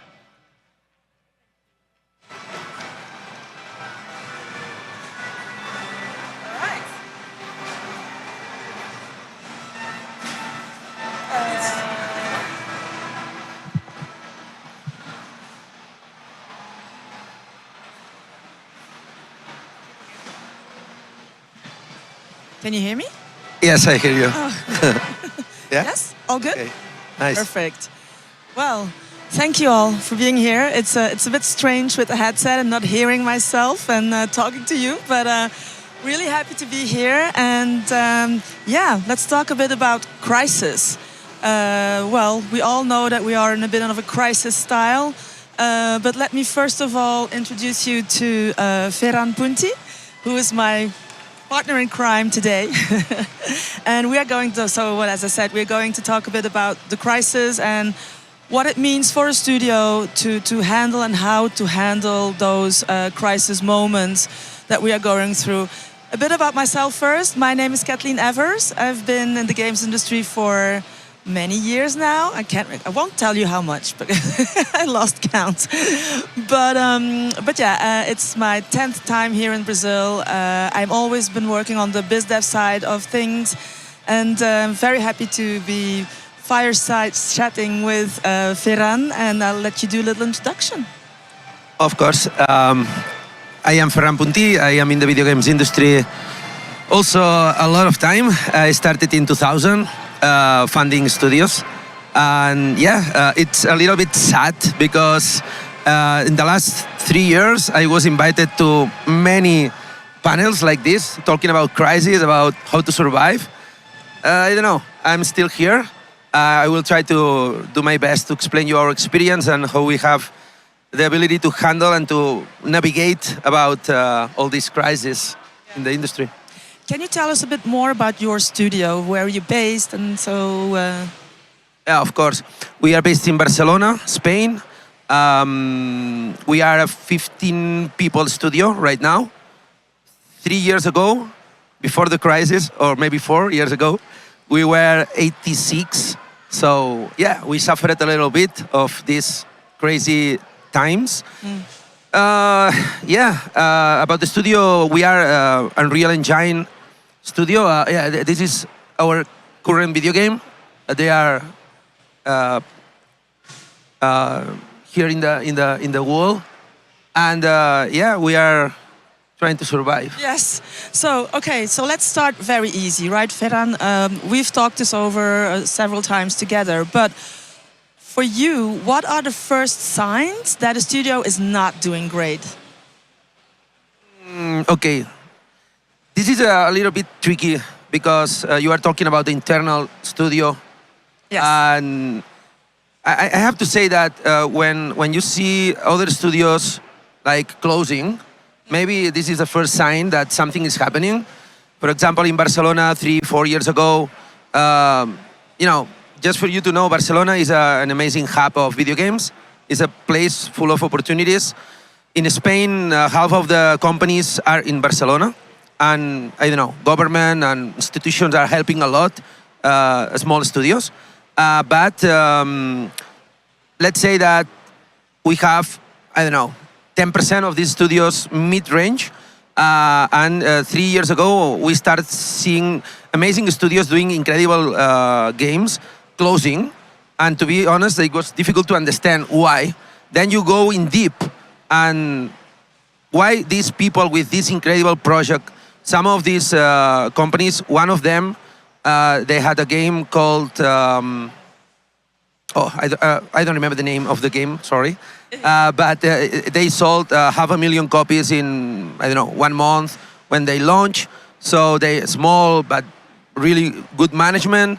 Then I discovered that these guys, they signed an agreement with an investor from, okay, I'm not going to say names, but no names. From Finland, but I'm not going to say names no for more sure. But this investor, they had a clause in the contract that if the investor don't want you to look for other investors, you cannot do that, right? So sometimes we are in a very struggling situation and we sign everything because we need to save the studio or the project. You will understand that later.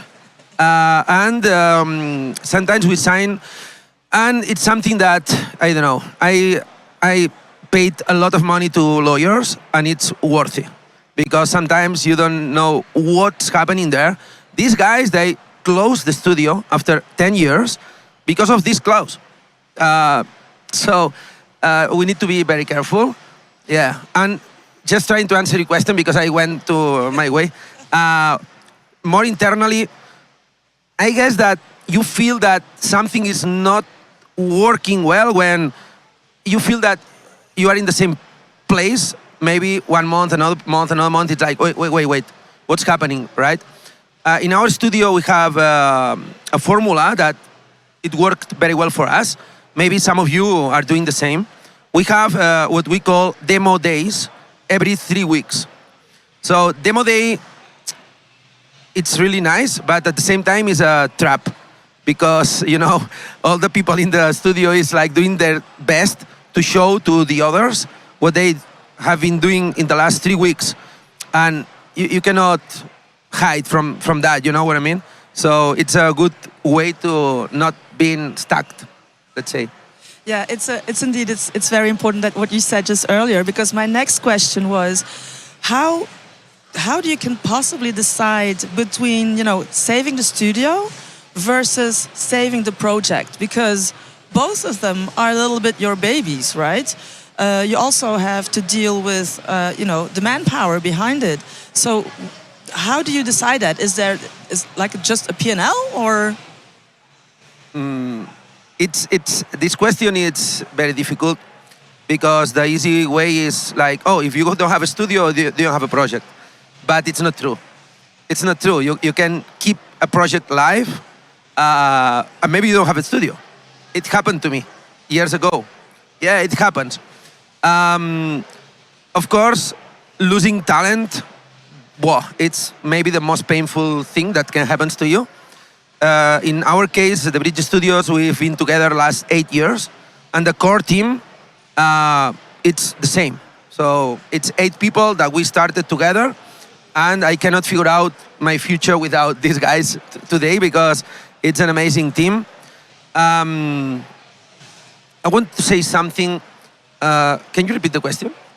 Yeah, so the question was actually, how do you decide between killing the project and killing the studio? No. Sorry, I remember. You said it's your babies, right? Yes, it's your babies. The babies, the studio and the game. Something that I learned is that there are no babies. So, no, if you... That's kind of radical. Yeah, I'm sorry, but if you think about your game like your baby, you are dead.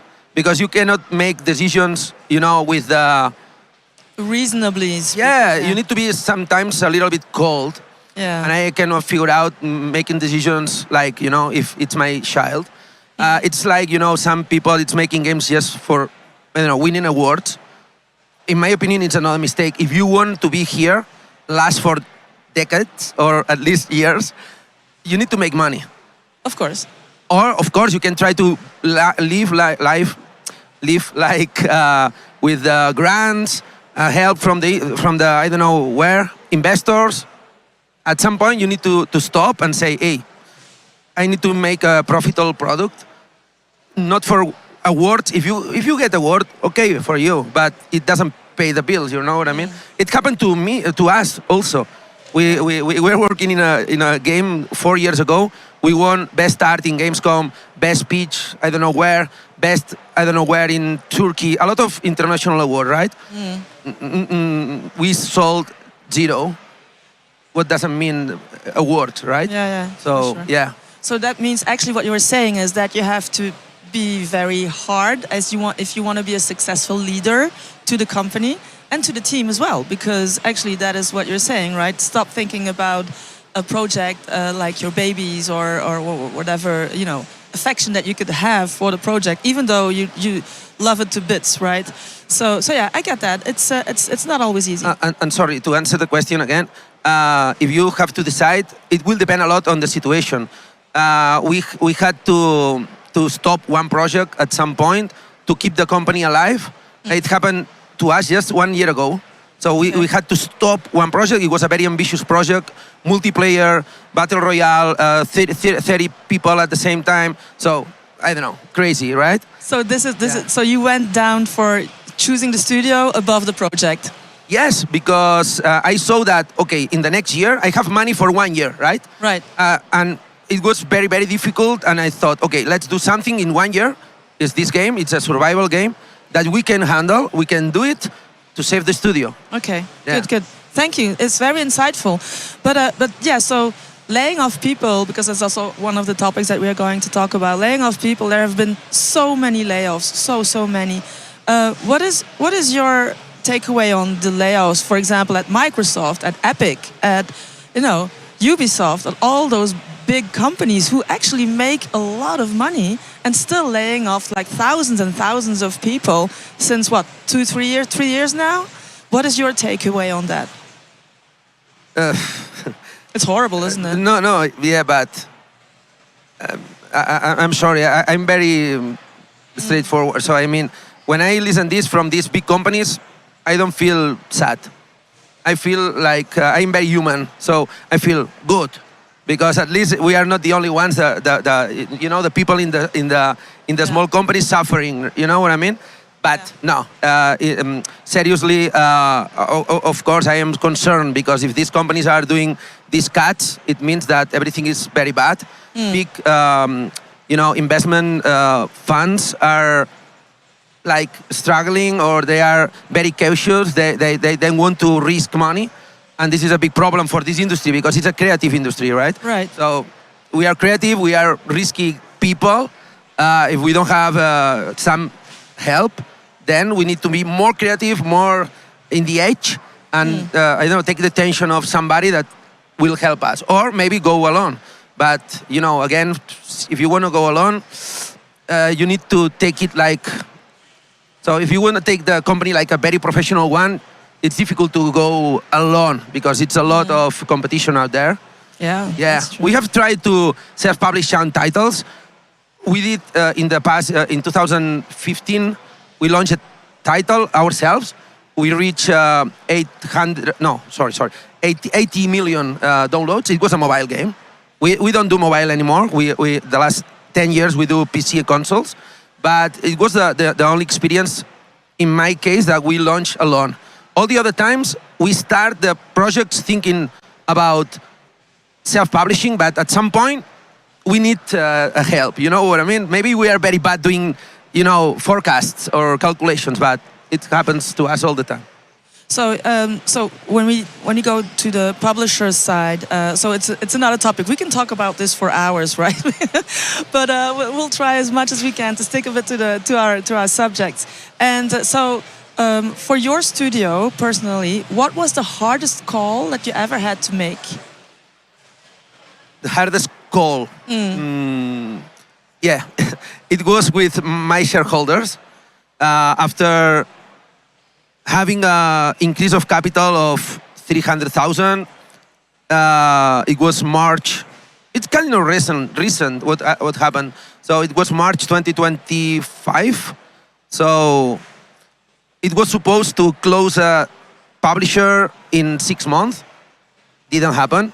And I had to make this call and say, guys, I'm kind of sorry, but we are not signing, but we have this. So they saw that we did a lot of work. We talked with more than 100 potential publishers, investors, family offices, all kind of sources of investment, and they really enjoyed the game itself, what we achieved, but again, was very uncomfortable, but because I try to make things happen all the time, and when I don't, I suffer a lot, you know. So it was really painful, but they trust on us. They didn't invest more. That's true, but we found the way to survive. And yeah, if I have time, maybe just like a conclusion, I will explain how we survive from 2020 to now, because it's an amazing story.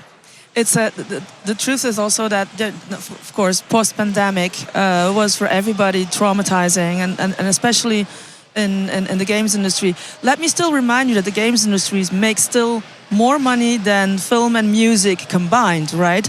So on that point, nobody is actually very much surprised, but still, we keep talking about this crisis, right? And as we should, because where are our creative minds? I mean, there's a lot of creativity that got lost with all those layoffs, and also a lot of studios went down for that reason as well. A lot of projects got killed, games were not successful anymore. But although, you know, I am an optimistic person, so I would love to see a little bit more. Well, I'm looking forward to 2026 and to really actually see a new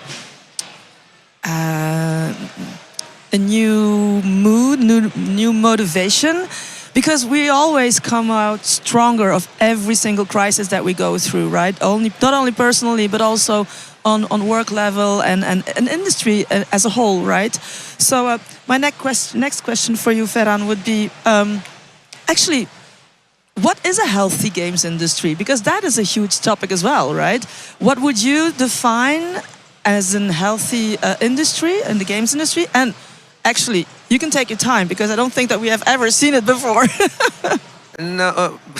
No, maybe not. Not as healthy as I will try to describe now, right? So I guess that for me, and at some point it's happening a little bit, but we should try to reduce the distance between, you know, the developers and maybe the publishers, all the ecosystem, because sometimes they you know, publishers, they move around like gods, and we are like begging for money and help. And it's like okay, if we can reduce these distances, if we can talk more, I don't know, would you calmly, and you know, more like one-to-one, right? I guess they can go more in deep in the projects and feel also the spirit of each of the companies, because I guess one of the amazing things that this industry has is that when you work with small companies, you feel this incredible power of creating a new company in a garage, and everybody like eating pizza and Coke, but you know, we spend a lot of hours and time to make amazing experiences, you know. Okay, so now you're saying let's make the publishers human again. More or less. Yeah. I don't know. Yeah. And I know. But sorry, it's not only about them, because it's usually we think that others has the problem, right? And we need to also try to see in ourselves. Yes. You know, when you do the SWOT, the internal things are, for me, some very important things. So, for example, in our case, we started super complex projects just at the beginning of the company. It was a big mistake, right? We thought, oh, we come from this Ubisoft or these projects, we are very good. Wait, because when you don't have the support, then you are looking to the sides and nobody's there. You need to make it your own. Yeah. So, I don't know. We need to also to improve ourselves as studios. By the end of the day, it's yes, you have to make this project alive and kicking and make money. As you said earlier, you have to pay the bills by the end of the month, right? So another question, actually, 30 minutes is so fast. If we, let's make a deal. We come back here in 2 years on the same stage with the same people in the room. in 2 years from now, do you think that there's something that we could actually very much laugh about what we're saying today? Love. Love about. Yes. No,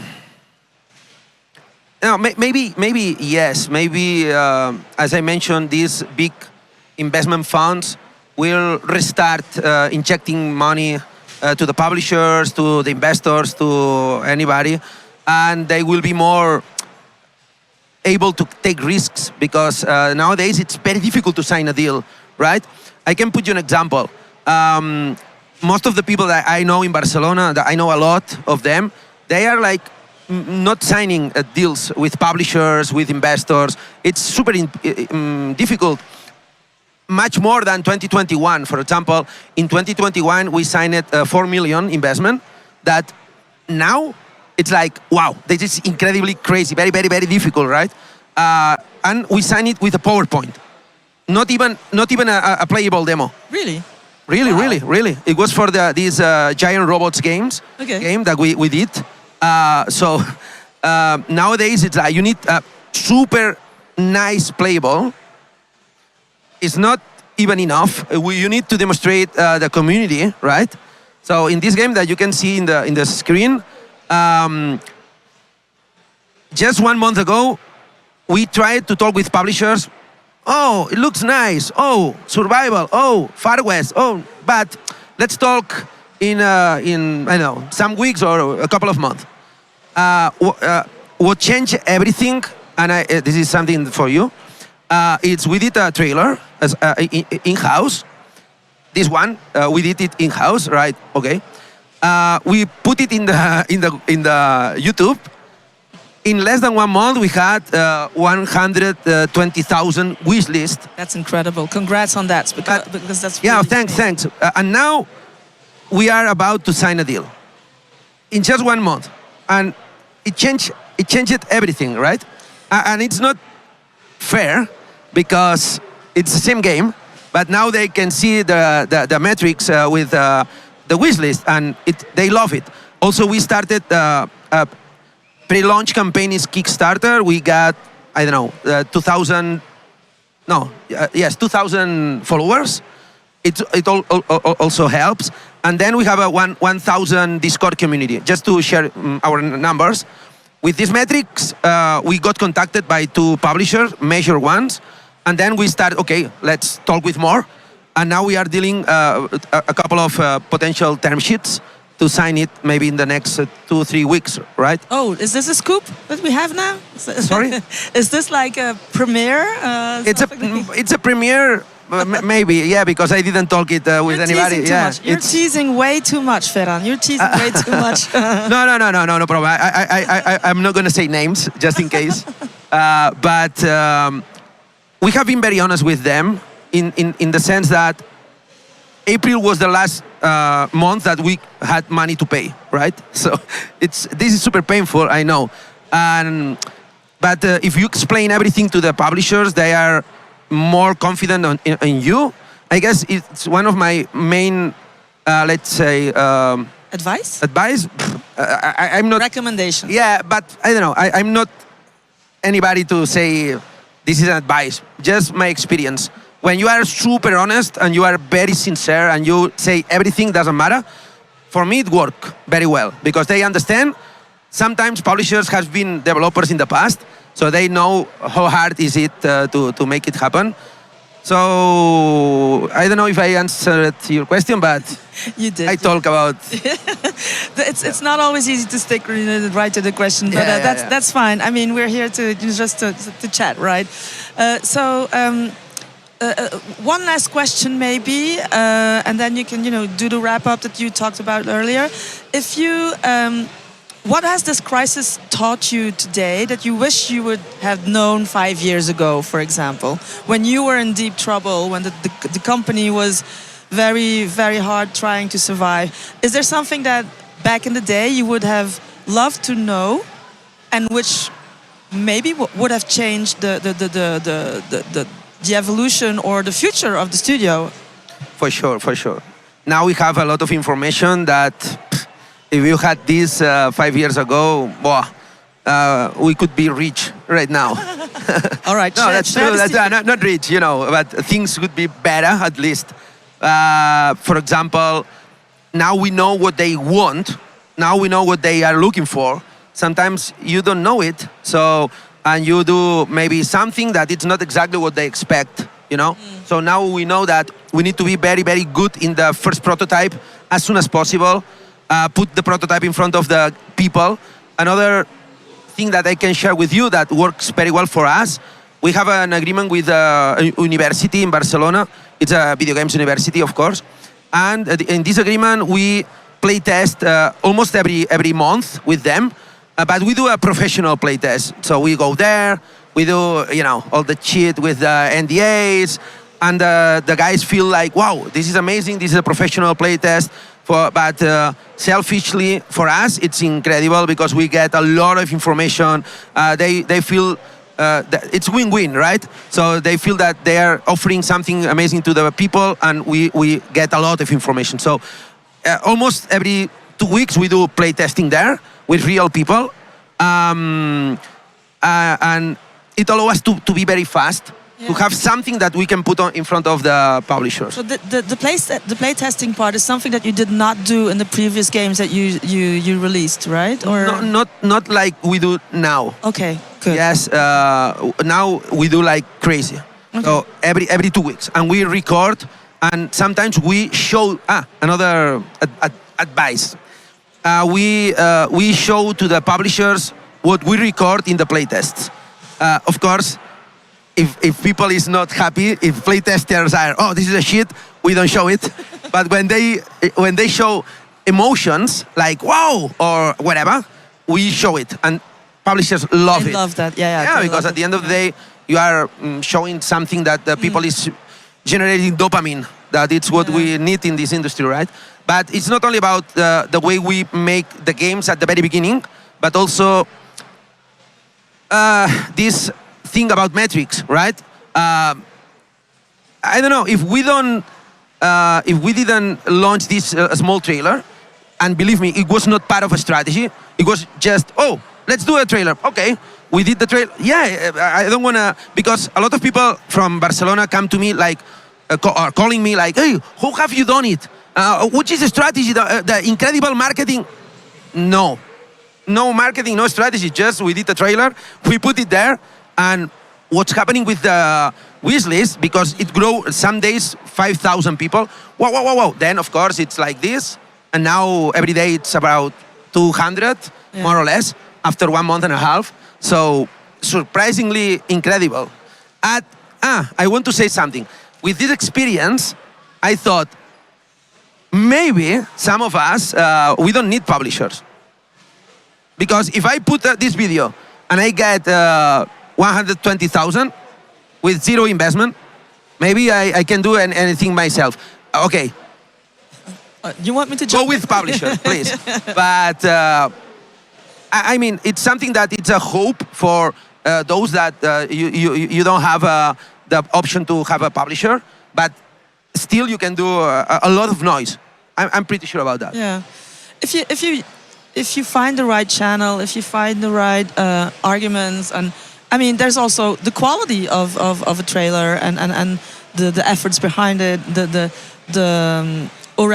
originality of the game itself, etc. So there's a lot of factors that come into the question here, but yeah. So we have 2 minutes left. So not even 2 minutes. Like, wrap up. Okay. Now I will explain our experience. We founded the company 2018. We started with our own money. We were 6 people at that time.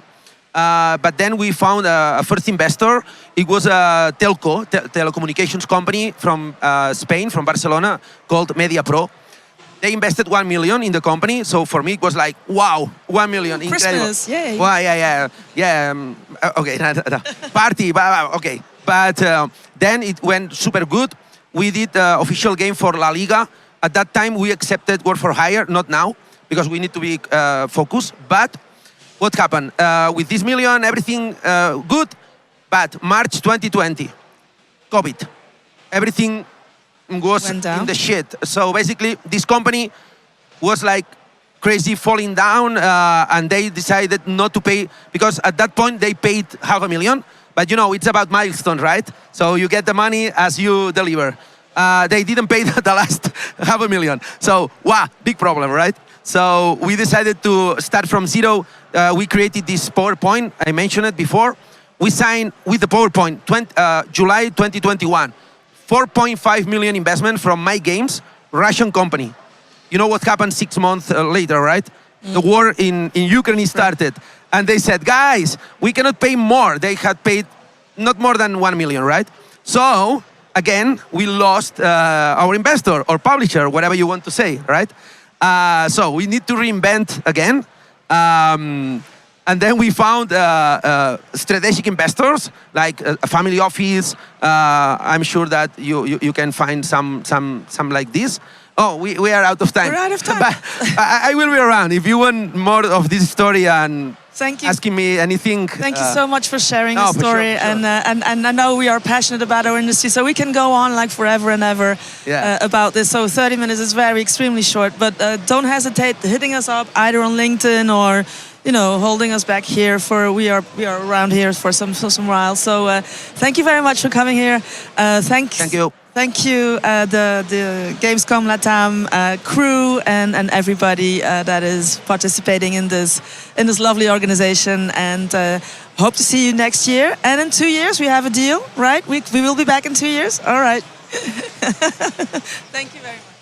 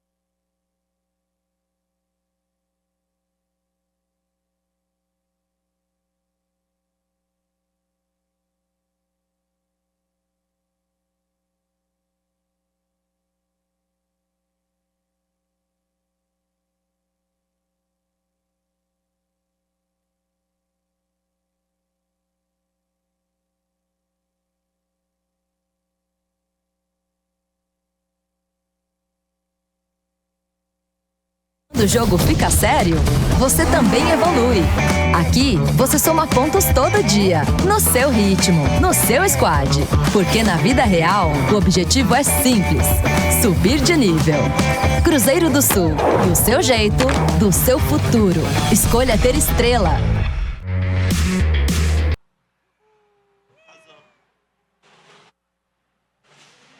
Tem alguma ficha? Já usou? Você me ouve, Carlão? Depois você traz para ela aqui. Tá me ouvindo? Opa, perfeito. Todos estão nos ouvindo? Tudo bem, pessoal? Boa tarde para todo mundo. Obrigado pela presença também. Agradecer também a Gamescom, mais um espaço aqui pra gente. Desde que a Gamescom começou, a gente sempre tem o compromisso de trazer a PGB Latam. Então, para nós assim, é sempre um prazer poder compartilhar e com exclusividade, né? Pela primeira vez vocês estão vendo aqui esses dados que a gente não divulgou ainda para o mercado, então a ideia é aqui compartilhar e conversar um pouco com vocês sobre isso. Bom, vamos lá. Para quem não conhece a história da PGB, pessoal, a PGB está no mercado como um produto já há 14 anos. É um projeto que tem um desafio de identificar quem que é o perfil de consumo no Brasil e na América Latina, países como Argentina, Chile, Colômbia, México e Peru. E desde 2016, essa vocês não sabem, Morão, desde lá a gente faz a PGB Latam.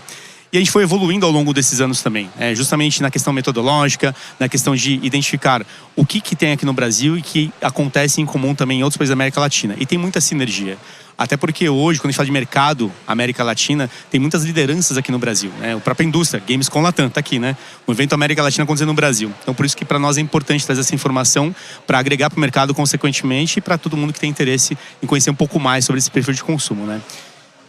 Bom, e dando sequência aqui, Eu sou o Carlos Silva, né? Sou o CEO da Go Gamers e a Go Gamers é a empresa responsável pela produção, desenvolvimento e publicação da PGB todos os anos. Sou um dos coordenadores da pesquisa, também trabalho muito. E vou passar ao meu amigo Mauro Berimbau se apresentar e também dar sequência aí. Opa, então pessoal, Mauro Berimbau. Berimbau é meu sobrenome mesmo, tá? Não é um apelido. Sou diretor de pesquisas dentro da Go Gamers. Então todos os estudos que a gente faz, não só PGB Latam, passam pelo meu desenvolvimento. É culpa minha, tá? De certa maneira. E acho que a grande função desta pesquisa em particular é tentar demonstrar um pouco, não para nós, mas para fora do espaço latino, quem somos nós, né? E também começar a gente pensar isso como mercado e atrair também mais investimentos para aqui, para nossa região, né? Geralmente o nosso mercado é tão, o setor como todo é visto de uma maneira tão internacional, AAA, não é só isso. Essas nuances que a gente quer mostrar aqui ao longo dessa pesquisa também. Então, aqui eu vou contando para vocês como é que é o nosso processo de pesquisa. Na PGB Latam, a gente observa diferentes camadas do comportamento do consumidor brasileiro. Então a gente olha do latino, perdão. E a gente olha no in-game os hábitos de jogar, o que a pessoa gosta dentro do jogo, os jogos que ela gosta. No about game, tudo que tem a ver com o processo de jogar. O tempo de jogar, a dedicação, as plataformas que usa, né? E no out of game, todos os comportamentos que estão relacionados indiretamente com o jogo. Por exemplo, o que você bebe, o que você come enquanto você joga, você assiste alguma outra coisa enquanto está jogando, você assiste sobre jogos digitais ou joga. Então a gente tem esse espaço mais amplo nesse processo. A gente fez aqui uma entrevista com mais de 7 mil pessoas recentemente, né? A pesquisa está quentinha, acabou de sair do forno, quem pegar na mão vai queimar. Então cuidado aí. Próximo, Carlão, por favor.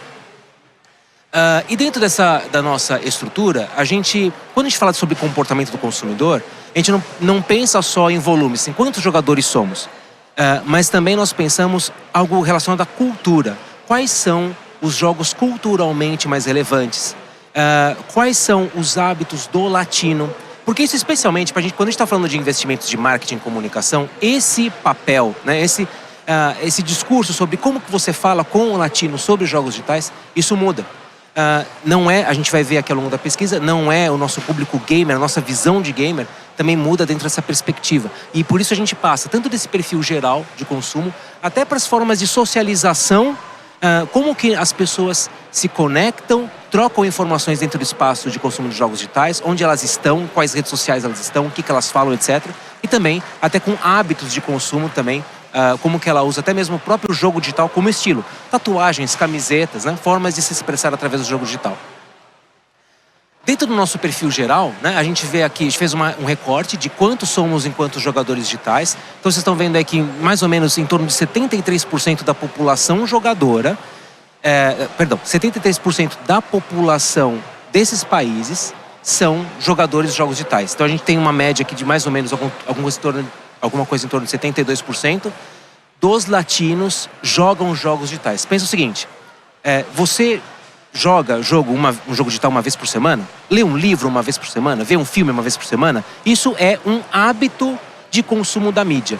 Dentro dessa relação de hábito, nós estamos falando que 72% em média da população da América Latina tem o hábito de jogar jogos digitais. Não significa que eles são todos gamers, né? Assim, no sentido de estão jogando o último Call of Duty, né? Mas eles têm esse hábito de consumir, especialmente o smartphone tem um papel importante aí, né? E formamos aqui um total de quase 380 milhões de jogadores. E esses são dados especialmente importantes para quem está atuando dentro da área da indústria e quer entender como é que funciona, como é que você vende o seu produto para fora, qual é o potencial desse mercado, por que explorar esse mercado comercialmente. Aqui, gente, a gente está vendo essa relação do hábito, né, ao longo do tempo. Então, a gente teve um crescimento aqui ao longo de 2025, mobilizado por diversas características macroambientais, o cenário latino de investimentos, e que agora, dado o cenário atual, econômico, político, global, a gente vê uma pequena queda, tá? Mas ainda assim, os números são maiores que 2024. A tendência que a gente vê do consumo digital é esse pequeno crescimento, e seguindo as linhas que a gente tem da nossa visão Brasil, que é mais antiga, já vem de 2011, Carlão? 2013. A gente entende que essa tendência do ficar entre os 70% e 80% da população jogadora é o caminho, tá? Uma nota metodológica, vocês estão vendo o Peru, a linhazinha amarela ali naquele ponto baixo, é porque em 2023 não tinha Peru na pesquisa, tá? Então foi a forma que a gente achou para contar essa história. Mas o importante é a gente ver o movimento do modelo, tá? Então, acho que a moral da história é, em termos de volume de consumo, de consumidores, a gente tem um mercado extremamente ativo e interessado nessa estrutura.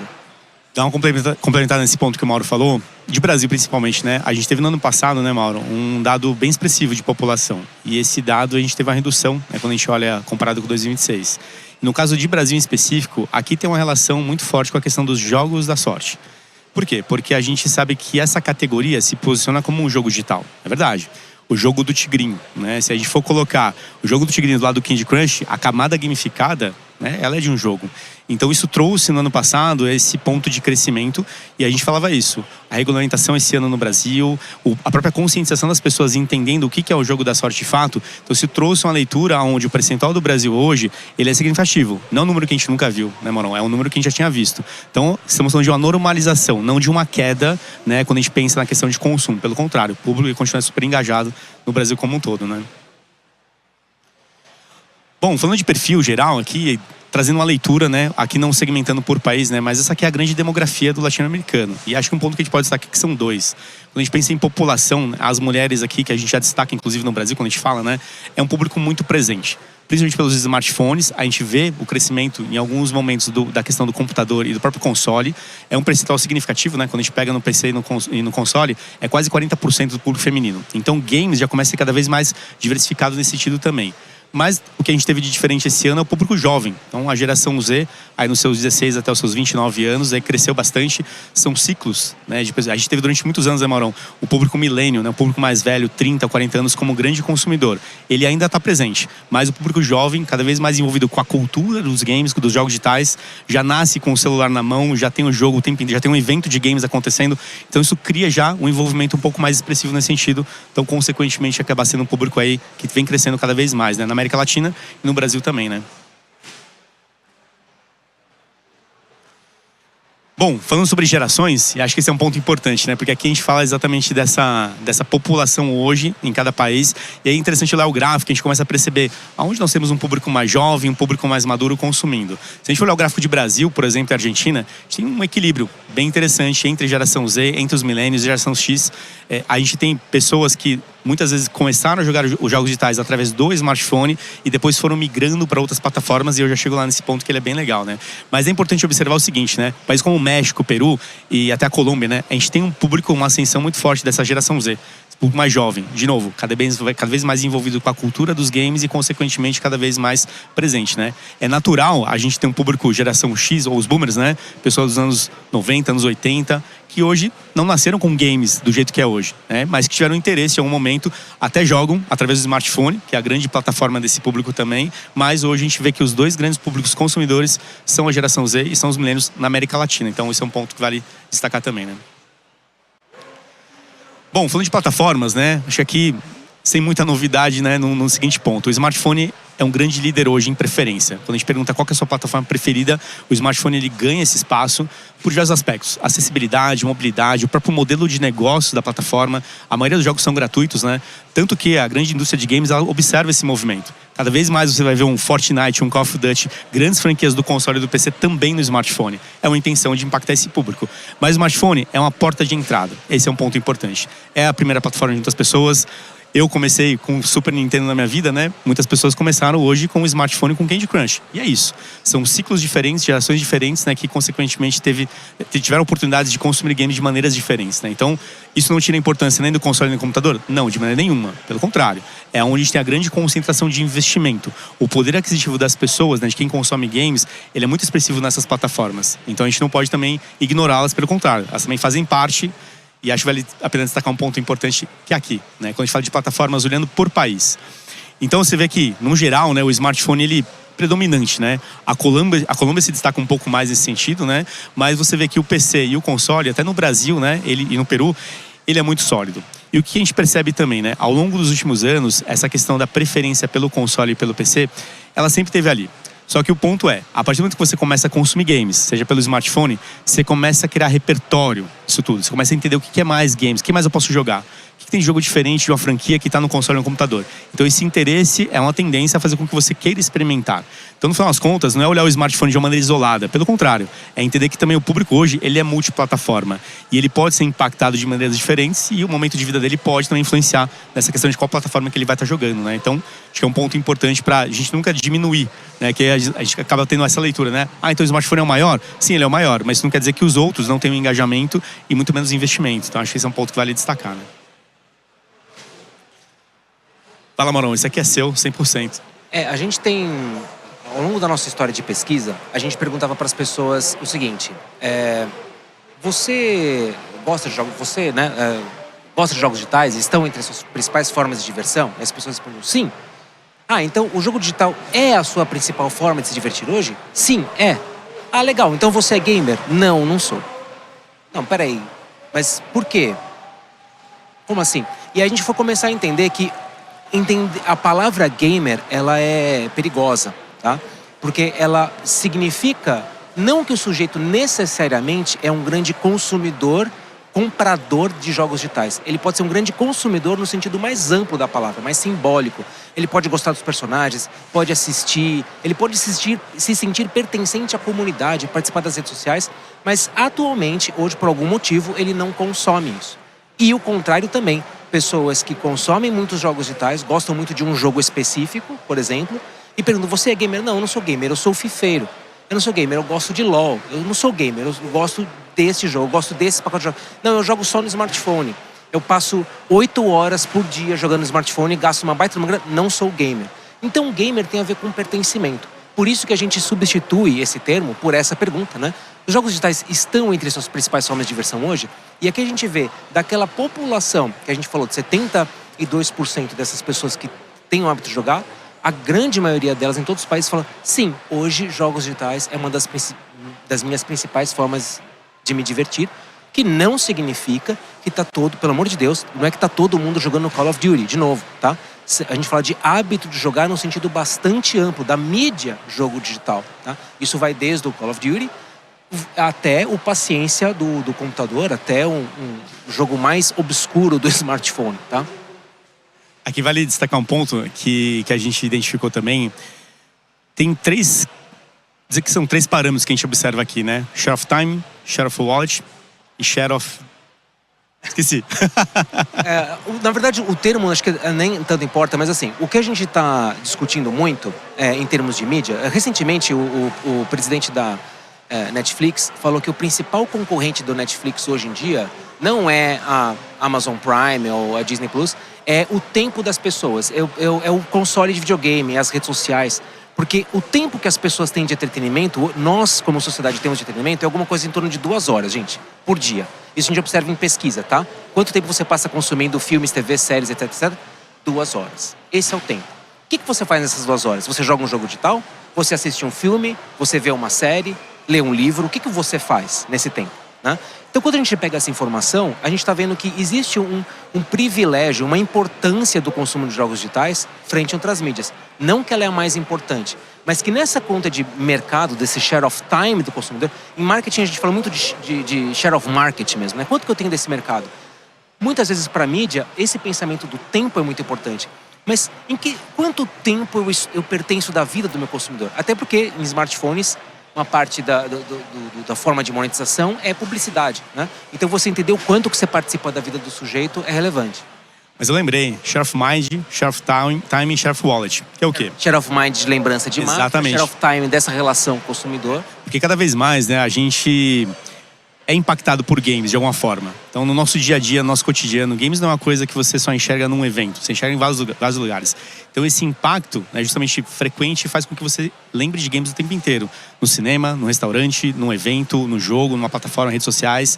E quando você fala do tempo dedicado, que o Mauro comentou, é isso. Cada vez mais as pessoas estão propensas a dedicar tempo. Na América Latina, pra vocês terem ideia, a média, que é muito próxima do brasileiro, né, é de 1 a 3 horas hoje consumindo games. Então, o tempo dedicado hoje ele é muito significativo. Então, o tempo já é curto para todo mundo, né? E ele ainda é expressivo nesse sentido, né? E quando a gente fala de wallet, falando de gasto e investimento, ele também é importante. Porque, no final das contas, mesmo um smartphone que tem hoje um jogo gratuito, ele pode também ter as pessoas gastando dentro do modelo de negócio. Pacote de assinatura, ou as skins e tudo mais. Então, hoje, não é só uma questão do jogo em si, mas é várias outras coisas que fazem com que esses números sejam expressivos, né? Então, games hoje não é uma coisa inchada. Esse é um ponto importante que o Mauro falou. Uma coisa é o gamer, mas outra coisa é o jogador de jogos digitais, que hoje ele é muito amplo nesse sentido, né? Aqui acho que é uma sequência, né, Maurão? Falando sobre, para quem considera, né, a principal, né? Daqueles que têm a principal... os jogos estão entre as principais formas de diversão, mas é a principal forma de diversão para muitos aí, tá? Se a gente fizer... É que a gente está fazendo percentuais, né? Total de pessoas que consomem jogos digitais, que consideram os seus jogos, que consideram o jogo como parte mais importante e que é a parte mais importante. Isso aqui vai dar metade, tá? Aproximadamente. Metade de todo o público que joga tem o jogo digital como a sua principal forma de diversão hoje em dia. Isso aí. Bom, vamos falar do gamer, né, Maurão? Acho que é importante, né? Então, eu estava falando sobre essa relação da identificação com o gamer, tá? Fazer essa separação é importante, especialmente quando nós estamos falando de empresas que não são da indústria de games, diretamente conectadas, que querem se conectar com o público gamer, né? Quem são essas pessoas? O que é ser gamer? Como é que é esse discurso? Onde essas pessoas estão, né? E grande parte do que a gente vê aqui na feira, ele tem essa estética do gamer. As luzes, as cores, as propostas, isso toca muito nesse discurso. Porém, há todo um outro espectro, metade do público que a gente está vendo pelos dados aqui, né? Metade das pessoas tem o hábito de jogar, estão comprando, consomem essa mídia, acham que ela é a mais importante da forma de entretenimento hoje e não temos tantos discursos voltados para esse público. Então, como o Carlos estava falando antes, você ter hoje um jogo voltado para smartphone, não é só você pegar a franquia do Call of Duty e jogar lá, né? Você tem que pensar que aqui nós temos um público diferente que está entrando agora dentro do consumo de jogos digitais. Pode ser crianças, podem ser muitas mulheres que ficaram ao longo da história da indústria de games, especialmente anos 90, 2000, um pouco desconectadas em termos de produto e de discurso, né? E que aqui a gente tem que ter um olhar novo. Esse, pra gente, é o nosso ponto de atenção para falar, indústria, grande indústria. Você quer falar com gamer? Legal, você está deixando... Beleza, funciona, está dando dinheiro, está gerando dinheiro para a indústria, mas existe toda uma parte aqui, uma grande parte desse público que não se identifica como gamer e também são grandes consumidores. Vamos olhar para essa fatia também. Bom, vamos falar dos games, né? Acho que é sempre um ponto importante, né? Destacar quais são esses produtos. E aqui a gente pode fazer algumas leituras. A primeira delas é o seguinte: não são jogos desconhecidos de muitas pessoas, né? Quando a gente pensa nas grandes franquias da indústria, inclusive do próprio smartphone. E olha, curioso, né? Você pega um Call of Duty, como a gente estava comentando aqui. O Call of Duty que está lá no PC, que está no console, que é o Black Ops, que todo ano tem alguma coisa, que tem um Warzone. Mas o Call of Duty Mobile também ele é relevante. Mas como a gente falou, é um outro jogo. A franquia, a marca é a mesma, mas ele foi pensado para aquele público. Então o que a gente entende é que quanto mais o produto ele consegue se adequar à plataforma, mais engajamento consequentemente ele vai ter, né? Então esse é um ponto curioso. E por outro lado, é essa conexão multiplataforma, né, Manuel? As pessoas elas jogam em uma, mas elas também jogam na outra. Então você tem as grandes franquias que um Fortnite, por exemplo, que ele tá no smartphone e ao mesmo tempo ele tá no console, tá no PC, isso mostra de fato que hoje o consumidor ele tá multiplataforma. Ele tem a opção de jogar naquela que ele prefere, mas se ele quiser outro dia migrar, ele pode jogar também, né? E o desafio aqui, né, da indústria como um todo é furar esse ciclo, entrar nesse hall de grandes franquias do mercado. No ano passado no Brasil, pra vocês terem ideia, um dos melhores jogos que o pessoal sinalizou foi o Expedition 33. Assim como o Silksong, que de fato foram jogos surpreendentes nesse sentido. Geraram resultados importantes. Expedition foi o jogo mais premiado da história, já bateu esse recorde. Mas quando você pensa em consistência, popularidade ao longo do tempo, são esses caras que dominam. Porque são esses jogos que você vai dedicar mais tempo, são esses jogos que estão ecoando na mídia como um todo, tem um tempo de dedicação no final das contas, né? Você não fica habilidoso no Warzone jogando uma semana, pelo contrário, né? Então isso faz com que as pessoas fiquem cada vez mais dentro deles também. Então esse é um ponto importante. É o mecanismo que esses jogos têm para gerar esse engajamento. E não se engane, Candy Crush tá ali, de fato. Candy Crush tá ali porque ele tem uma grande população, ele é muito relevante hoje pro mercado e para essas pessoas que gostam de jogar até hoje, né? São jogos, eu acho que essa imagem representa jogos que estão na memória gamer, na cultura gamer, né? O que é ser gamer? Ser gamer é, em parte, entender, participar, compreender esse número. Já ouviu falar de Call of Duty? Não, nunca ouvi falar. Pô, então você não é gamer. É um pouco esse discurso, tá? Não tô colocando aqui uma coisa... Nada contra as pessoas que não conhecem Call of Duty, pelo amor de Deus. Quem não conhece Call of Duty aqui? Todo mundo conhece. Pois é, mas... Todos esses jogos, mesmo Angry Birds, por exemplo, smartphone, é um pouco interessante, que a pergunta tá perguntando sobre awareness de marca, né? E Angry Birds é um produto, como jogo... Eu não vou dizer morto, assim, mas assim, o tempo dele, né, a fama, o ápice do seu sucesso já passou. Mas na memória do consumo de jogos digitais, né, na memória midiática, o jogo está fortemente presente ainda. Esse é um ponto importante, né, porque a gente mede, tem outras 2 leituras que nós fazemos, né, de público que jogou esses jogos e que pararam por algum motivo e pessoas que jogam até hoje. E quando a gente faz esse recorte, né, de público ativo, como o Mauro falou, né, Call of Duty, por exemplo, tem muito mais pessoas jogando hoje do que o Assassin's Creed Shadows, que é um jogo de começo, meio e fim. E terminou ali, né? E os outros não. São jogos como serviço, jogos recorrentes, então tem essa diferença também que acaba gerando esse ponto de público ativo, né? Bom, e vamos para a polêmica, né? Acho que esse é um ponto curioso, né, que gera muita discussão já há muito tempo, a questão da inteligência artificial, né? É um assunto que hoje ele está sendo muito discutido na questão do consumidor. Por quê? Porque agora o consumidor está começando a observar como que o produto vai ser entregue para ele e qual que é a experiência que ele está vendo. A gente viu recentemente a questão da DLSS 5, né, que foi divulgada e tudo mais, o quanto que ela gerou de discussão. Mas o ponto é o seguinte, existem preocupações? Sim. As pessoas na América Latina, tá, se preocupam com relação à parte criativa, a questão de perda de emprego, a questão do direito de uso autoral desses produtos hoje que são produzidos pela indústria. Então existe essa preocupação. Mas por outro lado, quando a gente vai para a segunda pergunta, tá, mas você compraria um jogo feito por IA? Tá lá, 25% compraria, afirmam que sim. E 48% fala que talvez. E o que é o talvez? Aquelas pessoas que querem entender como que a IA vai de fato entregar uma experiência positiva. A gente não sabe ainda. Vai ser um processo. A gente está recebendo a IA para todo lado. Você entra na rede social, você vê alguma coisa feita por IA. E é isso que está acontecendo agora na indústria de games. Mas a gente está entendendo como que esse produto vai, de fato, ser qualificado. Será que o próximo Call of Duty ele vai ter IA aplicada? Será que as pessoas vão gostar? As preocupações estão ali. E acho que o ponto não é entre o extremo, entre sim ou não. É principalmente esse 48%, que é metade das pessoas, do talvez. É o público em potencial. E a gente sabe que a IA... ela pode apoiar sim a indústria? Com certeza. Né? A questão de produtividade, de conceito, de acelerar. Quem não gostaria de ver um próximo God of War sendo produzido em 2 anos, ao invés de 5? Todo mundo gostaria. E talvez a gente veja isso com a IA. Mas o ponto é, o produto que vai ser entregue para esse consumidor, o quanto que ele de fato vai agregar na experiência e as pessoas vão aceitar isso. E o desafio da indústria é, como que você conta isso? Né? Hoje a gente tem uma preocupação e as pessoas não estão tão...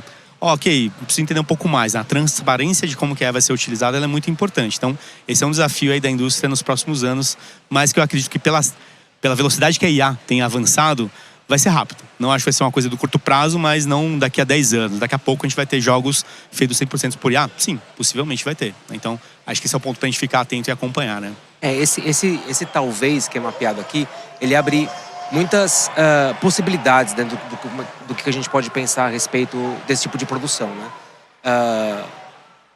Não tem a ver só com a gente pensar o desenvolvimento, mas pensar também essa relação de consumo, né? Esse talvez pode significar que a gente está pensando numa produção que envolve mais inteligência artificial nos gráficos, etc. Mas a gente pode estar pensando também numa relação de custo, né? Que é uma preocupação que tem surgido muito dentro da indústria. O custo de desenvolvimento, especialmente dos grandes jogos, né? É alto, é uma equipe muito grande, um tempo de produção muito grande. Então, são formas de pensar estratégias de viabilização disso. E o que a gente mostra aqui, o mercado consumidor, de modo geral, está reticente, né? Mas não negativamente. Há uma abertura para esse tipo de lógica se a proposta for transparente e for clara, né? Então, eu diria que ele é polêmico, mas não é surpreendente. Eu acho que tudo que a indústria conseguir, supostamente, tudo que a indústria conseguir oferecer para o consumidor, que de certa maneira melhora a experiência, é um preço melhor, é mais formas de acessibilidade, é uma estética melhor, são jogos que vêm mais rápido, né? Enfim, tudo que isso for defendido dessa maneira, supostamente pode ter uma citação melhor. Então, é um alerta talvez eu diria que é um sinal semi-positivo para a indústria investir nessa tecnologia. É isso aí. Bom, pessoal, numa reta final aqui para vocês, né? A gente tem um trabalho que ele não para, né? A gente tem sempre essas grandes entregas no começo do ano. A gente lançou ali em março a PGB Brasil. Estamos agora com a PGB Latam. A gente está agora produzindo um material focado em FPS competitivo, né, que vai ser lançado agora em maio. Painel de marcas, enfim, tem muita coisa. Então, quem quiser acompanhar o nosso trabalho também, esse roadmap, na verdade, ele tem a intenção de trazer cada vez mais também informação, insight e profundidade de alguns temas. A gente quer fazer um estudo, inclusive, focado em Fortnite e em Roblox, para entender a economia criativa desses jogos. Um dedicado em marcas, na questão principalmente de como que as marcas hoje atuam dentro desse território com mais propriedade. Então esse é um ponto que a gente mapeia há alguns anos, a gente quer fazer um estudo separado. E não podia não deixar de contar sobre o GTA. Sim, a gente vai fazer, mas guarda que eu já conto desse cara aí também, que ele é importante. Mas ele está um pouco mais para frente. A gente quer também fazer o estudo do GTA entendendo se o produto vai ser lançado esse ano também, entendendo se a campanha de marketing que eles estão prometendo vai acontecer agora no meio do ano. Então tem várias questões aí, mas nossa intenção é de fato acompanhar um produto tão significativo e tão esperado pela indústria. Aliás, né, não está aqui, mas posso contar para vocês, o jogo mais esperado na PGB, Brasil, Latam, nos últimos 3 anos é o GTA. E já era o GTA antes de ser anunciado o GTA 6, tá? E vai continuar sendo até depois, mas enfim, então um ponto para a gente observar e mapear, né? E aqui, pessoal, trouxe uma coisa especial para vocês, né? Então, a gente tem esse compromisso de novo, né? De trazer informações importantes para o mercado, né? Quando a gente fala de América Latina. E tudo isso que a gente trabalha, a gente desenvolveu uma plataforma ao longo desses anos, que é a PGB Data Insights. É a nossa plataforma de dados, onde você consegue fazer diversas segmentações e, consequentemente, usar da melhor forma para sua estratégia, para sua necessidade e tudo mais. Então, aqui, pela primeira vez, a gente trouxe uma degustação da PGB Latam. Então não é a PGB Brasil, é a PGB Latam que está lá. Você consegue segmentar plataformas sobre gênero, sobre os países, inclusive, né? Entendeu a demografia do que a gente está falando aqui, até mais informações que a gente mostrou também. Então faça um convite aí, tirem foto, compartilha, manda para amigo e tá liberado para vocês, tá bom? Posso mudar? Que eu também é especial, tá? Vou mudar. É esse cara aqui. E aqui, pessoal, antes de falar para vocês o que tem nesse QR Code, né? A gente entende a importância desse produto no mercado, como eu comentei. É o produto mais esperado da indústria de games, é o produto mais esperado da indústria de entretenimento. Tem tanta coisa na expectativa que a gente, né, nem sabe dizer exatamente o que ele vai ser, mas ele vai ser uma coisa importante sim. E a gente fez no ano passado um estudo focado nele, justamente para entender quem que é o perfil de consumo do GTA. Por que o GTA é tão polêmico? Por que ele gera tanta discussão, tanto engajamento? Por que ele bate volume de views quando lança um trailer? E a gente fez esse estudo justamente para entender o potencial do produto. E é um estudo bem interessante, a gente aprofunda muito o engajamento, o poder da franquia ao longo dos anos, a questão demográfica, inclusive, a relação de marcas também, enfim. E a gente trouxe para vocês aqui, né, consequentemente aí nesse QR Code, para vocês acessarem e terem uma ideia, né, do que a gente apresenta nesse material, né, que é um ponto bem importante, e anunciar oficialmente que a gente vai fazer o estudo do GTA esse ano, América Latina.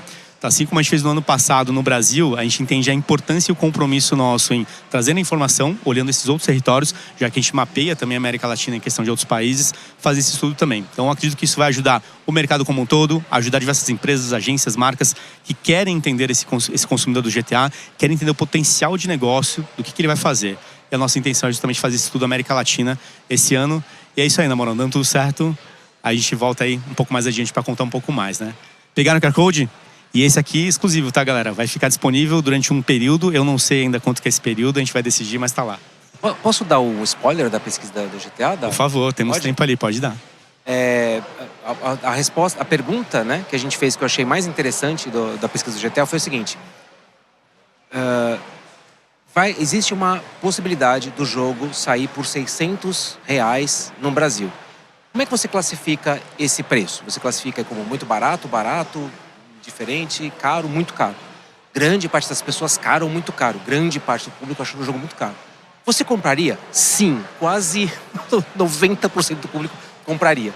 Então, mostra a importância do valor cultural do GTA e por isso que a gente está subindo essa escala para a América Latina, para entender um pouco também como funciona essa relação e a importância desse jogo para nós, enquanto consumidores, enquanto produto de mídia mesmo, né? O impacto disso no mercado. E quando a gente lançou esse estudo, teve essa discussão fora do país mesmo, né? Então esse estudo ele reverberou fora do país, aqui, fora do Brasil, por isso também a gente acabou se motivando em fazer Latam, porque é isso, cada país, né, tem a sua diferença em questão de poder aquisitivo, de cultura e tudo mais, e a gente quer entender exatamente esse ponto, né? E lança até para vocês, quem pagaria aqui R$600 no GTA? Vocês pagariam?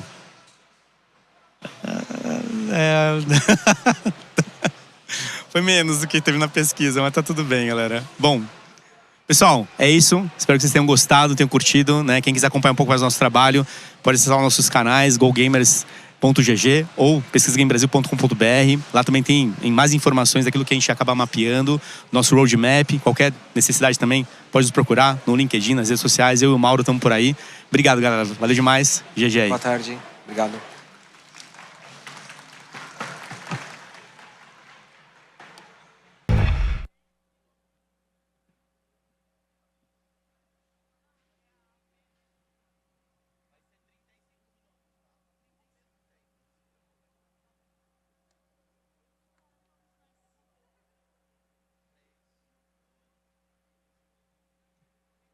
Olá, gamescom Latam 2026!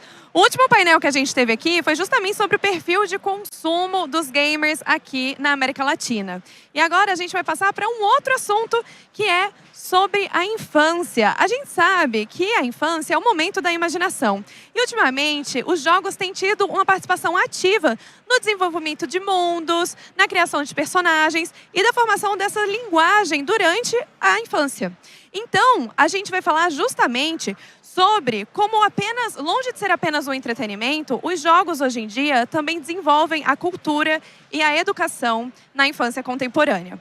Para isso, a gente vai discutir sobre como políticas públicas, educação e também a indústria podem atuar juntas para promover um ambiente digital que seja inclusivo, criativo e seguro para as crianças. Então, com a participação de representantes do Instituto Ayrton Senna, da Unicef, da TV Cultura e da Abra Games, eu convido ao palco Beth Carmona, Fabiana Froes, Joelson Veloso e João Francisco de Aguiar Coelho, com a mediação de Ivelise Fortim, para o nosso próximo painel.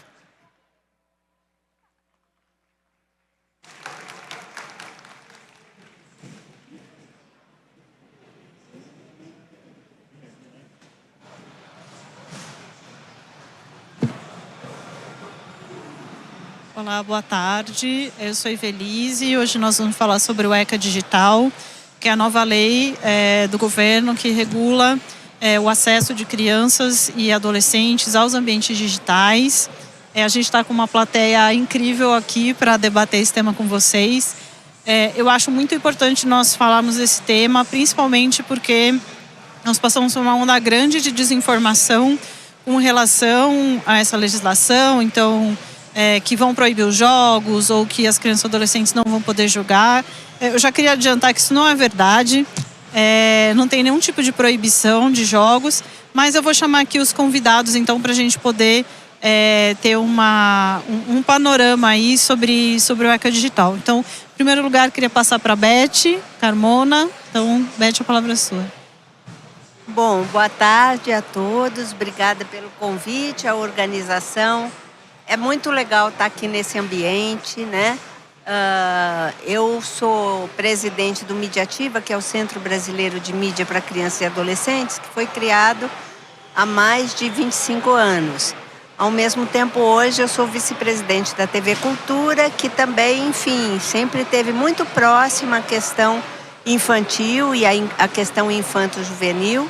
E que hoje, além de uma programação infantil e juvenil extensa, tem também um programa diário, de segunda a sexta, o Antimatéria, que é um programa que fala sobre games e que fala sobre animes, fala sobre personagens, fala sobre criação. Então, antes de tudo, quer dizer, a gente precisa celebrar esse ambiente, a gente precisa celebrar esse tipo de entretenimento quando ele é saudável, quando ele acrescenta, quando ele contribui. E é isso que a gente vem fazendo há alguns anos, seja através das histórias audiovisuais ou seja através dos games, que contam histórias através das animações e do audiovisual e de seus personagens.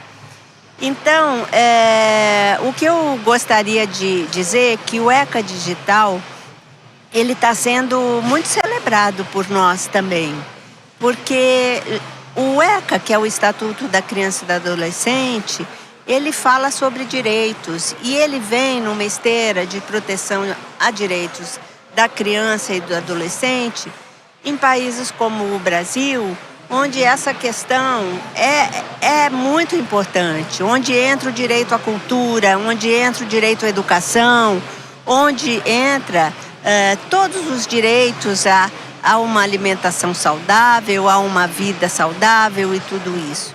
E o ECA Digital, ele, de uma certa forma, se antecipa e traz para a mesa uma discussão que é da sociedade. Na verdade, quando a gente fala do ambiente digital, esse ambiente digital ele é muito amplo. Ele tem a internet, que é a rua, né? Que pode ser uma rua calma, mas também que pode ser a selva. E ele também fala de um ambiente onde também estão as redes sociais, onde também estão os games e tantas outras coisas que a gente sabe que existe e que tem cada vez mais tomando conta da sociedade hoje, que é uma sociedade audiovisual. O audiovisual é a nova linguagem. É a linguagem que hoje nós precisamos aprender, né? O seu alfabeto, a sua sinalização. Então, o ECA Digital, ele vem um pouco sobre isso. O que eu gostaria de dizer é que na TV Cultura, como uma emissora pública que sempre teve a questão ligada às crianças e aos adolescentes, a gente sim está trabalhando numa campanha de informação e também nos nossos programas jornalísticos. A gente fala sobre as questões ligadas ao universo digital, à desinformação, à fake news. E na área do que seria para as crianças e para as famílias, nós preparamos uma campanha. E eu gostaria de mostrar para vocês 2 vídeos que, de uma forma bastante divertida e de uma forma muito leve, falam um pouco sobre o que o ECA Digital propõe e o que a sociedade precisa estar antenada nesse momento. Ou seja, todo mundo, sejam pais, sejam filhos, sejam produtores, sejam criadores, sejam as famílias e os responsáveis, todos devem estar atentos ao que está acontecendo no mundo digital e no mundo digital dentro da sua própria casa. Então, gostaria do vídeo número 1, por favor. Mães, pais e cuidadores, vocês sabiam que o uso excessivo de telas e o acesso a conteúdos inadequados podem afetar a saúde mental e colocar crianças e adolescentes em risco? Se informar é o primeiro passo para protegê-los. Vamos combinar? Tá bom. Tchau, vô. Tchau, vovó. Para bebês de até 2 anos, a recomendação é 0 tela. Só vale participar de videochamadas e sempre com a presença de adultos. Dos 2 aos 5 anos, pouco tempo de tela e muita atenção à classificação indicativa. Meninos, a tapioca está pronta! Para crianças de 6 a 11 anos, limite o uso de telas de 1 a 2 horas por dia, sempre com supervisão. Obrigada, mãe, por me ajudar a estudar na internet. Para adolescentes de 11 a 17 anos, é importante que o tempo de tela não ultrapasse de 2 a 3 horas por dia. Filho, já deu o tempo de jogo. Já vou sair para brincar. Acompanhe redes sociais, aplicativos e jogos usando ferramentas de controle. Para todas as idades, a regra é evitar telas nas refeições e antes de dormir. Quando os adultos participam da vida digital das crianças e dos adolescentes, o uso da tecnologia é mais seguro. Estar presente é proteger. Tá combinado! E agora eu gostaria de ver o segundo vídeo, que apresenta uma outra situação que também dentro da mesma ideia, né? São personagens conhecidos, personagens da TV Cultura e da TV Rá-Tim-Bum que estão vivendo a situação. Mães, pais e cuidadores, o uso excessivo de telas e o acesso a conteúdos inadequados podem afetar a saúde mental da sua família. Se informar é o primeiro passo. Vamos combinar? Filho, você já está jogando faz um tempão. Ah, só mais um pouquinho. Equilibrar o tempo de tela dos seus filhos nem sempre é fácil. Vamos combinar de terminar essa fase depois? E jogar juntos agora? Bora! Diálogo é fundamental. Sempre que possível, a tela deve ser trocada por outras atividades. Agora é nossa vez de jogar, né, pai? É verdade. Isso aqui pode esperar. Lembre-se, em casa o maior exemplo é você. Seja uma boa referência no uso equilibrado de telas. Aqui em casa, tem hora certa para usar o tablet. Minha mãe brinca junto comigo, é mó divertido. Uau, que legal! Vou conversar com minha mãe. Aposto que ela vai querer brincar comigo também. Converse e participe das atividades digitais com as crianças. Atividades ao ar livre ajudam a compensar o excesso de telas. Bora brincar! Participe da vida digital das crianças e adolescentes. Estar presente é proteger. Tá combinado! Portanto, essa campanha ela tem 5 a 6 vídeos e nós vamos passar durante toda a programação atingindo pais e filhos e é um começo de uma contribuição para o sucesso do ECA Digital. Obrigada. Obrigadíssimo, Beth. Passa a palavra para o João. Obrigado, Evelise. Obrigado, Beth, também por nos contar aí sobre essas iniciativas todas tão legais. Bom, boa tarde, pessoal. Meu nome é João. Eu sou advogado, eu trabalho no Instituto Alana, que é uma organização que trabalha com a defesa dos direitos da criança e do adolescente em várias frentes, inclusive no ambiente digital. E nessa nossa atuação de defesa dos direitos da criança no ambiente digital, que já se estende aí por vários anos, a gente segue um mote, né, que é o que a gente busca é proteger a criança na internet e não da internet, né? Ou seja, a gente reconhece também que esses ambientes digitais, eles têm potencialidades, eles trazem oportunidades enormes. Então o que a gente quer não é tirar as crianças e os adolescentes deles, mas sim garantir que quando eles estejam nesses ambientes, estejam utilizando esses produtos e serviços, eles estejam fazendo isso de uma maneira segura e que seja respeitosa aos seus direitos, né? Eu estou falando isso porque eu acho que esse mote do Instituto Alana, ele acaba indo muito ao encontro do ECA Digital e do espírito do ECA Digital, como a Beth trouxe aqui, né? Essa é uma lei que eu acho que diferente de outras legislações, né, para proteção da criança no ambiente digital, que a gente está vindo surgir aí ao redor do mundo, ela não tem uma abordagem que é principalmente proibitiva, né, que busca tirar as crianças e os adolescentes desse ambiente. Mas sim, o que ela propõe é uma adequação desses ambientes que são de fato acessados por essas pessoas para que eles sejam mais respeitosos e mais propícios para que elas usufruam dele de uma maneira produtiva e bacana para o seu desenvolvimento, né? Então, se a gente pega ali, por exemplo, o artigo 3º do ECA Digital, o que a gente vai ver é que ele diz que o desenvolvimento de qualquer produto e serviço, né, que seja utilizado por essas pessoas deve, desde o design, desde ali da origem, garantir que o melhor interesse, né, ou seja, que os direitos, que aquilo que vai ser bom para a criança e do adolescente seja uma consideração de primeira ordem. E aí, olha o que eu estou falando, né? Isso é desde a origem, desde o design do produto e não como uma consideração lateral, né, que vai vir só depois, quando o produto já estiver inteiro pensado. A gente está falando de realmente pensar desde modelos de negócios, modelos de monetização, estruturas para esses jogos, design desses jogos que sejam respeitosos e que sejam oportunos para esses direitos. Bom, eu acho que essa ideia, né, de você diminuir riscos e maximizar oportunidades, ela é importante para qualquer mercado, né, que está aí sob o escopo do ECA Digital. E aqui eu lembro que ela é uma lei bastante ampla, então ela contempla não só os games, né, mas também redes sociais, e-commerce, etc. Mas no caso dos games, né, eu acho que essa perspectiva que leva em conta também as oportunidades, né, desse universo para as crianças é especialmente importante, né? Porque quando a gente está falando de games, a gente não está falando simplesmente de qualquer produto e serviço, a gente está também falando, primeiro, de uma linguagem cultural, né, o que eu acho que dá toda uma outra dimensão para esse mercado que precisa ser levado em conta na implementação da lei.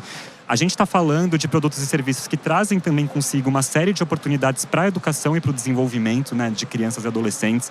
Então existem aí diversos estudos que mostram, né, que de novo, né, um uso moderado e que seja orientado pelos direitos dessas pessoas, desses jogos, podem sim contribuir para uma série de habilidades, né, que vão trazer frutos positivos pelo resto da vida. E a gente está falando também de uma indústria que se desenvolve, né, no Brasil e que pode também trazer uma série de oportunidades de emprego e de renda muito mais qualificadas para os nossos jovens, né? Então eu acho que nesse processo de implementação do ECA Digital, tudo isso precisa ser levado em conta. A gente precisa, porém, também levar em conta que muitos dos jogos, né, que hoje são mais populares entre essa parcela da população, trazem consigo uma série de riscos que a gente também precisa pensar como é que enfrenta, né? Então a gente tem, por exemplo, riscos relacionados ao contato com adultos, né, mal intencionados, que vão aproveitar que esse é um universo tão frequentado por crianças e adolescentes para se infiltrar ali e aí cometer todo tipo de violência, de aliciamento e de exploração contra essa pessoa. A gente vê também, muitas vezes, a arquitetura desses jogos se orientando para uma lógica de produção de vícios, né, de comportamentos compulsivos, que fazem que a gente sequer consiga sair das telas, né? A gente vê também uma lógica de exploração comercial sendo incorporada na arquitetura desses jogos, muitas vezes criando ali situações que pressionam as crianças a sentirem que elas precisam adquirir um determinado, enfim, alguma vantagem ali dentro do jogo e pagar dinheiro por isso, para que ela possa continuar jogando. Então, é esse universo de riscos que a gente tem que pensar como é que a gente coíbe, ao mesmo tempo em que a gente não abre mão dessas várias oportunidades que são também oferecidas pelo universo dos games e que eu mencionei aqui. E aí, acho que para já me encaminhar para o final da minha fala, o recado que eu queria deixar aqui para todos, né, desenvolvedores, pessoas da comunidade gamer que estão acompanhando, é que essa é uma discussão que está posta, né? Então, o ECA Digital, tudo bem, ele foi aprovado no ano passado, ele está sendo implementado agora, mas ainda existem muitos debates em aberto, inclusive, né? A gente estava ali no lounge até falando sobre a lei, sobre diferentes interpretações da lei, que se beneficiariam muito de contar com esse olhar amplo da sociedade, das comunidades interessadas, dos desenvolvedores, para que a implementação da lei se dê da forma mais produtiva e melhor possível, né? A gente consegue, por meio dessa participação social, orientar essa lei para um sentido de garantir que, junto com o marco legal dos jogos eletrônicos, né, que acho que não vai dar tempo de eu comentar muito aqui, mas de realmente criar as bases, né, para uma indústria no Brasil que seja muito mais bacana e muito mais respeitosa para as nossas crianças. Então eu convido a todas e todos que participem, né? Agora, por exemplo, a ANPD, a Agência Nacional de Proteção de Dados, está com uma consulta pública aberta para que sejam dadas opiniões a respeito de conceitos da lei. A gente tem editais do Ministério da Ciência, Tecnologia e Informação convidando desenvolvedores também a desenvolverem aplicações que atendam às necessidades da lei. A gente tem todo um debate rolando em várias instâncias de governo, de poder, sobre a melhor forma de implementar essa lei. E eu acho que quanto mais a gente se apropriar desses debates, mais contribuir com eles, melhor esse caminho vai ser trilhado. Isso ainda está em aberto, então fica o convite. E obrigado, Evelise, pela oportunidade, pelo espaço. Obrigada, João. Obrigada também pela perfeição do horário. Queria passar a palavra para a Fabiana. Oi, gente, tudo bem? Eu sou a Fabiana, advogada do CQSFV, e nós somos especialistas nessa área de entretenimento e também de games. E assim, só confirmando a fala do meu colega João, né? Essa lei, ela na verdade, ela já deveria ter vindo há mais tempo, né? E o intuito não é proibir ou prejudicar o mercado, o intuito realmente é proteger as crianças, né, de práticas de uso excessivo, problemático ou compulsivo de jogos. Então, indo para a parte prática, e ela já está vigente, tá? Essa lei já está vigente. Eu sei que o mercado teve pouco tempo para se adaptar, como o João falou.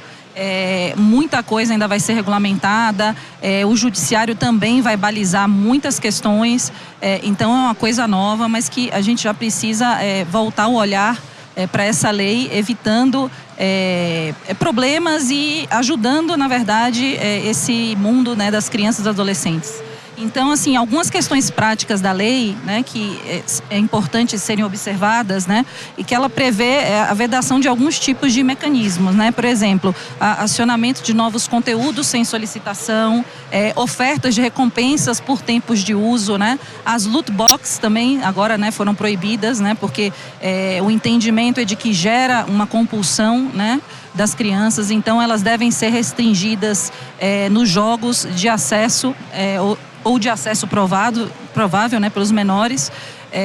seja por função padrão também, ou elas podem ser restringidas dependendo da declaração da idade, e as funcionalidades também que proíbam, né, que permitam a interação entre os usuários, né? Isso é muito importante, porque, inclusive, no artigo 21 da lei, ela já fala da questão de restringir essa comunicação, né, por padrão, né? Então, na verdade, isso já vai ter que ser restringido. Já tem alguns jogos, inclusive, restringindo essa interação entre os usuários, né, menores de idade, a exemplo do Roblox. Então, isso precisa, como o João falou, ter um olhar já a partir dos desenvolvedores, né? Todas essas questões desses mecanismos para evitar a exposição dos menores, porque, na verdade, gente, a lei veio para ficar e é isso.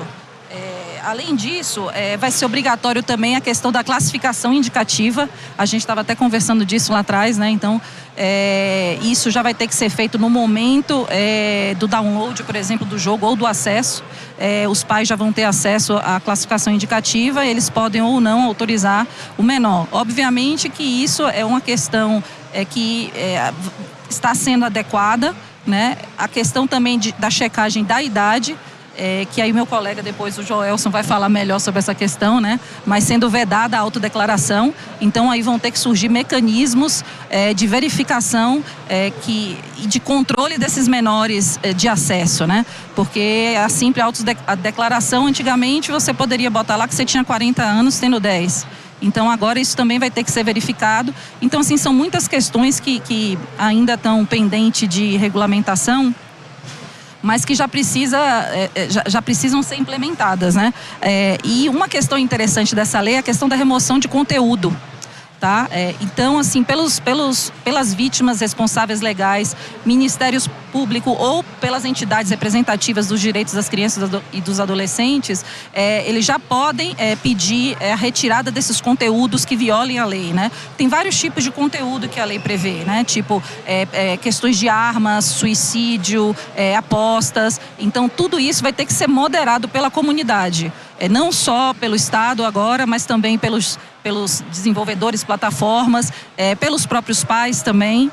E isso já pode ser pedido independentemente de ordem judicial, que eu acho que é um grande avanço para facilitar e agilizar a retirada desse conteúdo. Então vai ter que ter realmente uma fiscalização, né, uma moderação do conteúdo por parte de todos os players do mercado, visando a proteção dessas crianças. Até porque tem sanções previstas, né? A NPD vai fiscalizar, vai regular o mercado, e as sanções podem chegar a 10% do faturamento, limitado a 50 milhões, fora suspensão de atividades e paralisação. Então, assim, a ideia dessa lei, na minha visão, é uma corresponsabilidade, né? Todo mundo tem que trabalhar para tornar um ambiente mais saudável para as crianças e os adolescentes, né? Nós queremos formar bons adultos, né? Então vamos cuidar das nossas crianças e dos adolescentes. E a questão da supervisão parental, né? Então os desenvolvedores aí vão ter que ter essa criatividade de criar supervisão parental. A lei prevê isso sem custos, tá? E amplamente divulgada para todos os usuários, e que permitam os pais controlar os downloads, controlar, por exemplo, o tempo gasto, né? Os gastos, né? Que às vezes as crianças saem gastando sem supervisão, e vai ter que ter todo um treinamento e educação dessa comunidade. Não basta apenas vocês darem as ferramentas, isso também, e a lei prevê isso, vai ter que ser amplamente divulgado. Então, são muitas obrigações, mas eu não vou ter tempo aqui de falar de todas elas. Mas quem quiser conversar um pouquinho mais, pode me encontrar lá na área B2B, que eu estarei lá, eu posso conversar com vocês. E é isso, gente. Eu queria agradecer e passar a palavra para o meu colega Joelson, da Único. A palavra é sua. Obrigado, boa tarde a todos e todas. Obrigado pelo tempo de vocês aqui nessa tarde. Acho que tem um diagnóstico bem concreto sobre o nível da relevância dessa discussão sobre proteção de crianças e adolescentes em ambientes digitais, né? É um problema global. Se a gente pensasse que a internet é este painel, 4 de nós 5 já teria sido exposto a algum conteúdo impróprio. E 3 de nós 5 já teria conseguido mentir a idade em alguma plataforma digital. Isso é resultado de uma pesquisa que a Único fez com o Instituto Ipsos, que traz, entre outros dados, essa materialidade do risco que a gente está enfrentando ao deixar as crianças soltas, né? A Único está nessa discussão por qual motivo? A gente, ao longo de 20 anos de empresa, a gente se acostumou a resolver bem o problema de fraude de identidade na internet. Então, a gente é líder no Brasil, na América Latina, em validar a identidade de quem está usando um dispositivo em bancos, por exemplo, em plataformas de varejo online, por exemplo, só para citar alguns dos setores que a gente está dentro. E a gente notou que o ECA Digital é exatamente este lugar em que a confiança sobre quem está diante da tela é importante para as plataformas, para os próprios usuários, nesse caso para pais e parentes, responsáveis legais, e a gente acha que no fim do dia isso é bom para o Brasil como um todo, né? Pela saúde mental das crianças, mas pela saúde da economia digital. O Brasil é um país super digital, o ambiente da internet é um ambiente de oportunidades, e eu acho que lidar disso com a internet pelo campo da restrição não vai resolver o problema do ECA Digital. A gente tem que resolver ele olhando pelo viés da oportunidade. A Único, nesse sentido, ela também não está traduzindo um produto que ela vende para banco para esse contexto. A gente é a primeira empresa no Brasil e a primeira empresa do Brasil a resolver o problema relacionado à proteção da criança em plataforma digital com um produto feito para este contexto. A gente não está adaptando uma solução, a gente sabe que tem particularidades que precisam ser observadas e eu quero falar sobre isso um pouco. Mas mais do que o produto em si, eu queria falar antes também um pouco do porquê que validar e criar um caminho de filtro para uso de algumas plataformas da internet é valioso. A gente não está numa realidade paralela quando a gente fala do ECA Digital. Uma analogia que a gente usa muito é a do aeroporto, por exemplo. Todo mundo aqui já viajou de avião e a gente sabe que tem um motivo pelo qual todo mundo entra no aeroporto sem se identificar. Algumas pessoas entram na sala de embarque com uma credencial, um QR Code. Mas ninguém entra no avião sem mostrar quem é. Ou se tem um atributo para estar lá. Comprou a passagem e consegue comprovar que é o titular daquela passagem. A internet é a mesma coisa. Nesse sentido, a Único está se posicionando nos contextos de venda de conteúdos, produtos ou serviços impróprios para menores de 18 anos. Então, a gente está querendo ajudar todas as plataformas que vendem álcool, conteúdo adulto, armas, acesso a conteúdos impróprios em geral ou produtos em geral para menores de idade. Então, a gente está essencialmente falando de uma solução que resolve o problema de permitir que o adulto acesse um produto que foi feito para ele e tira as crianças disso. De que forma a gente quer fazer isso? A gente quer fazer isso não por aproximação, achismo. A gente já tem uma solução prática posta no mercado. A gente já fez 3 milhões de validações com pilotos em clientes no último mês, só para vocês terem uma ideia. Então ela já é inclusive escalável. A gente consegue validar através de biometria um usuário em uma plataforma em menos de 2 segundos, sem com que isso signifique que a gente está identificando o usuário. Então, o usuário faz a captura da foto. A plataforma que recebe essa validação, ela recebe uma validação do atributo da idade. Então, se o João aparece lá diante do nosso sistema, entrando num portal de conteúdo adulto ou comprando uma cerveja, por exemplo, num varejista online, o que o varejista vai saber é que tem um adulto naquele celular, não é o João tentando comprar aquela cerveja. Ao mesmo tempo, a Único não sabe o que você está fazendo na plataforma. Então, eu não sei que o João está comprando cerveja. E o usuário tem controle total digamos, da gestão desses dados. Mais do que isso, como eu mencionei, a gente não está trazendo uma segurança parcial para a plataforma que nos contrata. A gente garante que há alguém com atributo de idade que viabiliza ou que traz autoridade para que ela acesse aquele conteúdo ou aquele produto. Segundo, do ponto de vista de privacidade, para além desse elemento do duplo cego, né? Ninguém sabe tudo sobre o que está acontecendo com o João, só o João sabe. A gente elimina todos os dados daquela transação naquele momento. Então, não tem um registro, não tem um rastro. Esse é um dos itens da legislação e de como a Agência Nacional de Proteção de Dados está olhando para isso.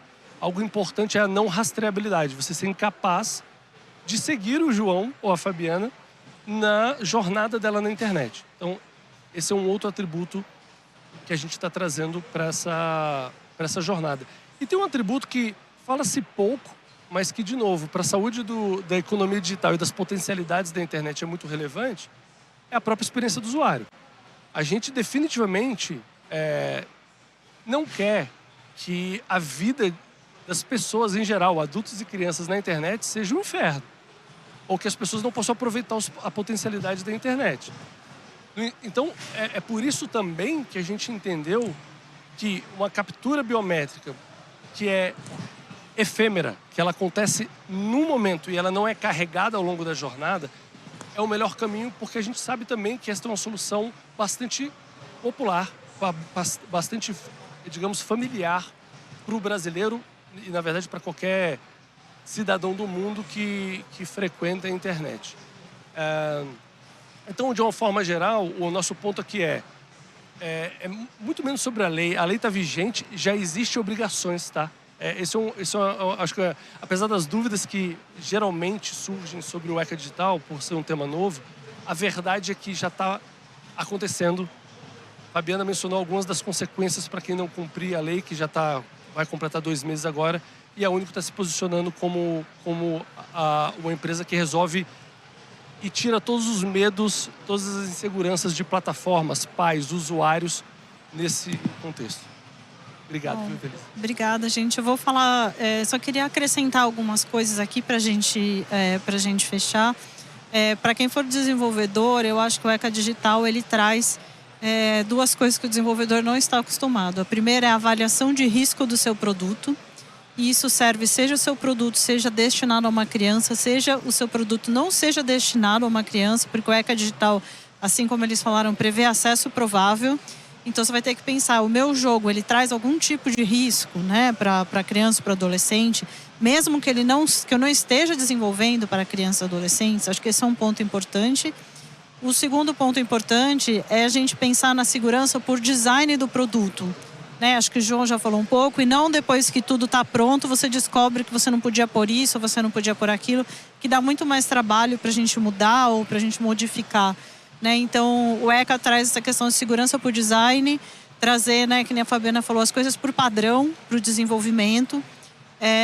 Tem toda, acho que a questão da monetização que a gente faz, e aí tem a questão das loot boxes, mas eu acho que a gente também tem que pensar em todo tipo de monetização predatória que a gente faz e que se destina para criança e adolescente. Então, você compra o passe de batalha, tem 5 gemas, 4 diamantes e 3 moedinhas. O que significa isso em real, né? Então, eu acho que o ECA Digital também está atento a esses tipos de monetização que são predatórias, né? Ou monetizações que fazem as crianças gastar sem perceber, né? Então, por exemplo, é bem frequente quando a gente vai nos eventos, as próprias crianças falam, né? A gente fez uma escuta no começo dessa semana, eles falaram assim, nossa, eu conheço criança que gastou muito e a mãe não sabia, ele não sabia que ele estava gastando, né? E esse tipo de monetização, ele vai ser bastante desencorajado aí, e eu acho que isso são coisas que os desenvolvedores precisam começar a olhar já no começo e não no final, quando o produto está pronto. Não é uma questão só quando você vai fazer a conformidade do produto nas lojas. Isso é uma outra questão que eu penso que tem que estar atento. Eu não sei se as pessoas sabem, mas a classificação indicativa mudou recentemente. E às vezes eu acho que os desenvolvedores não são apropriados o suficiente da classificação indicativa brasileira, né? Você deveria, o desenvolvedor, né, deveria, antes de entender lá seus questionários, né, da IARC, da Google Play, da Apple Store, ou mesmo da Steam, a gente tem questionários para atribuição de classificação indicativa. A outra coisa que eu acho que eu gostaria de falar também é que isso não se refere só ao seu jogo, mas isso se refere também ao tipo de publicidade que você vai colocar no seu jogo. Às vezes o que está em conformidade não é o design do seu jogo, é o tipo de publicidade que você colocou. E isso também vocês têm que ficar atentos, porque é muito frequente a gente pegar o jogo, estava tudo em conformidade bonitinha, de repente tem propaganda de bet no jogo, né? E isso traz uma série de questões, uma série de problemas. Bom, gente, eu acho que vou fechando aqui. Queria super agradecer Beth, João, Fabiana e Joelson. Acho que foi fundamental. Queria agradecer o convite aqui da Eliana e da organização para a gente estar aqui. E qualquer dúvida, a gente está à disposição para conversar com vocês. E é isso, gente. E o mais importante, ninguém quer proibir crianças e adolescentes de jogar. A gente quer sim que crianças e adolescentes joguem, mas a gente entende que crianças e adolescentes têm direito a um ambiente saudável. E, do meu ponto de vista, eu devo dizer isso também vai passar pelo fortalecimento da indústria nacional de jogos, que eu acho que tem muito para contribuir com jogos que são interessantes e são relevantes e importantes para as crianças. Acho que é isso, gente. Muito obrigada. Obrigada.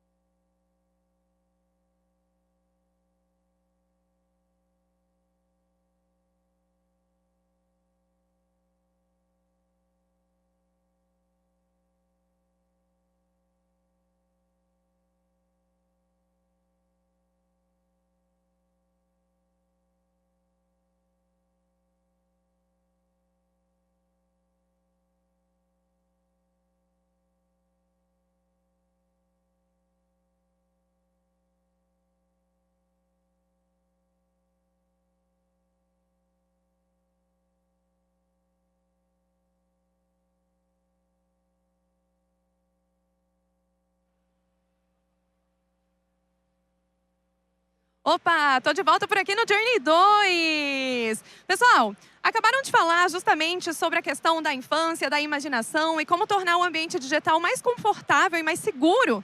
E agora a gente vai passar para um assunto de negócios, especificamente para falar a respeito do marco legal dos jogos eletrônicos e da correlação deste assunto com a reforma tributária. É um assunto super interessante justamente no que diz respeito ao desenvolvimento de jogos no Brasil, né?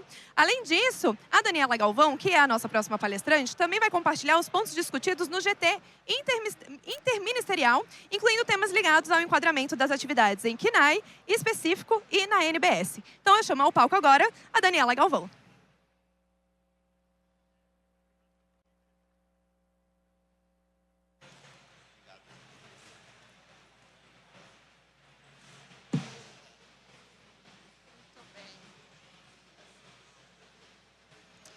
Olá pessoal, boa tarde. É uma felicidade estar aqui nessa Gamescom, é a terceira Gamescom que eu participo aqui do palco e dessa vez eles me deram uma palestra porque eu falo demais. Então eu vou tentar em 20 minutos passar o recado para vocês. O tema aqui hoje é sobre o tratamento jurídico dos jogos eletrônicos. Mas a gente já sabe que o ordenamento jurídico brasileiro passou a considerar jogos eletrônicos como sendo produto audiovisual, então encerra tecnologia, mas audiovisual e faz parte do segmento cultural. A lei reconhece isso e isso aconteceu em 2024, há poucos anos. E a gente ainda tem alguns desafios, porque embora tenha ficado muito claro, e aliás, ontem não, logo na abertura, eu assisti a palestra de alinhamento da Abra Games e também a palestra do Pedro Zambon sobre questões relacionadas a jogos eletrônicos e como tem sido tratado no mundo inteiro. Então, o Brasil hoje é um país que tem uma das melhores legislações sobre jogos eletrônicos, porque tirou desse ambiente em que a gente não tem certeza da natureza jurídica do que são os jogos eletrônicos e a lei, então, já trata jogo eletrônico como sendo obra audiovisual interativa, programa de computador, faz parte do segmento cultural, já elenca quais são os profissionais da cadeia de games e determina o estímulo à produção nacional. O que a lei exclui? Ela exclui as apostas e jogos de azar. Isso é ótimo, porque a gente consegue tratar de forma separada, inclusive em questão regulatória, essas matérias, né? Games como atividade cultural. O que é relevante? A partir do momento que jogos eletrônicos eles são considerados uma atividade cultural, ele pode receber incentivos culturais como a Lei Rouanet, como leis estaduais de incentivo à cultura. E isso tudo tem uma fundamentação constitucional, tá? Então, assim, o reconhecimento de um determinado setor como pertencente a uma área cultural é relevante para conseguir desenrolar e desenvolver políticas públicas de incentivo. A Constituição Federal, nos artigos 215 e 216, ela diz expressamente que os estados, né, então a gente pensa em a União, estados e municípios, então todos os entes federativos eles devem trabalhar para estimular e fomentar o desenvolvimento da cultura. E a gente compreende games como atividade cultural porque os jogos eletrônicos, na verdade, eles é uma indústria muito próxima da indústria do audiovisual convencional. Então, para você realizar um jogo eletrônico, você vai precisar desenvolver roteiro, narrativa, design, fotografia, enfim, é tão complexo quanto uma obra audiovisual convencional. pela minha experiência com clientes, o que eu entendo é que é, inclusive, mais difícil. Porque você, produzindo um filme convencional de audiovisual, você pode demorar 1, 2, 3 anos para executar, por exemplo, uma longa-metragem. E depois que você terminou aquele filme, isso vai para exibição e, enfim, né? Ou é um sucesso ou não. Ou o fato é, você termina a obra, entrega e distribui. No caso dos jogos eletrônicos, eu já acompanhei processos de desenvolvimento que são muitos anos. Porque além de você fazer toda a narrativa, trabalhar com toda a parte do desenvolvimento do jogo, você tem que adequar para que seja uma obra audiovisual interativa. E isso tem que ser validado. Então, assim, é muito mais complexo. Por outro lado, uma área cultural que hoje está cada vez mais relevante. E assim, essa relevância, ela é percebida pelos números envolvidos nesse segmento. Então, esses números que eu trago aqui, inclusive, eles estão desatualizados. A verdade é que já são valores maiores. Mas o fato é, a receita global estimada era da ordem de 184 bilhões em 2024, com mais de 3,3 bilhões de jogadores ativos no mundo. E jogos eletrônicos, de acordo com algumas pesquisas, ele supera, né, em termos de mercado e de segmento, ele supera cinema e música somados. Por que isso acontece? Porque a gente não pode mais entender jogo eletrônico como sendo algo de nicho. Não, ele realmente é algo estrutural dentro da economia criativa, dentro do segmento cultural. Por quê? É um tipo de atividade que vai ser desenvolvida com plataformas digitais e tem modelos diferentes de assinatura, microtransações, também é veiculado por streaming, consegue impulsionar conteúdo a partir de usuários. Então, é uma cadeia gigantesca. Olhando para esses números, agora a gente vê um pouco do mercado brasileiro de games. O Brasil, ele é um dos maiores mercados consumidores de games do mundo. E a gente tem cerca de 1.000 estúdios mapeados. Só para vocês terem ideia, a França tem um pouco menos que isso.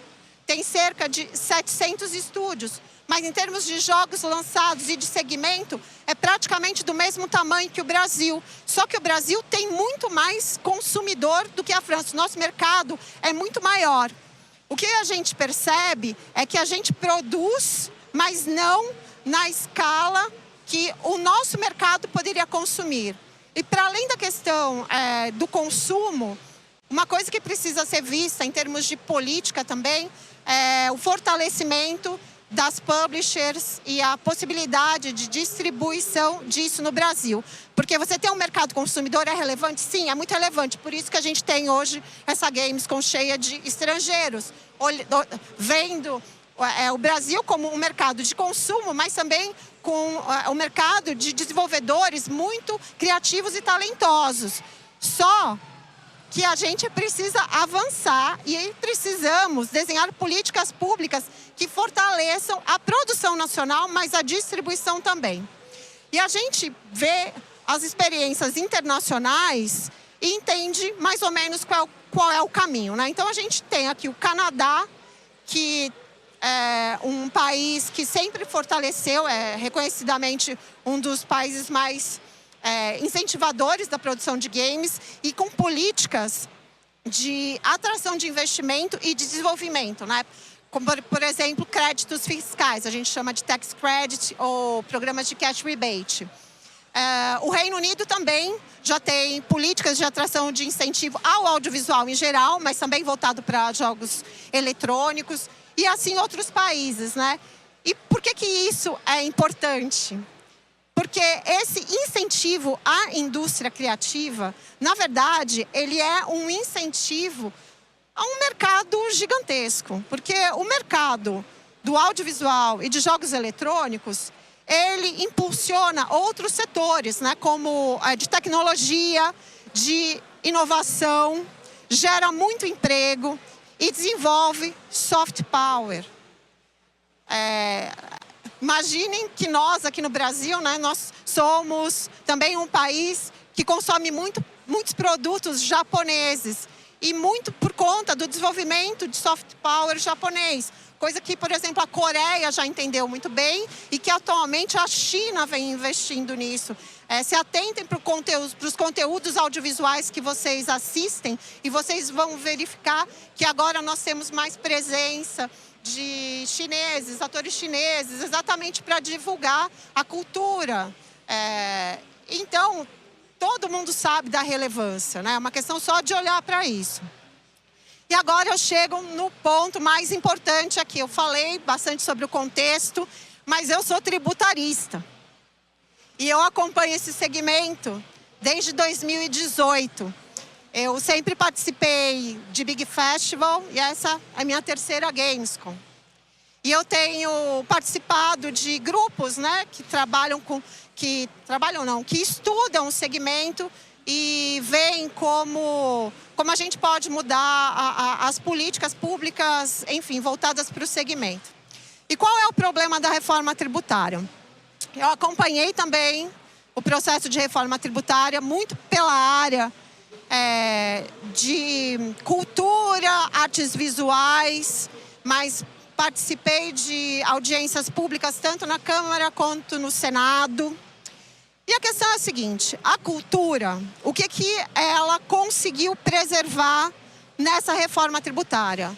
Eu queria, aliás, ressaltar, a reforma tributária que eu estou falando aqui é a reforma tributária do consumo.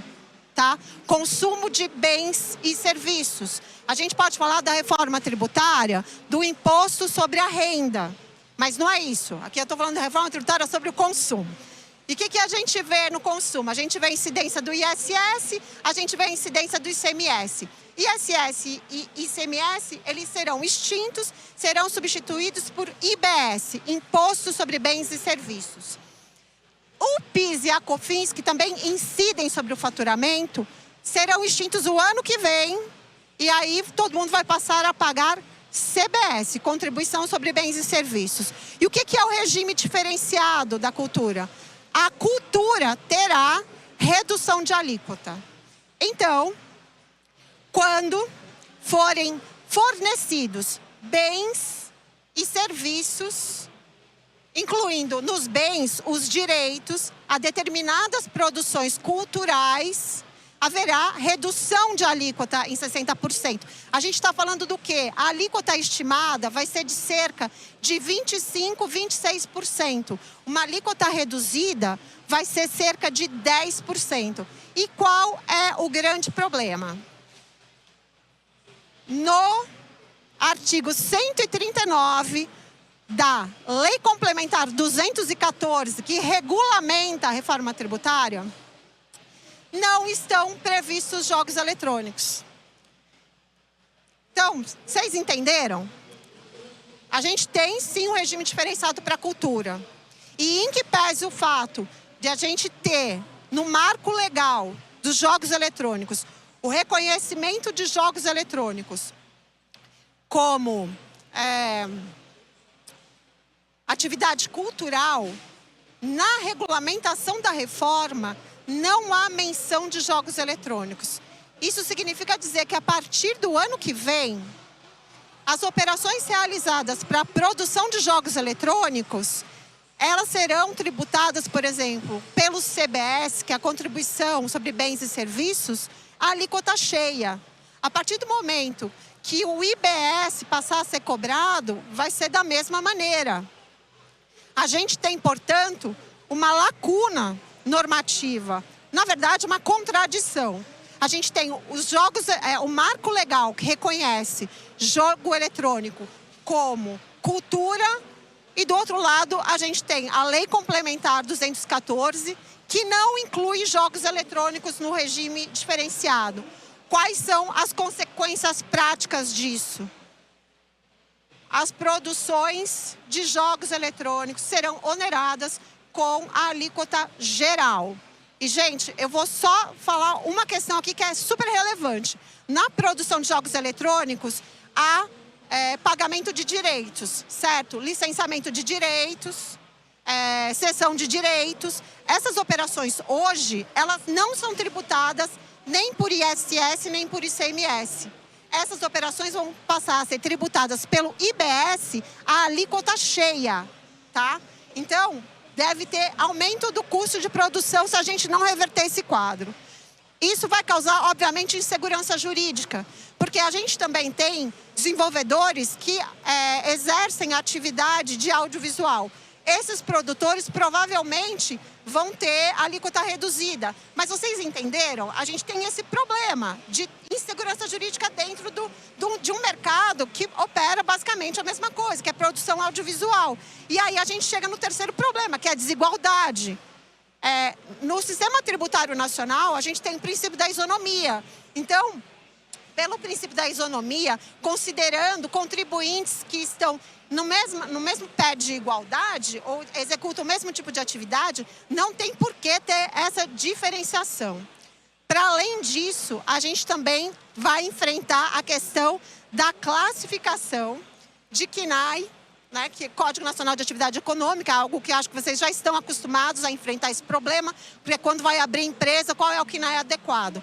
Das duas, uma, ou das duas, as duas. Ou vai para a tecnologia, desenvolvimento de programa de computador, ou vai para produção audiovisual, certo? O ideal é que a gente tivesse um CNAE específico, mas, para além do CNAE, a gente agora tem a classificação NBS, que é a classificação nomenclatura de bens e serviços.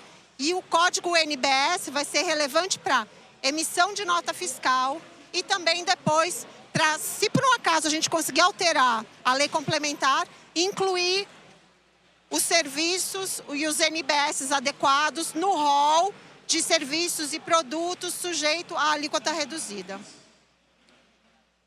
Então, eu já tinha mencionado anteriormente, a gente tem como pano de fundo dessa discussão a questão de que, pela Constituição Federal, o Estado tem que garantir a cultura, políticas de incentivo e desenvolvimento. A gente tem o artigo 150 da Constituição, que determina tratamento isonômico entre contribuintes na mesma situação. Então, a gente tem aí um fundo normativo que possibilita essa discussão. Qual é a discussão? Levar para o judiciário e falar, bem, isso se a gente não conseguir alterar a lei. Eu trabalho nesse sentido, assim, eu tenho várias conversas, tanto com pessoas do MINC, quando possível com o pessoal do Ministério da Fazenda. Participei do GT Interministerial dos Games, exatamente trazendo essas questões, mostrando que não dá para a gente tratar de forma diferenciada jogos eletrônicos, considerando o tratamento que é dado hoje para o setor audiovisual. E esses são os fundamentos legais para esse tipo de questionamento. Mas, enfim, quais são os ajustes normativos necessários? Eu trouxe a questão do fundamento constitucional, mas não dá para a gente trabalhar só no campo da interpretação, sabe? O que é o campo da interpretação? Eu vir aqui falar para vocês, jogos eletrônicos, de acordo com o marco legal, atividade cultural, está dentro do segmento, é obra audiovisual. Ok. Mas e na prática, né? E para o direito tributário? E na hora que for pagar o tributo? A gente precisa efetivamente de alteração legislativa. Então, assim, primeiro passo, vai precisar alterar a Lei Complementar 214, que agora acabou de ser regulamentado, o regulamento saiu ontem, dia 30, e veio o regulamento sem nenhuma menção a jogos eletrônicos. Para além disso, o ideal é a gente ajustar a legislação do audiovisual. Eu estou falando aqui lei do audiovisual mesmo.